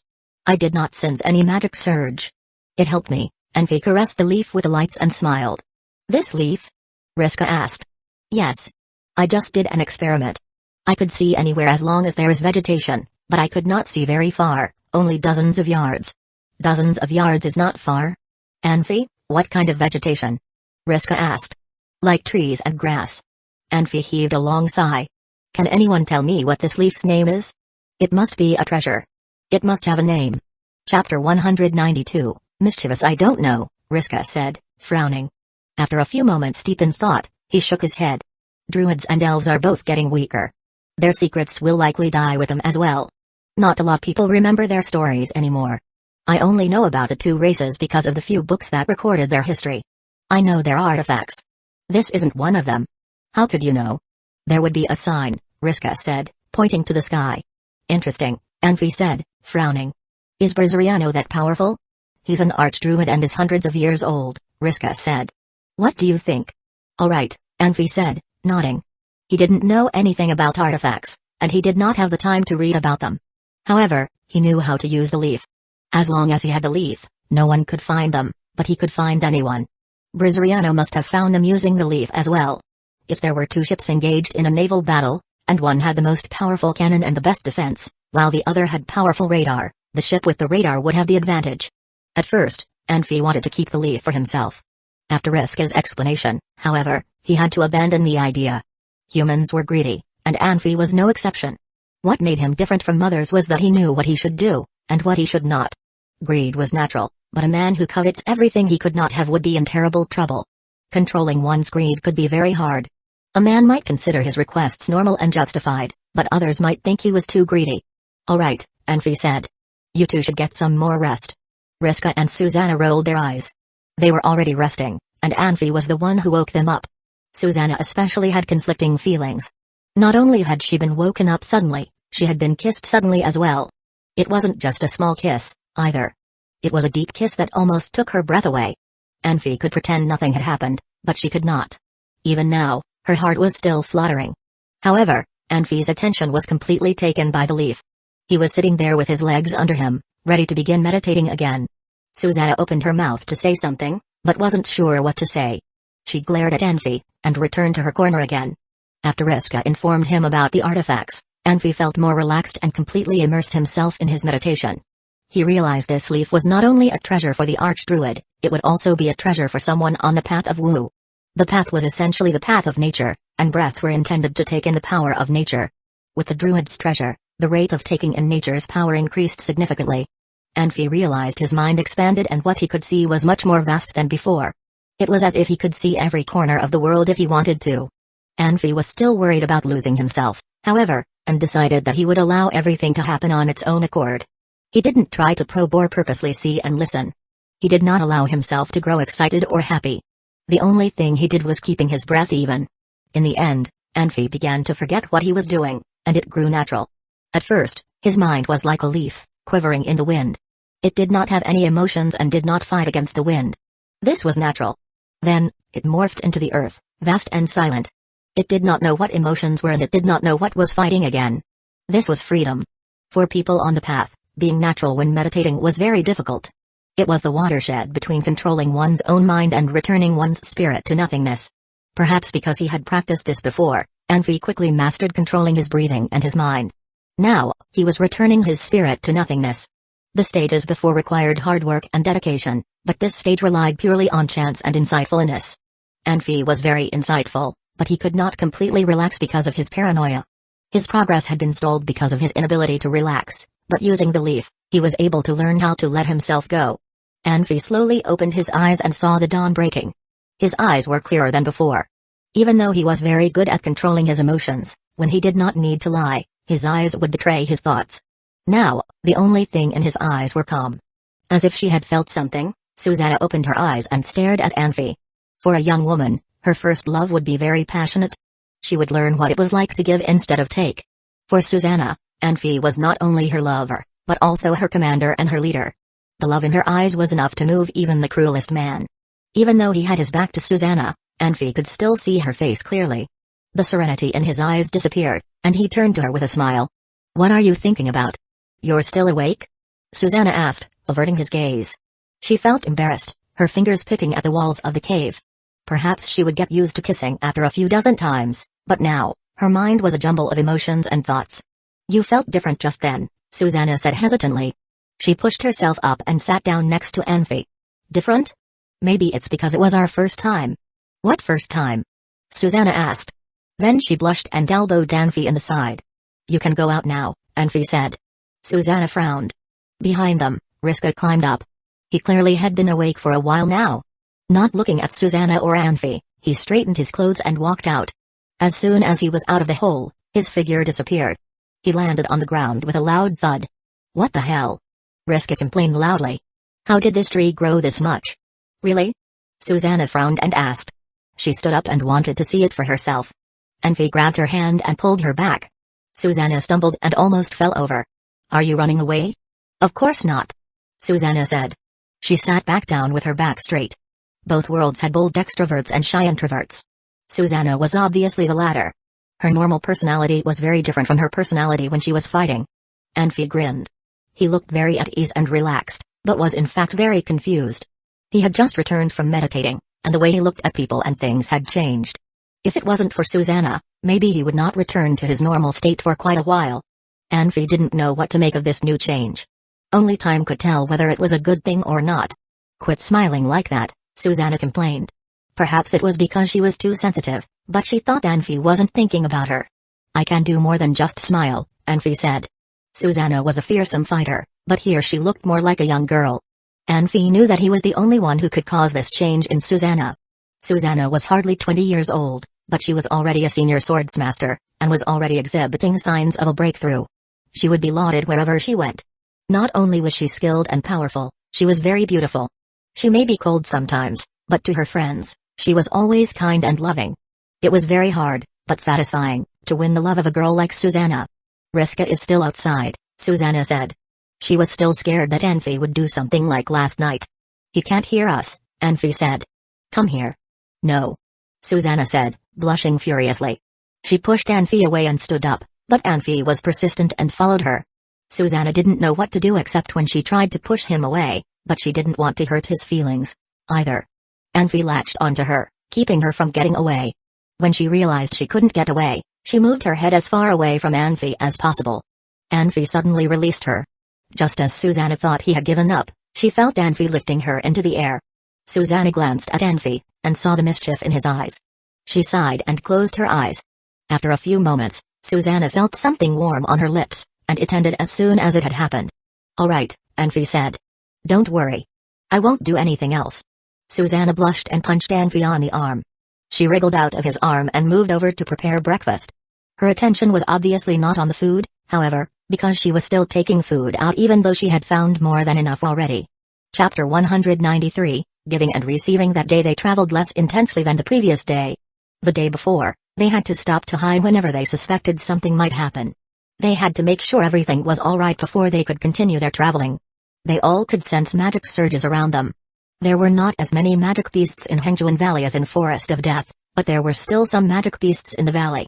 They could not tell whether it was a person or magic beast just judging from magic surges, which cost them a decent amount of time as they tried to figure it out. With Brizariano's gift, Anfi could observe his surroundings for a couple of miles, even up to a range of a dozen miles. Samadhi was a basic skill for a qualified martial arts practitioner. Samadhi in simple words meant the practitioner could be in a fighting state in a very short time. If a martial arts practitioner could not calm down, concentrate, or had to ask to restart everything for some reason, he would get killed. A martial arts practitioner without good foundational skills might escape from being killed one day, but would be killed eventually. Anfi caressed the leaf on his chest for a while. This was the first time Anfi had felt possessive about something. This leaf made Anfi's life so convenient. Sometimes even having many mages there with Anfi, they still could not observe everything in the eyes of Sky at any one time. However, he could do it by himself. All the enemies seemed to show up in front of Anfi. With this leaf, he would rather hide in the dark. Of course, there was the question of why Brizariano wanted to give that leaf to Anfi for no apparent reason. Anfi did not believe Brizariano had taken a liking to Anfi when they only met once. Back when Saul and Ernest wanted to help Anfi, he was a harmless and useless person. He had to have both qualities to feel that the person who helped him would have no intention of taking advantage of him. People would become cautious or even hate a person if that person was harmful. If this continued, it could cause conflict and end in a bloody fight. Being useful was not a good thing either. People would try to get useful people on their side, socialize with them, help them, and then take advantage of them. Take the Hansajink for example. Others toss the gold nuggets into the water only because he liked to hear that sound. A guy cut off his beloved wife's hands only because he said her hands were pretty. When people did so much for him, they only wanted him to make a strike at Ken Palace to kill the king. If Jink were not useful, who would care who he was? Anfi respected Saul and Ernest from the bottom of his heart because they wanted to help a harmless and useless young man. That help without any intentions had won Anfi's trust. Anfi was cautious. It was not easy for Anfi to trust anyone. The cause-effect relationships could also be seen as giving-receiving relationships. Brizariano gave Anfi the leaf. What did he want for return? After avoiding groups of mercenaries of different sizes, Anfi decided to take a break next to a river around noon. The rivers in the mountains were usually very clear. This one was only about 2 yards wide. Anfi could clearly see the stones and swimming fish in the water. Anfi sat on a big stone at the edge, looking around. He asked with a smile, Susanna, how about eating better today? What do you mean? Susanna asked. Should we grill some fish? Anfi said. You. Susanna shook her head with a smile. There were many kinds of magic beasts, but most of them were not edible due to the nature of magic beasts. They could not eat any magic beast with a magic crystal. It could interfere with the magic and combat power if people ate it even for a short time. Magic and combat power could disappear and turn people into magic crystals if they ate magic beasts for a long time. Regular people would get skinnier and produce a blood crystal in their body. Blood tribes used to domesticize people and forced them to eat magic beasts to make them into blood crystals. Blood tribes disappeared a long time ago, back before the sacred battle. Susanna had not done well with food before. Envy won Shally over with few sausages. Mercenaries in the forest usually carried some food supplies with them. For the people in Envy's previous world, Envy only needed to carry fire starter and weapons, since there would be food everywhere. It was okay to eat fish as long as the water was fine. Envy suddenly stood up and picked up a branch. He walked up to the river. Fish saw the shadow of a person and started to dart away. Envy thrust the branch into the water and stabbed a fish in its side. Fish were tossed on shore one after another. Susanna's eyes were brightened. Being able to eat bitter today did not surprise her, but the wounds on the fish did. All the fish in the blink of an eye. Without mentioning the skills of using branches as swords, his accuracy had surprised her. Envy did not have fast speed, sometimes he even looked slow, but he never missed a fish. Susanna knew Envy had unusual and crude sword skills, but in this world, people were evaluated in a more comprehensive way. They did not just look at sword skills, but also paid attention to their combat powers. Susanna had taken it for granted, so she did not pay too much attention to Envy's sword skills. Right now she felt something she could not describe in words. If she tried to catch fish, she did not think she could do as well as Envy. Are we grilling them? I will find some branches. Riska smiled. No, I got them. Envy walked back. Anyone got salt? Riska and Susanna looked at each other, confused. They carried just regular breads with them, no salt. Never mind. Let's boil them. Envy took out a crystal box from his dimensional ring. Riska, can you find something to set up a stone and put this box on it? People could continue to be shaped no matter how experienced they were. Grilling fish was so meaningless and ridiculous for old Envy. He would be fine as long as he had food. Without knowing how, maybe it was because of the unicorn, Saul, Ernest, or Susanna, Envy's personality had gradually changed. He changed from being dark to more positive, from pretentious to sincere. Envy rarely pretended to be someone else, at least not in front of the people he trusted. Okay. Riska took the box. Can I put it on stones? Sure, Envy said, smiling. He took out a knife and cut the fish open on its belly. He licked a little bit of blood and tasted it. Raw fish had a strong fishy smell, but he had to taste the blood to make sure it was safe to eat. If described in medical terms, he was trying to feel the microvascular and peripheral nerve to see if they were contaminated. If animals were contaminated, the toxin could be categorized into 3 types: neurotoxin, blood toxin or cardiotoxin. Although modern medicine had categorized it in a simple way, Envy's purpose was not to save a poisoned person. He only needed to make a judgment whether the fish had toxins in it. This kind of categorization was good enough. Envy quickly cleaned the fish, released a few fireballs to boil the water. He was doing 2 things at the same time. Susanna and Riska did not know whether they should laugh or cry, since what Envy did was against the magic rules and violated the holy and serious nature of magic. Envy cut a few sausages and tossed them into the crystal box. He tossed the fish into the box as well. He had no idea how the flavor would turn out, since he was not a chef. Not long after the steam rose up, a strong fragrance came out of the box. Susanna and Riska had not had any real people food for the past few days. They were excited about the food and walked over to Envy. Someone came. There are 7 mercenaries. They will be here soon, Envy suddenly said in a low voice. He still stirred the soup with a branch and heated the crystal box with his fireballs. Envy saw the mercenaries in the distance with the leaf on his chest. He did not do 2 things at a time. He was doing 3. Should we leave now? Riska was shocked. No, they came from over there. Envy shook his head. If they were from Shansa Empire, they should come from behind or from the sides. Envy did not feel it was going to be any trouble. Soon a group of 7 mercenaries came to the other side of the river. Mercenaries met all the time. To protect themselves and prevent any misunderstanding, they usually tried not to communicate with each other. They usually continued what they were doing without bothering each other. Envy and the mercenaries on the other side of the river chose to have the same kind of attitude. Envy and his team continued their cooking as the other group of mercenaries sat and talked in low voices on the other side of the river. They did not seem to see each other. Since it was not ordinary to cook with magic, Envy drew the attention of the other group. Those 7 mercenaries checked out Envy. Sue. Envy was trying to call Susanna. My name is Nia. Susanna suddenly interrupted Envy. Envy's hand froze in the air.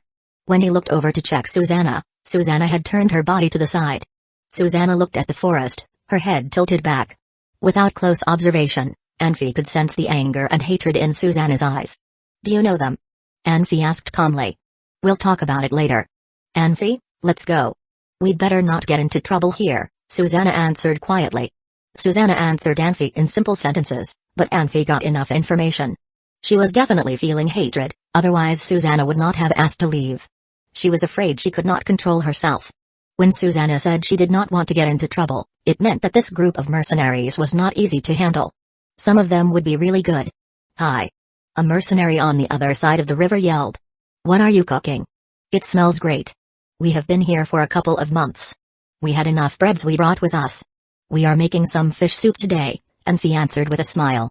Chapter 194, Trackers. You're a cook? The mercenary asked with a grin. No, Anfi said. I'm a mage. This is just a hobby. His hands danced and his movements were very smooth. The smell of the soup suddenly grew very strong and pleasant. One of the 7 mercenaries stood up and leapt over the creek. He glanced around, then his eyes fell on the crystal box. Are you really using a top-tier crystal to cook? He asked. It's the only thing I have, Anfi said and shrugged.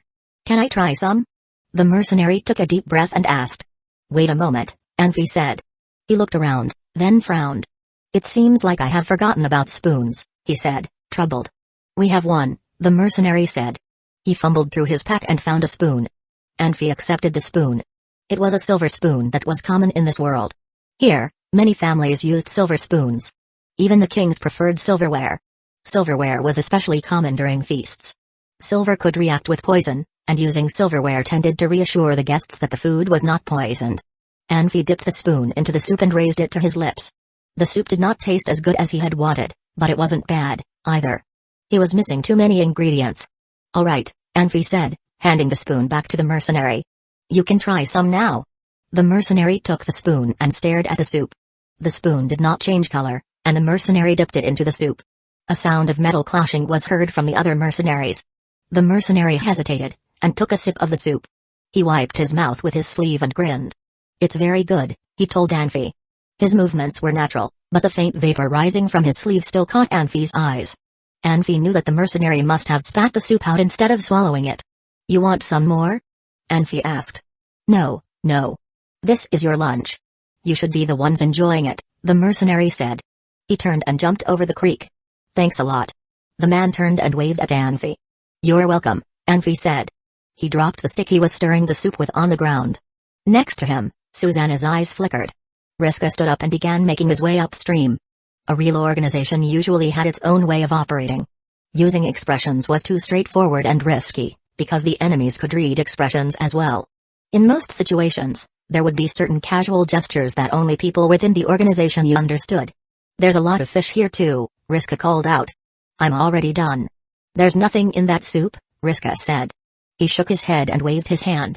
A ball of water leapt into the air. Some fish were caught up in the ball of water and were wriggling away. Riska's control of the water was clearly not as good. The fish fell onto the bank, but he was soaked with the water as well. Across the creek, the mercenary snickered. Riska frowned and stamped on the ground angrily, his eyes still following the fish. He began whispering a spell, and a powerful magical surge rippled from him. Anyone could tell Riska was angry. The mercenaries looked at Riska, waiting for him to make a fool of himself again. 2 mercenaries naturally reached for their swords and were resting their hands on their swords' hilts. They were staring at Riska. Anfi frowned and marveled at their cautiousness. Give it up, he called to Riska. It's just some fish. Susanna stood up slowly and joined Riska. She still hadn't shown her face to the mercenaries. Anfi took a deep breath and said, Stop playing around. Let's leave here. What? Riska frowned and asked. He didn't use magic to catch the fish. He was hoping to take care of the mercenaries. He was ready to use the magic, and was confused as to why Anfi had ordered them to retreat. Susanna felt relieved and disappointed at the same time. She felt relieved because she didn't want the others to get hurt. If she was alone, she might have already attacked. She knew that her opponents were difficult and had the advantage in numbers, and the fight could end very badly for both sides. On the other hand, she was disappointed because she thought Anfi was her lover and someone she could rely on. Subconsciously, he was her leader, and she had expected him to take charge. Come on, Anfi said. He straightened his clothes and poured the soup onto the ground. He put the box into his bag and began making his way upstream. Susanna and Riska followed him quietly. Hey! One of the mercenaries called. Why did you just dump the soup? Something just came up, Anfi replied with a grin. The mercenaries frowned and glanced at each other. What Anfi did could be very suspicious to some people. There was no evidence, however, that showed the soup was poisoned. No one wanted to engage in pointless fights. The mercenaries looked on coldly as the trio disappeared into the forest.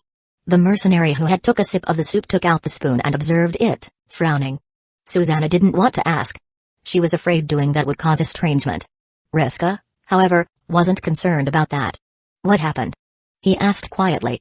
People from Shansa Empire are catching up, Anfi said. He had just spotted a dozen people who looked like mercenaries. The clothes they wore were the same, and except for the two leaders, the rest of the men all had the same sword. Country of mercenaries had no official army, not because it did not have enough men. Individually, the mercenaries were much better than soldiers. It had no official army because the mercenaries did not like having the same weapons and clothing. Even the four major mercenary groups did not have uniforms. Each mercenary had weapons and armor he liked. The soldiers could change their clothes, but not their weapons. Officers and soldiers had already gotten used to the standard weapons issued by the military. They would not change their weapons. Susanna and Riska glanced at each other and quickened their pace. Anfi was still observing the creek. The Shansa soldiers had just met the mercenaries.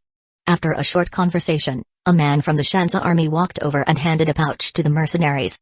The leader of the mercenaries took the pouch and cleared its content into his hands. He smiled at the coins, clearly satisfied. Then he pointed towards the direction Anfi, Riska, and Susanna had gone. Another soldier walked over and handed another pouch to the mercenary. The leader hesitated, then he waved his hand. The rest of the mercenaries quickly stood up and began organizing their equipment. Clearly, a deal that had broken the fundamental rules of the country of mercenaries had just taken place. Anfi was shocked. The 7 mercenaries were exceptionally good at tracking, and the route they followed was the exact one he had just taken. Anfi had tried to confuse the mercenaries by zigzagging, but it clearly did not work. They had found all the places he had changed path. The mercenary that was interested in his soup seemed like the best of the 7. The 6 other mercenaries walked in a V-shaped formation around the man. Dardanibre clearly intended to capture him. Anfi did not know what kind of signal the soldiers were using, but more and more soldiers appeared. Anfi thanked Brizariano silently. Without that leaf, he would be surrounded. Susanna, go with Riska, Anfi stopped and instructed. What? What did you see? Susanna asked. Some unpleasant men, Anfi said. Riska, remember. Leave some markings along the way. I will meet up with you two later. Riska can go by himself. I'm staying with you. I'm just going to annoy them a bit. Don't worry, Anfi smiled. He trusted Susanna, but she was good at direct fights. This time, he wasn't planning on directly engaging the soldiers. No, Susanna said, shaking her head. I am staying here. Listen to me, love, Anfi said. Susanna blushed and took a step back. Trust me. I can take care of this. Chapter 195, Hunting people usually would develop a habit of giving orders when they were in high positions long enough. Even if it was not very obvious. There were always traces to show. Without close observation, Anfi could tell who was in lead. Sometimes experience could help him make the right judgments, but those judgments could not be explained in words. If Anfi were asked to talk about the reasons why he believed that a particular person was in charge, he probably could not explain. He just knew it. A legion like this one would pay attention to their surroundings to look for traces and be ready for their leader's orders when they were on assignment. Maybe when they waited for their next order, it would send out a message that Anfi could catch with his instinct. A wind blade arrow formed in Anfi's hand. Anfi slowly pulled his bowstring. This wind blade arrow looked terrifying. It was 3 yards long, and the end of arrow was about 12 inches wide. The whole arrow had a great flow and looked very powerful. It was not hard for Anfi to make an arrow like this since he gotten the ability to turn elements into real objects. Anfi was far less powerful than top-level leaders in terms of comprehensive power. However, he could be a genius in some ways. Anfi was very wise. He never thought he was a genius. Maybe things could be just handed to other people without any cost, but not to Anfi. If Anfi had tried to follow the traditional way to practice magic and combat power, it would have taken him a long time to catch up with those top-level leaders. Anfi could not wait so long and did not have time to wait. He knew he had to figure out a different way. The difference between him and the most powerful leaders could not be made up by practicing hard. Time was the key. Saul was a highly powerful leader, but he still spent a long time practicing magic every day. So did Ernest. How long had it been since they started to learn magic and combat power? They had probably started before Anfi was born. It seemed like it would take a very long time to catch up with most powerful leaders on the same path.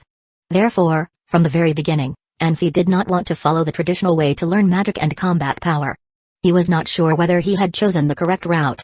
Fortunately, he acquired something else: martial arts.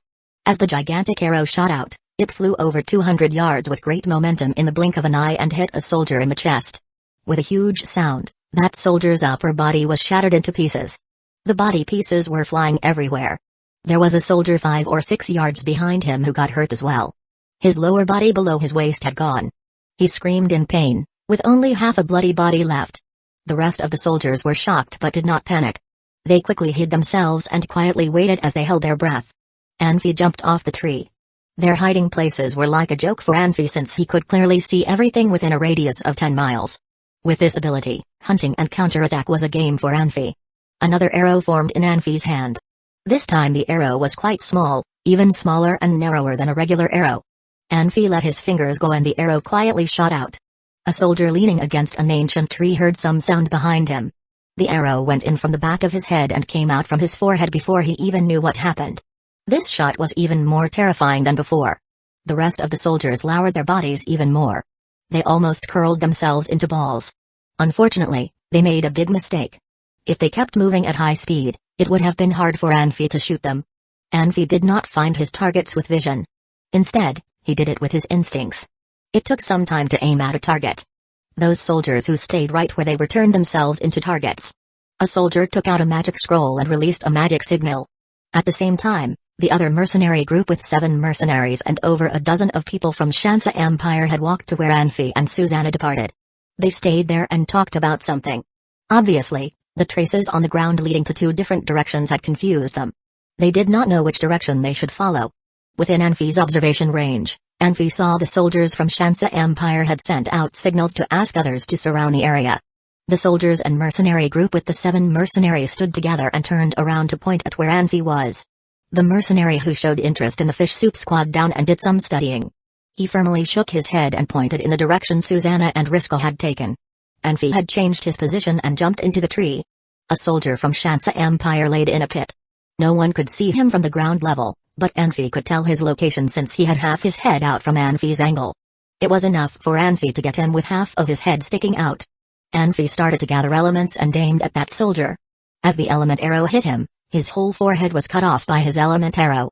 Yellow, white and red fluid came out of his head. Others in the same unit start to panic.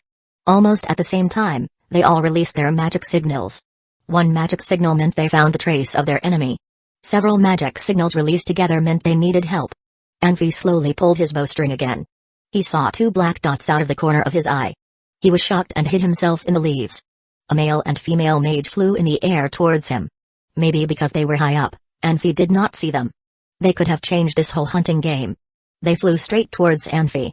Their location in the sky was obvious. Anfi found them first, but they had not seen Anfi yet. Anfi quietly waited there. As the 2 mages observed their surroundings, he immediately shot his arrow. Because he was not sure about their combat power, Anfi aimed at that female mage first. Anfi reasoned that women's powers usually were not as good as men's. Female mages were not as passionate about their power as men either. They rarely devoted themselves to practice. It was easy to make this kind of judgment since most of the more powerful people on Pan-continent were male. That female mage released a magic dome shining with yellow lights. The magic dome was shattered. The moment she felt she was attacked, she switched her position. Anfi's shot did not kill her. It only got her leg. That female mage fell from the sky with a scream. Anfi ran out as fast as a flying arrow. He ran towards the falling female mage. "Be careful!" The male mage screamed. A lightning bolt shot at Anfi. As the male mage released the lightning magic, a wind blade showed up underneath Anfi's feet. With the wind blades, Anfi was able to change the position of his body and flew toward the female mage.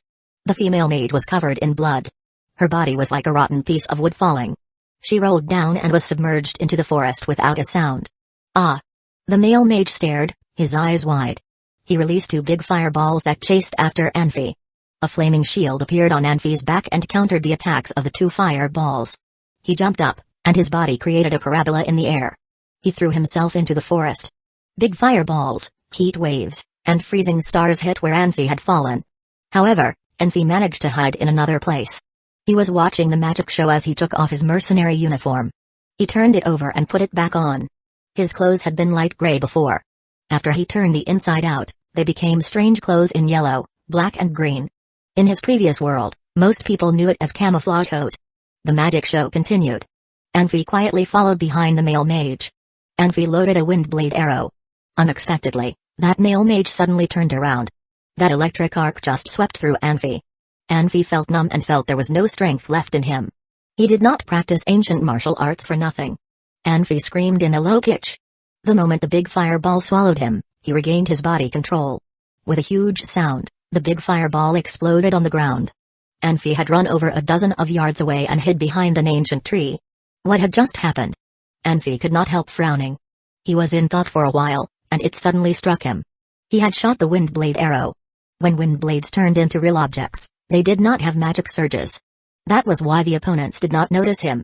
When he shot the wind blade arrow again, the male mage noticed magic surges and attacked Anfi beforehand. Anfi felt better after he noticed what had just happened. Anfi took out 2 arrows from his dimensional ring and loaded one on the bow and had the other one between the little finger and ring finger. He watched the Shansa Empire soldiers trying to surround him. He slowly walked below the male mage. He looked up but he could not see that male mage's face, only 2 big feet. Slowly and quietly he pulled the bowstring. As the arrow shot out, the male mage's magic shield suddenly shattered. When Anfi just had a smile on his face, the male mage had bright red light on him and countered Anfi's shooting. The opponent released 2 magic shields at the same time. Anfi rushed forward as the big fireball exploded 2 yards behind him. He could even feel the heat waves. Anfi yelled in a low pitch. He slightly bent his legs and kneeled on the ground. He slid forward with the momentum. His upper body leaned back, almost touching the ground. He had already pulled the bowstring and taken another shot. The second attack was too fast. The male mage did not have time to release a new magic shield. The arrow went in through his groin and came out from his chest.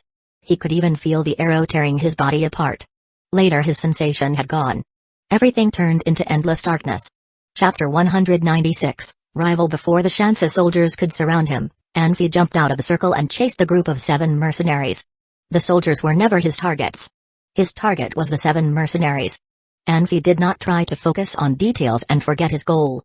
His enemy was an entire empire, and if he killed 10 soldiers today, there would be 100 soldiers sent after them tomorrow.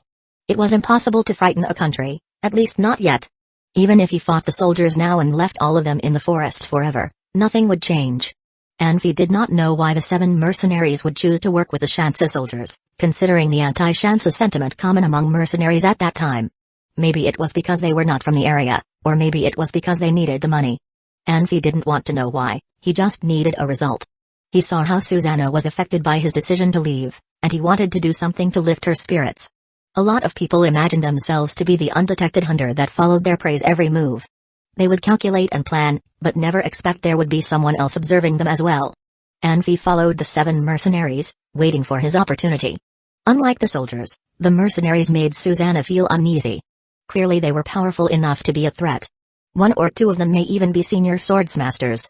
Anfi could not get the information from Susanna, however, because Susanna was very brilliant, despite being inexperienced. She would figure out exactly what he wanted to do as soon as he asked the question. Anfi's personality might change, but the way he worked and acted would not change. Those were the things he figured out after countless encounters with death, and he was still used to facing his enemies by himself, no matter how powerful his enemies were.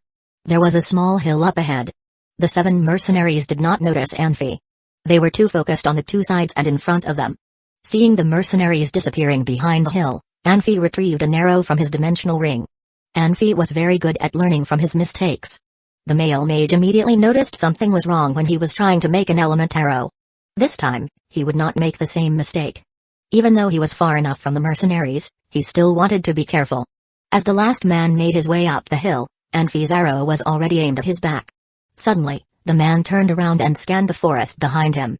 2 other figures joined him, and all 3 men looked very nervous. Anfi knew he had made a mistake. He closed his eyes and tried to make his mind peaceful and happy. In the past, his instinct had saved him multiple times. Sometimes he could not see or hear the danger, but he would realize something was wrong. Since Anfi could detect danger, other people must be able to detect it as well. Even if he could not explain it, Anfi knew that enmity could sometimes be felt. The 3 figures on the hill did not see anything. After a few moments, the 3 of them turned to walk down the hill. As soon as the figures turned away, Anfi released the arrow. The arrow flew towards the figure. Before the arrow could hit, the man sensed the danger and turned around. However, it was too late. The arrow pierced through his body and exited beneath his right rib. The man's body stumbled and fell to the ground. The forest suddenly grew very quiet, as if the murder did not happen. However, Anfi knew the 6 remaining mercenaries had spread out around the hill. They looked angry and sad, which was logical. Their friend had just been murdered, and anyone would be upset. However, they did not do anything meaningless. They did not even turn to look at the man's corpse. It was as if looking at their dead friend would be a distraction. Anfi frowned. It was as if he wasn't fighting mercenaries in a world of magic, but instead fighting ruthless modern mercenaries. The mercenaries' reactions took him by surprise. The rest of the mercenaries made a mistake. After they entered the forest, they split up and searched through the forest silently.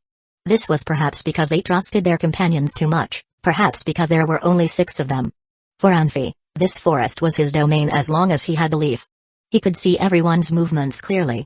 Anfi slid down the tree and disappeared into the forest. One of the mercenaries stalked through the forest.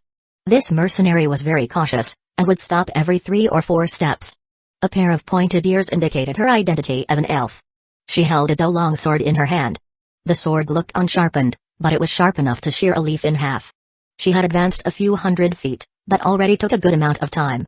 She did not appear irritated by how slow she was going. Anfi reached down from a tree's crown and flicked a small rock on a tree about 100 feet away. The rock hit the tree trunk with a faint thud and landed on the ground. This was a forest, and it was filled with the sound of insects and birds and the howling of wind. The sound of the rock hitting the tree was very faint. However, the elf's ears flicked and she clearly heard the sound. Anfi slipped out of the tree and dove towards the ground. He tried to control his speed, because if he was going faster, his body could cause wind. It could alert the elf to his presence. When he was about 10 feet away from the elf, she suddenly sensed something. She whipped around and swung her sword upwards. The sword bursted into light and met Anfi's dagger. Metal clanged against metal. Even though Anfi was very practiced at close combat, he was in the air and his movements were limited. His hand was numbed from the clash, and his body stopped moving forward.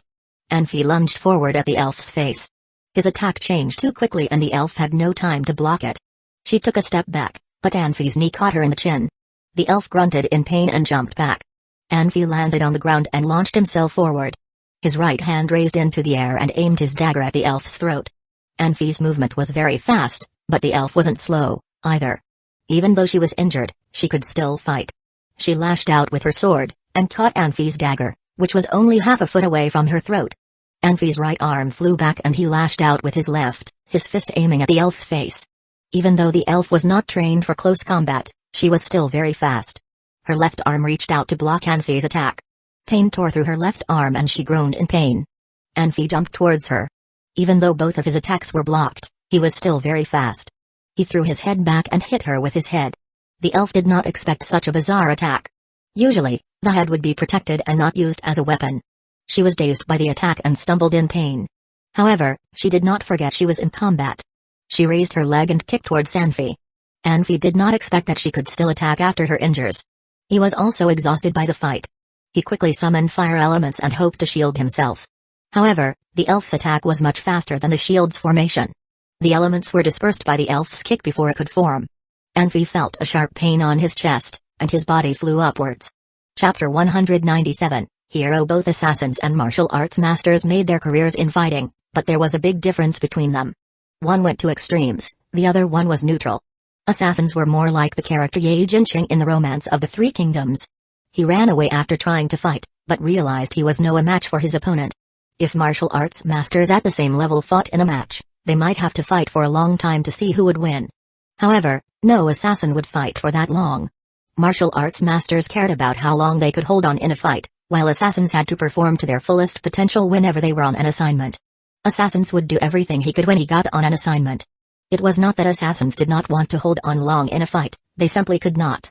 Both parties seemed to get hurt in this fight. That elf was hurt. So was Anfi. However, they looked totally different. That elf rubbed her eyes as she backed off. She looked hurt and scared. At least at this moment, she only wanted to protect herself. She could not restore her fighting momentum. Anfi fell to the ground and looked up with a strong desire to kill his opponent. At the same time, Anfi had forgotten his wounds and pain. There was nothing but his goal left in the world. There were 2 other mercenaries with combat power rushing towards them. He jumped up and rushed forward as fast as lightning. With a yell from behind, a white sword radiant came out from the forest and chased after Anfi. The elf saw that her people had come. She plucked her courage to swing her sword, thrusting at Anfi in the air. Even when Anfi was attacked from the front and the back, he still looked cool. His knife simply blocked her sword, and he turned the knife around to press on the top part of the sword. He jumped up, did a backflip, and elegantly landed behind the elf. Now it was the elf's turn to be attacked from both sides. Seeing the sword radiant coming at her, she used all her combat power to counter the sword radiant. Suddenly, she felt her neck was hurt. At the same time, Anfi jabbed at her back. The white sword radiant hit her as she stumbled. As blood gushed from her, Anfi jumped into the forest. He disappeared in the blink of an eye. Get him. Those two mercenaries had hurt the elf by accident, but they did not stop to check their companion's body. They did not have time to blame themselves or regret their mistakes. They ran towards the direction where Anfi had run. After chasing him for a few hundred yards, a dangerous knife reflection flashed from the grass. When the mercenary in the back noticed something, the knife had already cut his ankle. He fell forward as he screamed in pain. Anfi jumped out of the grass and stomped on the other ankle of that mercenary. This was a standard Fijiao kick. Anfi's leg skills were good. When the mercenary got hurt, he started to panic. His combat power got less intense. When Anfi kicked his ankle in the vicious attack, Anfi only felt some pain, but the mercenary's ankle had broken. Anfi flung himself up off his back. He flipped backward using the mercenary as a vault. He dodged the sword light, moved a few times, and came to a tree dozens of yards away. He slowly pulled his bowstring back, looking at those two mercenaries coldly. Actually, a fight was not only about how powerful they were. It was also about how smart they could be. Seeing his opponents not coming after him, Anfi knew his judgment was right. He had killed their companions twice, but they had not panicked. It was not that they did not care. Instead, they were very wise and practical. Without checking on their companions' wounds, they knew their companions could not survive the attacks. Therefore, they chose to protect themselves and tried to figure out a way to kill their enemy. This mercenary group with 7 mercenaries worked very well together. They were already good on their own. If they could work so well together, they must have experienced thick and thin together. They may not have to commit to live or die together, but they must trust each other. Trust was the prerequisite to sustain the combat power of a mercenary group. Anfi did not choose to kill his opponent this time, but only to hurt him for a reason. If they could not leave their companion behind, or were not willing to leave that wounded mercenary behind, then they all would die. Anfi thought about many plans as he tried to hurt that mercenary, but the combat power of the mercenary was not even as good as the elf. Anfi easily beat him. The wounded mercenary sat up with an unbearable pain. His one ankle was broken, while the other one was almost cut off by Anfi. Even if he could survive today, he would be disabled from then on. He not only looked like he was in terrible pain, but also desperate and confused. The other mercenary also looked confused. He did not go after Anfi, but he could not leave on his own either, and he did not want to stay where he was. The combat power was strong sometimes but weak at other times. It showed he was not calm. A 2-yard-long gigantic element arrow formed in Anfi's hand. Anfi aimed it at the wounded mercenary. The other mercenary's face changed, and he stepped in front of the wounded mercenary. Everyone had his own moral standards. So did that mercenary. He could never watch his companion just waiting to die. The arrow carried strong wind with it and made the branches and leaves dance crazily as it flew through the air. The mercenary screamed and gathered all the combat power he could in order to counter the arrow. Under similar conditions, this kind of attack would not pose any threat to a senior swordsman. He definitely could keep his combat power and choose to simply dodge it. Unfortunately, he had to counter it immediately. With a huge sound, the element arrow had turned into countless elements and disappeared in midair. That mercenary was forced to back off a few steps. He stepped right on the other mercenary's wounded ankle. It was unbearable for normal people to take any more pressure on the wound, but the mercenary grinded his teeth hard without any moaning. He only held his body with his hands on the ground and moved back a little to give the other mercenary some more room. The second element arrow was loaded quickly again. It did not take much effort for Anfi to gather elements or pull the bowstring apart. Looking at the mercenary standing there, he was already out of breath. Anfi had mastered all kinds of series elements. He did not use fire or water elements, because those elements did not go well with archery. The combination of arrow and wind blade would add more effects to it. To be more specific, Anfi's wind blade arrow had more power than flame meteors. Even Susanna had to dodge if she were hit by flame meteors. A fool would continue to fight without dodging Anfi's attack. At that moment, Anfi was ready to turn that intermediate-level swordsman into a fool with his evil plan. Actually, the mercenary was turning himself into a fool. When the arrow shoot out, the mercenary still lunged to counter it. He broke the element arrow again. This time he steadied his body without moving at all. Obviously, he knew he had stepped on his companion the previous time. Unfortunately, only moving back could reduce the power of the blow. What he did was not wise. That mercenary's face turned pale. He looked helpless and hopeless. What a man. Anfi gave him compliments as he gathered a bigger and wider wind blade arrow. Why are you attacking us? That mercenary yelled in anger. 3 people in the distance ran fast towards them from 3 different directions.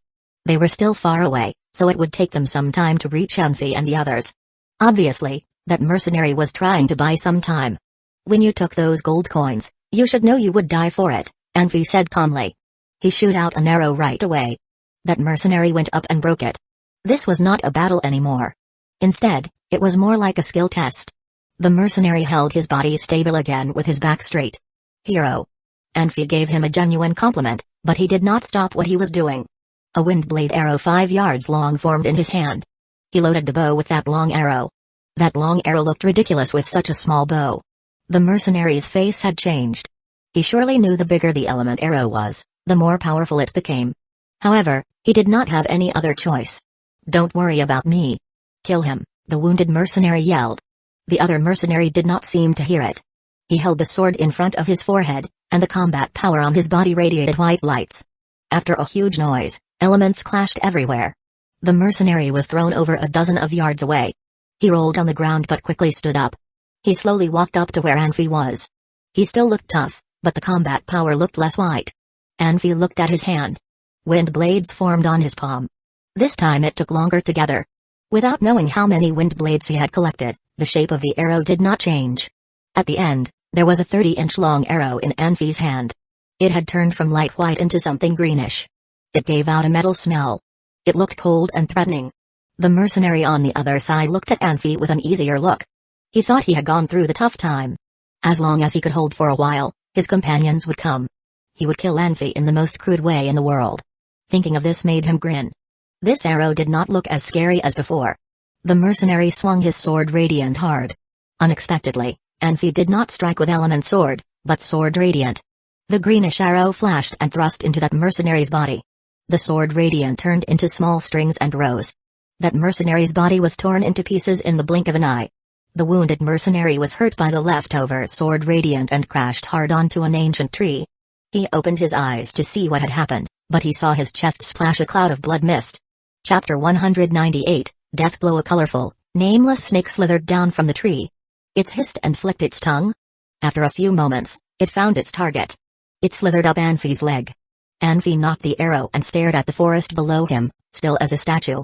He was trying to size up his enemies and take them out one by one. This time he had picked the mercenary who had been interested in the soup earlier.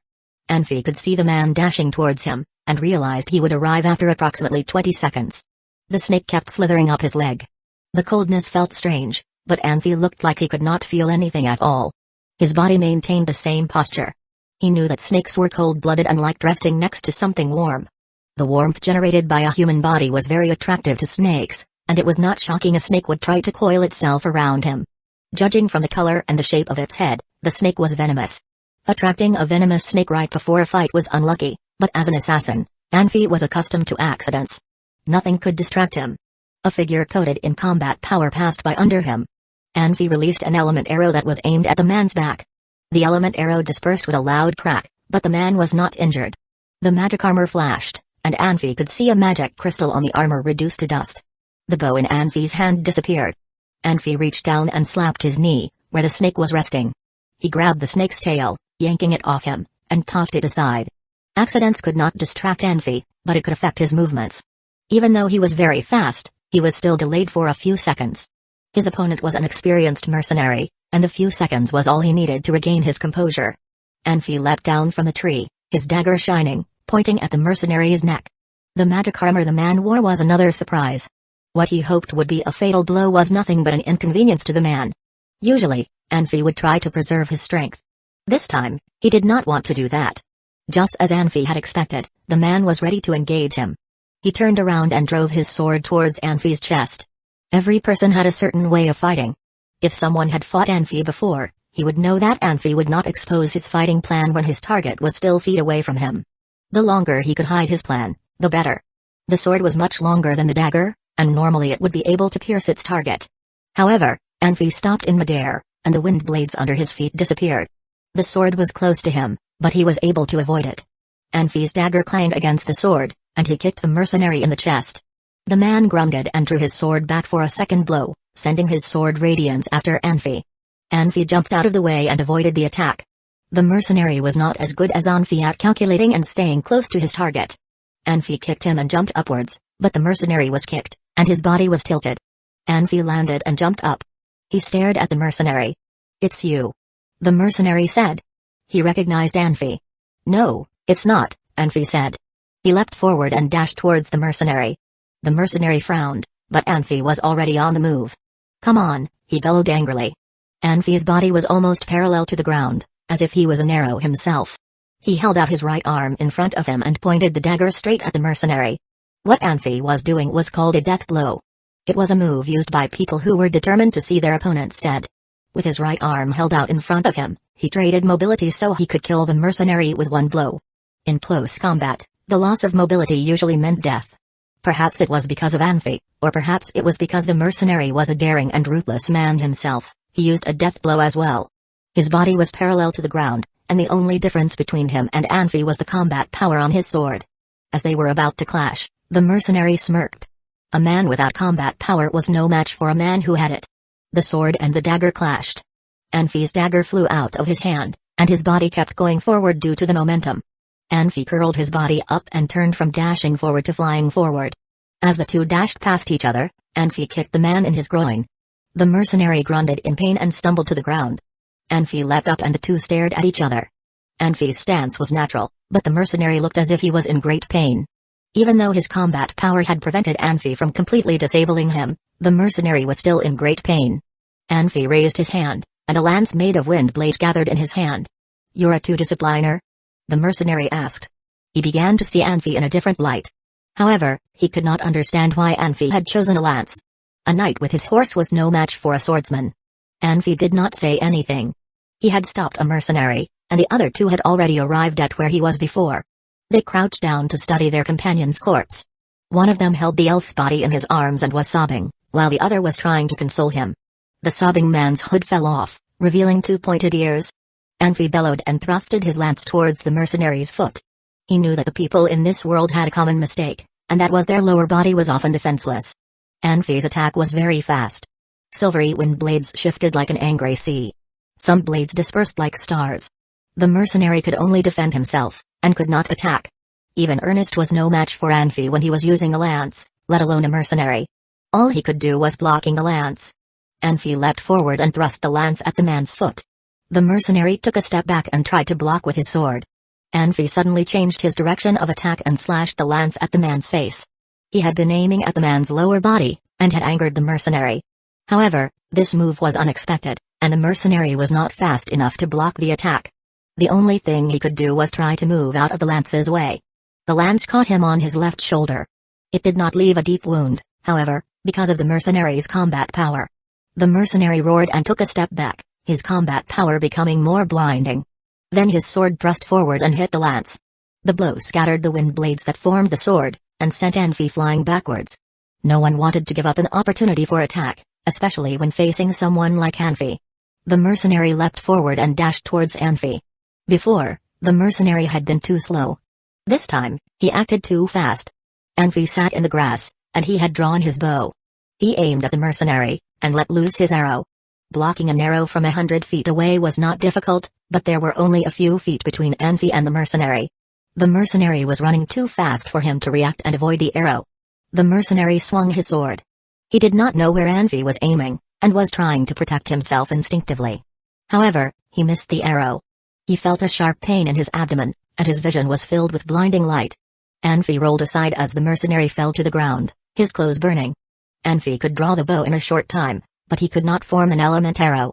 This time, he had used a blasting arrow made from bones of the manticore. Chapter 199, Hatred. Anfi had killed 5 opponents since the fighting began. Although every fight did not last long, Anfi had used all his strength and telepathy without holding anything back. He already felt a little tired. Anfi hid in the forest, watching the last 2 mercenaries as he caught his breath. He knew he had to keep his combat power at its peak. The elf was still screaming in anger. He looked like he was in so much pain that anyone who saw him would sincerely feel bad for him. Anfi looked calm. He neither felt bad for the elf's pain, nor proud of what he had achieved. No emotion showed on his face. Anfi never thought killing was enjoyable. He did not feel there was a reason to be proud that he killed anyone. He had killed many people, but he had done that either out of self-defense or as part of his job. The targets in his work had to have some reason to be killed. This was Anfi's policy. Anfi was doing a job with high risk and high pay, but his annual income was not that great. Feeling bad for others was pointless. If it's Susanna, Riska and Anfi had been surrounded by those mercenaries and the soldiers from Shansa Empire, what would have happened to them? Anfi was an arch-criminal and would be taken away by Shansa Empire or tortured to death. He also could be sentenced to death on the plaza through a public hearing, which would help the upper classes in Shansa Empire to save their pride. Susanna was young and beautiful. It was very possible she could have become a sex slave for guys in royal families, or even raped by a few mercenaries or soldiers from Shansa Empire. Losers did not have the right to talk. What point would there have been in screaming in pain or struggling if Anfi had to see Susanna being raped by others? Would winning others' sympathy work? This world seemed so complicated, but was actually pretty simple. Since they were already on the battlefield, there would only be two possibilities. Either they would die, or Anfi would die. There was no third option. Those two mercenaries slowly calmed themselves down and checked their companions' wounds. They turned in Anfi's direction and walked towards him. The mercenary in the front took a gigantic shield from his dimensional ring. They must have guessed what weapon Anfi used. Anfi thought for a while and had a bitter smile on his face, because he saw Susanna running in the distance, but it was still in the range he could see. Susanna kept making some hand gestures about the sky. He could not see the sky, but probably Riska was back as well. If this had happened when they had just left Sacred City, with someone not following Anfi's orders and doing anything on their own, Anfi would have been exceedingly angry. However, it was a different situation now. Maybe he stayed here too long, and Susanna and Riska were worried. It also could be that the explosion of the combat power and surges of chaotic elements had traveled far, allowing Susanna to realize what Anfi was up to. They disobeyed Anfi's order and came back for him. Anfi had a warm feeling when he saw Susanna biting her lip and looking worried. Anfi's target had walked close, so he let his hand go. An element arrow shot out like a meteor. The targeted mercenary immediately raised the shield and blocked the element arrow. This shot was just a test. Anfi put away the bow. He was about to jump to the side, suddenly seeing the elf holding a green short bow in his hand. The elf aimed at Anfi. Anfi felt all his hair stand up. He immediately gathered his telepathy to a state of samadhi. His body was fully against the trunk, and he dove straight down. Whoosh, whoosh, whoosh. The arrows made sounds as they flew. The elf's hands were so fast that people would get confused how he did it. In a very short time, he shot out 5 arrows. He did not only do it fast but also very elegantly. As Anfi dove to the ground, he had used a martial art called extremely heavy fall. Even though he fell very quickly, the last arrow almost hit him in the heart. Luckily, there was some distance between Anfi and the elf. In addition, Anfi responded very quickly. He blocked the arrow with the knife at the last moment. If the distance had been less than 20 yards between them, Anfi did not know what would have happened. Anfi dared not to stay any longer. He rolled into the grass after he landed on the ground. He had performed everything he could. He crawled rapidly. It was not really crawling. Regular people crawled with their whole body. Anfi had his hands open like eagle claws, legs held tight together with an angle away from the ground, his chest hung in the air. He looked like a scorpion. With unbelievably strong arms and fingers, Anfi crawled as fast as regular people could run. After crawling over a little dirt bump, Anfi finally could take a breath. He carefully stood up and ran even farther. At that moment, keeping a distance from the elf was his priority. The two mercenaries had come under the tree. They looked at each other confused when they saw the prints left on the ground. People's footprints would not look like this. It looked more like a weird magic beast's claws. From 100 yards away, Anfi carefully took out a blasting arrow from his dimensional ring. He laid half of his body on the floor and pulled the bowstring. Calculating all the information about the locations, Anfi shot it at a very precise angle. As Anfi let the bowstring go, the blasting arrow shot into the grass as fast as a poison snake. It flew out about 100 yards and then came out of grass and flew at that elf's lower leg. A gigantic shield fell hard on the ground. The blasting arrow clanged into the gigantic shield and created a shining light. The elf flew out from the light and shot a few arrows at Anfi. Anfi held himself on the ground and slid into the grass. Susanna and others had told Anfi before that elves were natural archers. Now he could tell they had been right. For two skilled archers, there would not be that much difference in accuracy. However, their shooting speeds were quite different. Anfi calculated that the elf could shoot 6 or 7 arrows for every 2 arrows he shot. Anfi was in thought for a while and turned around to run towards the direction of Susanna. Anfi had developed a habit of relying on Susanna to be his fighter. Since Susanna had come back for him, he would definitely look for help from her. Dealing with those two on his own was too dangerous. The mercenary with the gigantic shield yelled in anger. He gathered his combat power and rushed in the direction the elf pointed for him. His momentum was unbelievable. With the gigantic shield in front of him, he felt he could run like a tank. Anfi ran in the forest as swiftly as a swallow. Once in a while he would turn around and shoot an arrow to try to slow his opponent down. As the elf was ready to pull the green short bow, Anfi either dodged behind ancient trees or dove into the grass. He never let the elf locate him. With the help of the leaf, Anfi knew Susanna had sensed the combat power surges and had turned her direction and run towards him. Anfi led those two mercenaries around. He needed to provide Susanna an opportunity to strike. As Susanna got closer to Anfi could see with the leaf that Susanna yelled and covered her body with white shiny combat powers in the blink of an eye. She ran straight towards Anfi. The bushes and branches had turned into powder under the surges of combat powers. Anfi was shocked for a second and could not help sighing. My silly girl, why could she not just quietly thrust her sword from behind and surprise him? Wouldn't that be much easier than making such a scene? Unfortunately, personality often decides how people act. Susanna was a tough swordswoman. She was not afraid of challenges. She only got braver with more challenges. She liked to face top-level powers face to face. Anfi was not feisty. He liked to find an unusual route to win. He would fight if he could. He would run away if he did not think he was a match for the opponent. He believed he would have a chance to win as long as he was patient enough. Those two mercenaries sensed a very intense combat power approaching them. They were not sure whether it was their friend or enemy. They immediately stopped and waited to see. Anfi stopped as well. The next moment, Susanna rushed out of the forest. She looked surprised and happy when she saw Anfi. She looked quickly at Anfi to make sure he was not hurt, and then she heaved a sigh of relief. She slowly walked out of the forest and walked towards Anfi. She stood in front of Anfi. When they were not in danger, she liked to stand behind Anfi. However, she would immediately stand in front of Anfi whenever there was danger. Susanna developed this habit just as Anfi developed a habit to rely on Susanna. Susanna knew Anfi had progressed with an unbelievable speed, but she still could not change her habit. She seemed to be showing some maternal instinct towards Anfi. The two mercenaries walked up to them with caution. This was their only chance to retreat. However, they did not want to leave and could not leave. It did not matter to them whether they were doing a right or wrong thing. The key was they wanted to get revenge. Susanna recognized the two mercenaries. Her face changed and her eyes were full of hatred. She had not caused any trouble before. She did not want to put Anfi and Riska in a dangerous situation. Since the trouble had come itself, she had no concerns now. All she needed to do was to fight them. Anfi, be careful. They have 7 people, Susanna said in a low voice. Only 2 left. The other 5 are gone, Anfi answered with a smile. Gone? Susanna asked. I killed them, Anfi said. You killed 5 of them. Susanna could not help looking back at Anfi even when they were facing tough enemies. She knew this mercenary group was very powerful. She never thought Anfi could kill 5 of them unless Anfi was as good as a master swordsman. You know I'm telling you the truth. Look at their eyes. Anfi smiled. Those two mercenaries had slowly walked 20 yards. They laid their eyes on Anfi. Their hatred towards Anfi was even more than Susanna. Come on. The elf said calmly.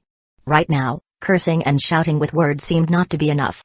He only wanted to see blood, no matter whether it was from himself or his enemy. Chapter 200, Better Safe Than Sorry. Susanna raised her arm and hid half of her face from the elf. Her nose and mouth were obscured by her arm, but her eyes were still visible. This seemed like a strange move, but the mercenary gasped, and looked shocked and confused. You are. The elf said, stumbling over his words. Susanna did not wait for him to finish. She raised her sword and lunged at the mercenary, slashing at his head. The mercenary stumbled away and raised his shield. Susanna's sword radiance broke apart as it hit the shield, and the mercenary took a few steps back. The shield was clearly not just a common shield. After blocking attacks from both Anfi and Susanna, it was still intact. The elf arched his back and dashed towards Susanna. He held out his bow and displayed his expert archer skills again.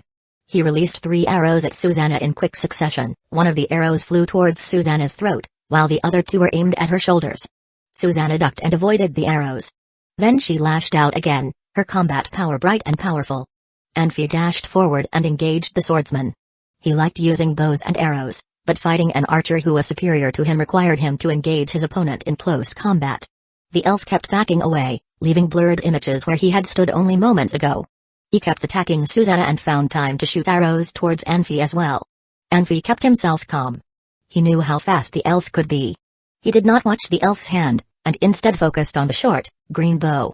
As soon as the bow changed direction, he jumped to the side. The arrows flew past him. Susanna was forced to stop her attack and use defensive moves after a series of attacks. She observed her enemies carefully, trying to protect herself.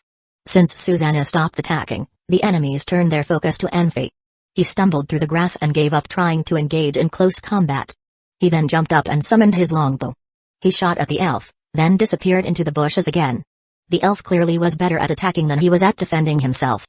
Anfi's arrow almost hit his chest. The elf countered the attack and blocked the arrow with his bow. However, this knocked him off balance. The mercenary stumbled awkwardly. It was clear that he was untrained in this form of combat. Anfi quickly ducked behind another bush after he landed, but did not hear the sound of arrows. He looked up and searched for the elf. He aimed his longbow at the elf and fired again. The bush in front of the elf suddenly changed shape and turned into a large shield.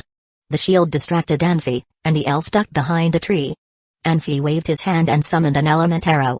He knocked the arrow and shot at the tree. The element arrow exploded on the tree and left a large hole. The elf jumped out of the way and avoided the fate of being killed by the arrow. He jumped quickly away from the tree. Logically, Anfi should feel frustrated that all his shots missed the target.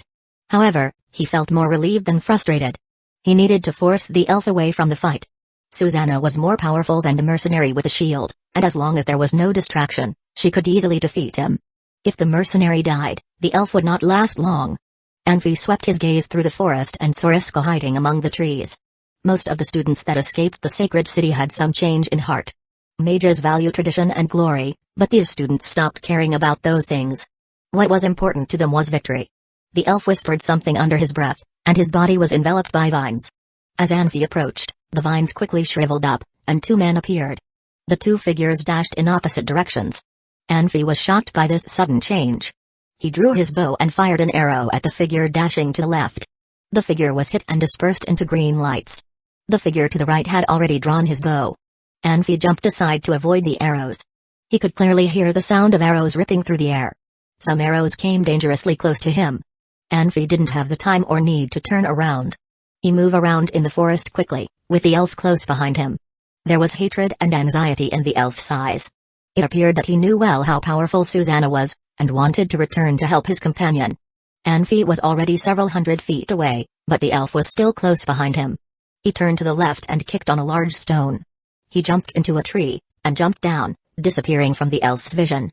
The elf followed him and jumped into the tree, and suddenly felt magic surges from behind a small mound. He knew Anfi was about to summon an element arrow again.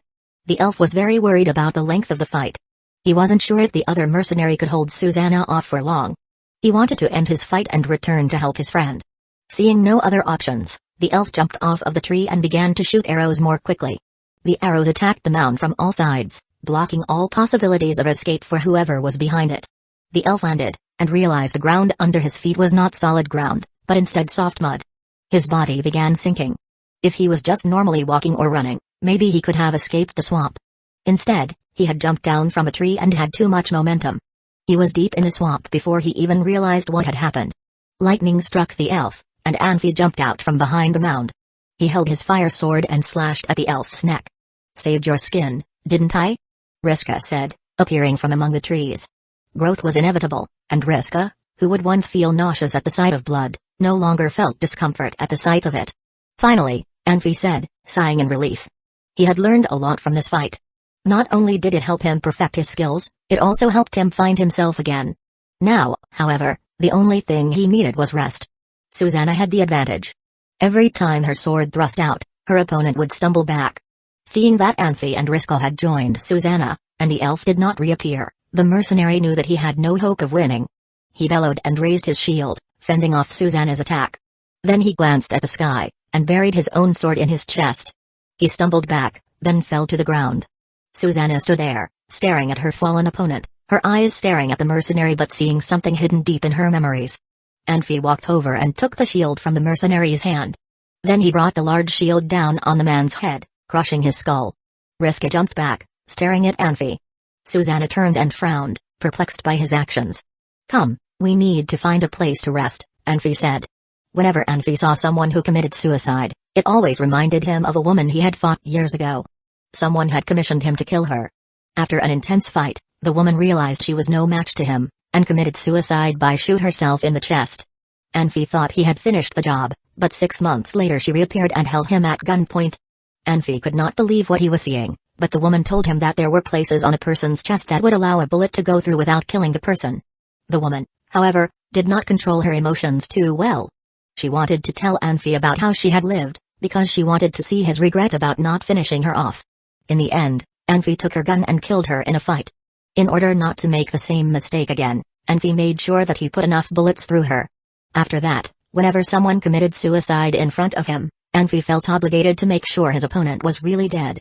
After all, life was not a play, and it was better to make sure one's enemies did not come back from the dead. Chapter 201, Aroused sun jumped off the horizon and painted a golden sky. Susanna quietly looked off into the distance, squinting. Anfi sat behind Susanna and held her in his arms. Susanna tossed and turned the whole night and could not fall asleep. Later that night, she decided to get up and watch the stars with Anfi. She could not forget about that mercenary group with 7 mercenaries. They had chased her for over half a year. How could she forget about them? From Grus Principality to Elysian Empire, from Elysian Empire to Maho Empire, that mercenary group had closely chased after her breath by breath. To protect Shelley, she had to experience many dangerous moments and finally hid in the Magic Beast Forest. Susanna felt like she had a gigantic stone on her chest, and she could not breathe as she recalled her past. That time was like hell to her. She took Shelley with her and fought against the whole world. She did not have anyone to trust, to help her, not even the man who had grown up with her. On the face of it, he had looked like an attractive gentleman, but he had stabbed her in the back. Susanna could not help touching her right side as she thought of him. That guy led her into a trap that the mercenary group set up. They ran to her like 7 starving wolves from the dark and surrounded her. Susanna had been shot in the right ribs by that elf. She still had the scar to show for it. Anfi gently held Susanna's hair and gave it a hard sniff with his eyes closed.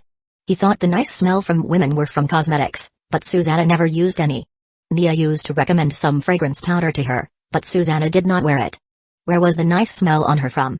Anfi thought this question was worth pondering a little more.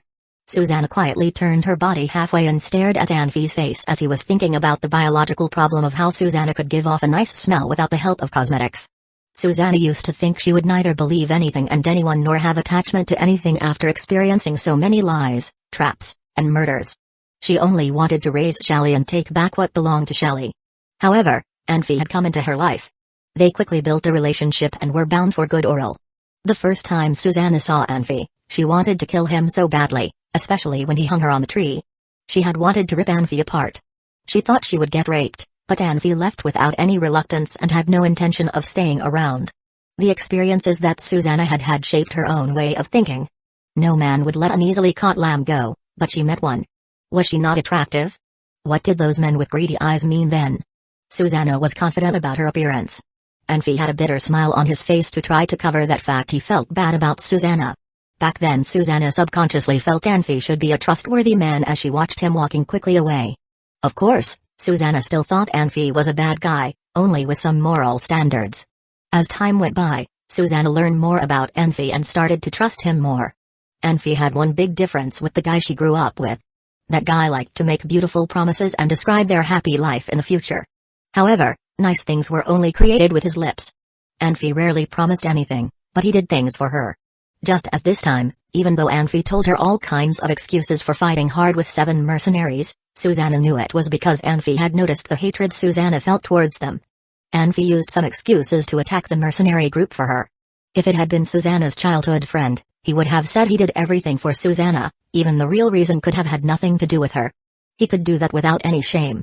Anfi took revenge for her, but argued that it had nothing to do with her.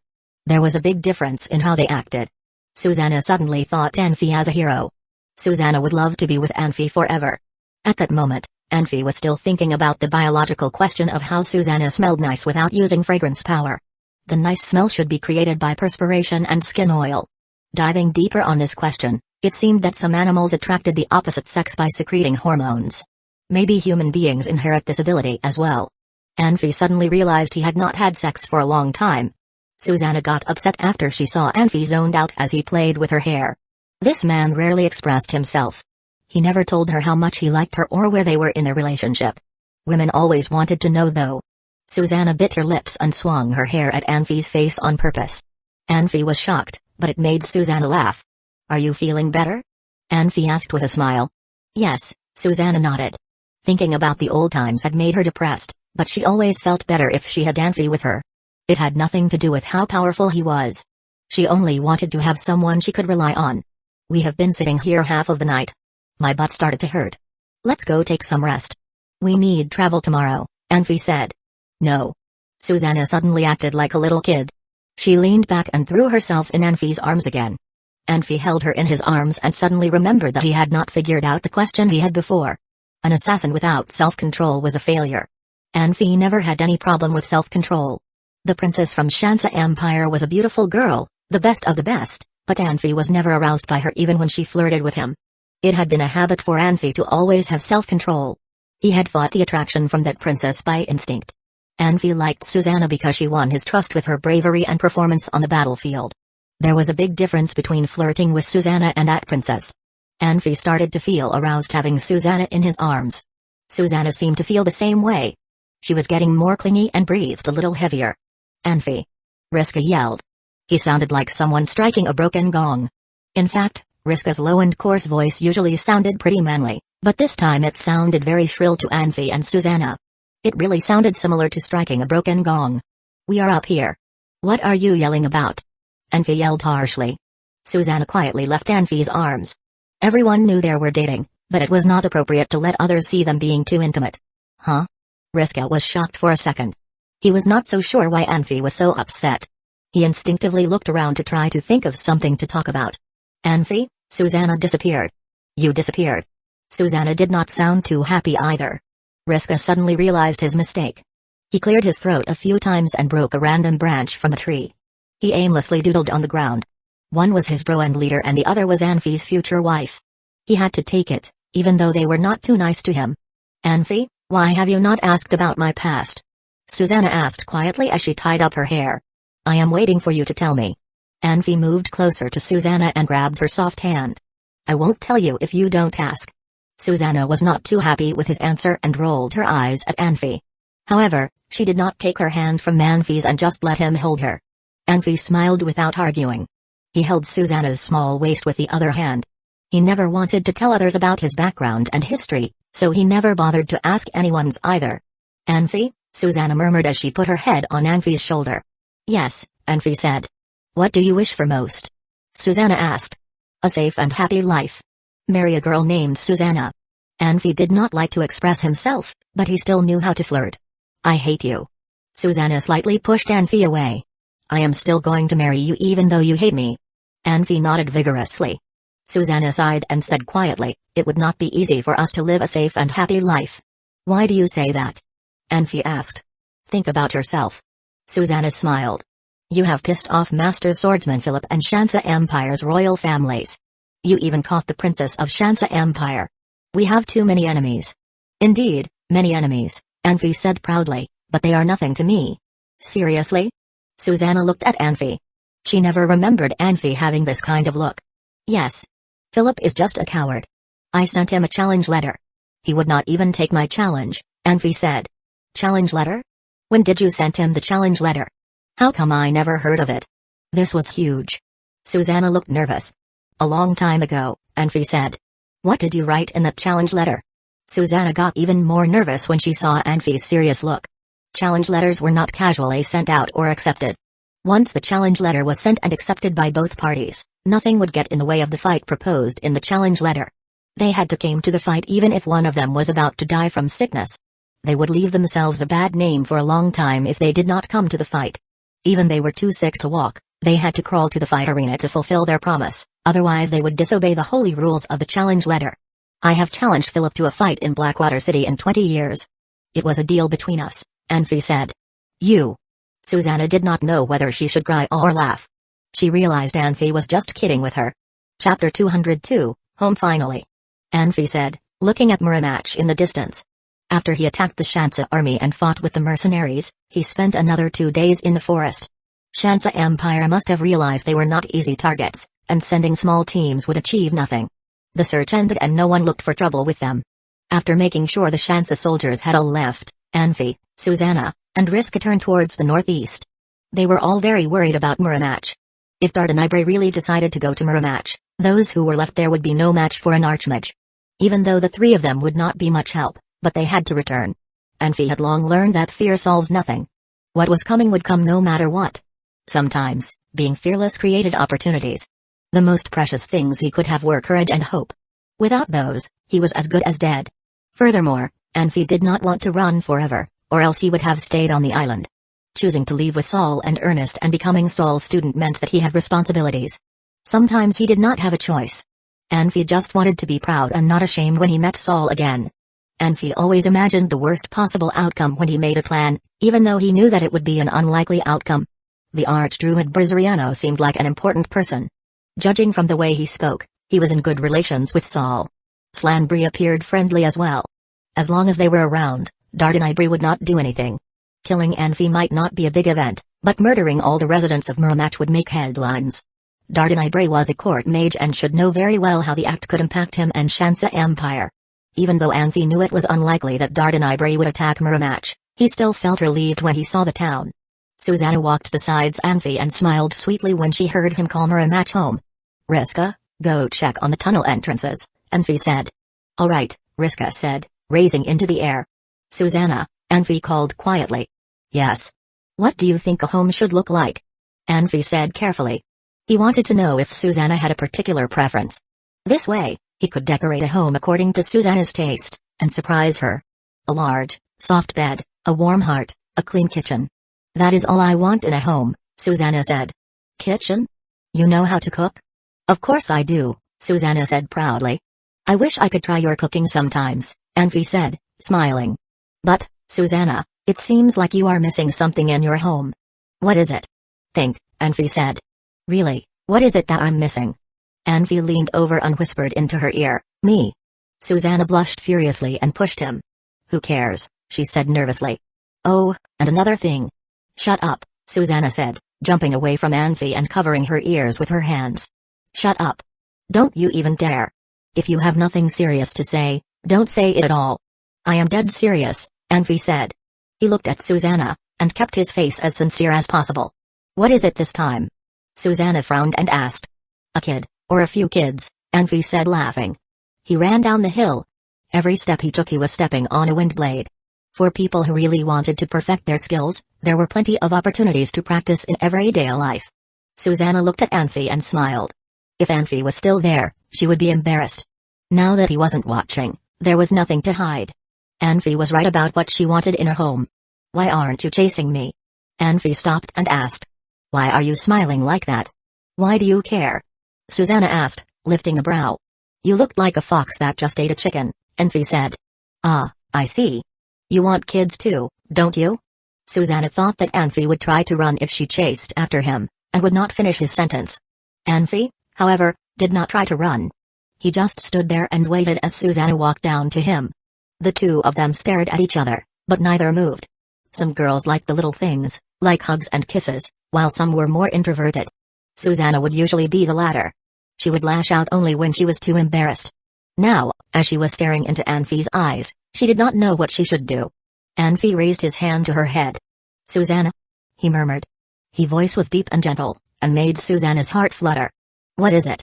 Susanna asked. Your dream is also my dream. I will try my best to make it a reality. What? Susanna widened her eyes, realizing what Anfi was implying. She reached over, embarrassed, and tried to grab his arm. Anfi jumped back to avoid her advance.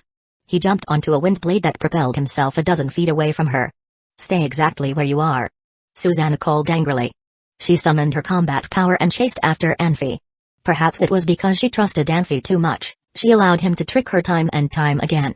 The two of them ran into the town, and reached the back of the town in no time. This spooked Riska, who was checking the markers they left there before their departure. Did something happen? He asked anxiously. Yes, Anfi said. No. Riska, don't listen to him, Susanna said, following Anfi. What? Riska frowned and asked. Don't worry about it. Riska sighed and shook his head. Then he turned around and returned to checking the markers. No one has been here, right? Anfi asked. He had reminded Christian several times that they should leave the tunnels unless Anfi, Susanna, and Riska returned. If the markers had disappeared, it must be that outsiders were there. It's perfect, Riska said, walking towards the tunnel entrance. No one's been here since we left. Anfi summoned his fire sword and followed Riska. The three of them quickly found the gate to the tunnels and knocked on the large metal door. After a few moments, a quiet voice asked, "Who is it?" If the three of them weren't standing still, they would have missed it. "It's us," Anfi called. "You guys are back." Anfi recognized Christian's voice. "Quickly. Open the doors. Feller, go tell everyone. They're back." The door opened slowly, accompanied by a cacophony of chains rattling. After Anfi, Susanna, and Riska walked through, the door closed slowly. About 100 feet away, Christian appeared from one of the side tunnels. "Welcome back," he said happily. His voice was very high, and he was walking very fast, with his arms out. Christian was normally a reserved and quiet person, and did not easily let his emotions show through. His actions now proved that he was overjoyed. Anfi walked over with a smile and embraced Christian. He looked at Christian and said, "You are so pale. You look like a proper toy boy now." Christian shook his head and said, "If you lived here, you would be too. How is everyone? Is everything alright?" "Everyone is good. Let's go back and talk." "Oh, and Black 11 is back." "He's back? I thought he had stayed in White Mountain City," Anfi said, surprised. Brizariano had told them that Black 11 was attacked on the way to White Mountain City and suffered serious injuries. He had survived, but Anfi expected him to stay in the city until he was in better condition to travel. If it wasn't for the High Priest of Light, Slanbree, he would still be in bed, Christian said. "He's worried about you guys, but he's also worried about us. So he came back after just 2 days of rest. Come on, everyone will be so happy that you guys are back." Chapter 203, very sick after turning the corner in the tunnel, Blavi and few others waited in the underground city. The important people in the Legion were all there, no one was missing. Nia stood in the front with a smile. Black 11 was with them with crutches. He looked like he could not move easily. "Anfi, are we good? Can we go out now?" Nia yelled when Anfi was still 7 or 8 yards away. Nia cared the most whether she could go out. It was torture for her to hide in the dark underground. She dreamed of running out and sunbathing. "What are you rushing for? Just wait for another 2 days." Anfi laid his eyes on Black 11. "How is your wound?" "I am fine." Black 11 smiled and patted his chest hard to show he was doing well. "Huh, I have not finished yet," Nia hurriedly interrupted. "Anfi, did you bring us any gifts?" "Gifts?" Anfi thought a little bit and took out an item from his dimensional ring and passed it to Nia. "What is it?" "Smells great." Nia looked at the little stone in curiosity. This stone gave out a nice fragrance to make people feel good. It smelled like thousands of flowers. Anfi scanned the room and laid his eyes on a stranger. He was shocked to see a stranger. This is my companion. He brought you 2 good news. We will talk about it later," Black 11 said in a secretive manner. "Hello," the stranger nodded at Anfi with a smile. "Hello," Anfi responded. "It is not fair. Why did only Nia get a gift, but we do not get any gift?" Hagen yelled. "Oh, right, I got a short bow from an elf, but I could not pull the bowstring apart. What do you think?" Anfi turned his hand and there was a green short bow in his hand. Hagen's attention was totally drawn to it. He took over the short bow and looked at it for a while. "This is a contract bow. Only its owner can use it. Of course, you cannot pull it apart. Can you take the contract off the bow?" Anfi asked. "I cannot tell you now. Let me do some research on it. Can I have it for now?" Hagen looked up. "Do you have anything else good?" "I have a gigantic shield." Anfi took out a gigantic shield from his dimensional ring and tossed it on the floor. "I have some small things. They are with Riska." "Huh? What is this made of?" Hagen squatted and knocked on the shield in curiosity to see its texture. Anfi scanned the other side of the crowd and saw a lonely figure in the corner. She looked helpless and cold. She did not fit in with this happy crowd. He was unsure whether she had abandoned the world or the world had abandoned her. Anfi felt bad for her. The figure was very similar to one side of Anfi that he hid so well in himself. Anfi used to feel as lonely and isolated by the world as she did. He heaved a slight sigh and walked slowly to her. "Hey, you came too?" "Yes," Alice said casually. "This is your gift." Anfi took out another piece of the stone that could give out nice fragrance. "Thank you," Alice said. "You are welcome." Anfi blinked. He felt he had nothing else to say. Actually, he did not have anything to talk about with this princess from Shansa Empire. "Okay, I need to go over there first." "Sure," Alice said. As Anfi was about to leave, Nia came over and asked, "Anfi, what did you say to that bitch?" "Nothing, I just greeted her." Anfi was actually explaining to Susanna standing behind Nia. "How did you greet her?" Nia seemed ready to ask about every detail. "Okay, Nia, let's talk over there. Let these guys catch up," Susanna said, smiling at Anfi. She tried to grab Nia away. "Nia, where is Shelly? Why is she not here? She had a headache last night and did not sleep at all." "She is sleeping soundly now, so I did not wake her up," Nia said. "Is Shelly sick?" Susanna's face suddenly changed. "Come on, take me to see her. She is okay now." Nia smiled. "Look at you. Your face has changed. Stop acting like a kid." Anfi did not know if he should laugh or cry when he heard what Nia said. He thought to himself, in the whole legion, Nia is the one acting like a kid the most. Birds of a feather flock together. You hang out all the time with little Shelly. How dare you pretend to be the mature one? Huh, right. Nia suddenly yelled, "Anfi, go look at the little guy. The little guy is so sick." "Little guy?" Anfi did not realize who the little guy was immediately. "Yes, Hueco said unicorns could not live in the underground too long. They could die from it. You should take a look at the little guy now," Nia yelled. "What exactly happened?" Anfi asked as he stared at Hueco. "Anfi, just as people cannot live without water and food, unicorns cannot live without moonlight and sunlight. If the little unicorn could not get any sunlight, he would die," Hueco said slowly. "I have planned to ask Christian to take the little guy outside, and I will take over tomorrow during the day. You told us not to go out when you left, but we could not wait and see the little guy dying in front of us. Now you finally came back, you decide whether we can't take the little unicorn out," Blavi said. "Where is the little guy?" Anfi asked with a worried tone. Anfi felt worried. It might be because he took the tier of stars. The little unicorn was not just a magic beast for Anfi. The little unicorn was more like Anfi's kid. How could he not get worried when he heard the little guy was about to die? He wanted to blame Christian for not being flexible, but he kept his mouth shut. He did give the order to stay in the underground, and Christian just strictly followed it. "Let's go. I will show you the way." Nia trotted ahead before Anfi could say anything. Everyone had different power abilities, but they were all part of the Legion family to Anfi. However, Nia felt that she only had two friends, Shelly and the little guy. Besides Anfi, she felt the worst about the little guy. As they walked to the end of the tunnel, Nia rushed to open a stone chamber door. Anfi rushed in and saw the little guy lying on his stomach on some dry grass on the floor. The stone chamber was very bright. Christian took almost all the everlasting lights to this stone chamber. However, everlasting lights did not seem to work for the little guy. When the little guy saw Anfi, he moaned loudly and he tried to stand up. However, he was so weak that he could not hold himself. Nia had tears in her eyes. She rushed over and held the little guy in her arms. "Christian, can you open the door?"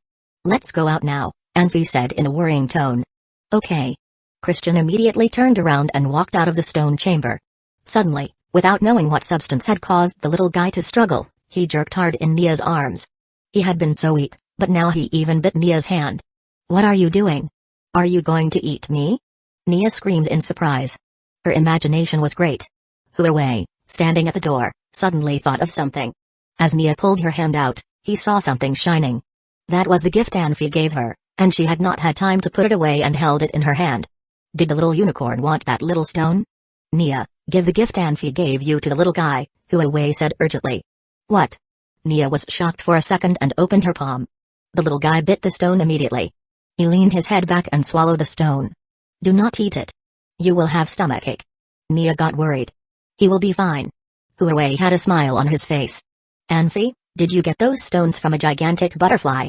How did you know?" Riska stared, wide-eyed. "This is the power of knowledge." Hueco had a confident smile on his face and stuck his chest out. "Stop it." Anfi slapped Hueco hard on his back. Hueco's confidence seemed to be patted away. "Tell me, what happened?" Anfi asked. "How many stones do you have?" Hueco asked with a bitter smile. "Many," Anfi said. "Take them all out and give the little guy a good meal, and then take him to get some sun. Stay overnight there. Tomorrow at this time, the little guy should be fine," Hueco said. "Really?" Anfi asked. "Of course. Why would I joke about it?" Hueco said. Anfi took all the stones out without any hesitation. This little guy did not have much energy, but he ate quickly. He had dozens of stones in a few bites. "Hueco, tell us what happened," Riska asked. "You guys saw an angel butterfly.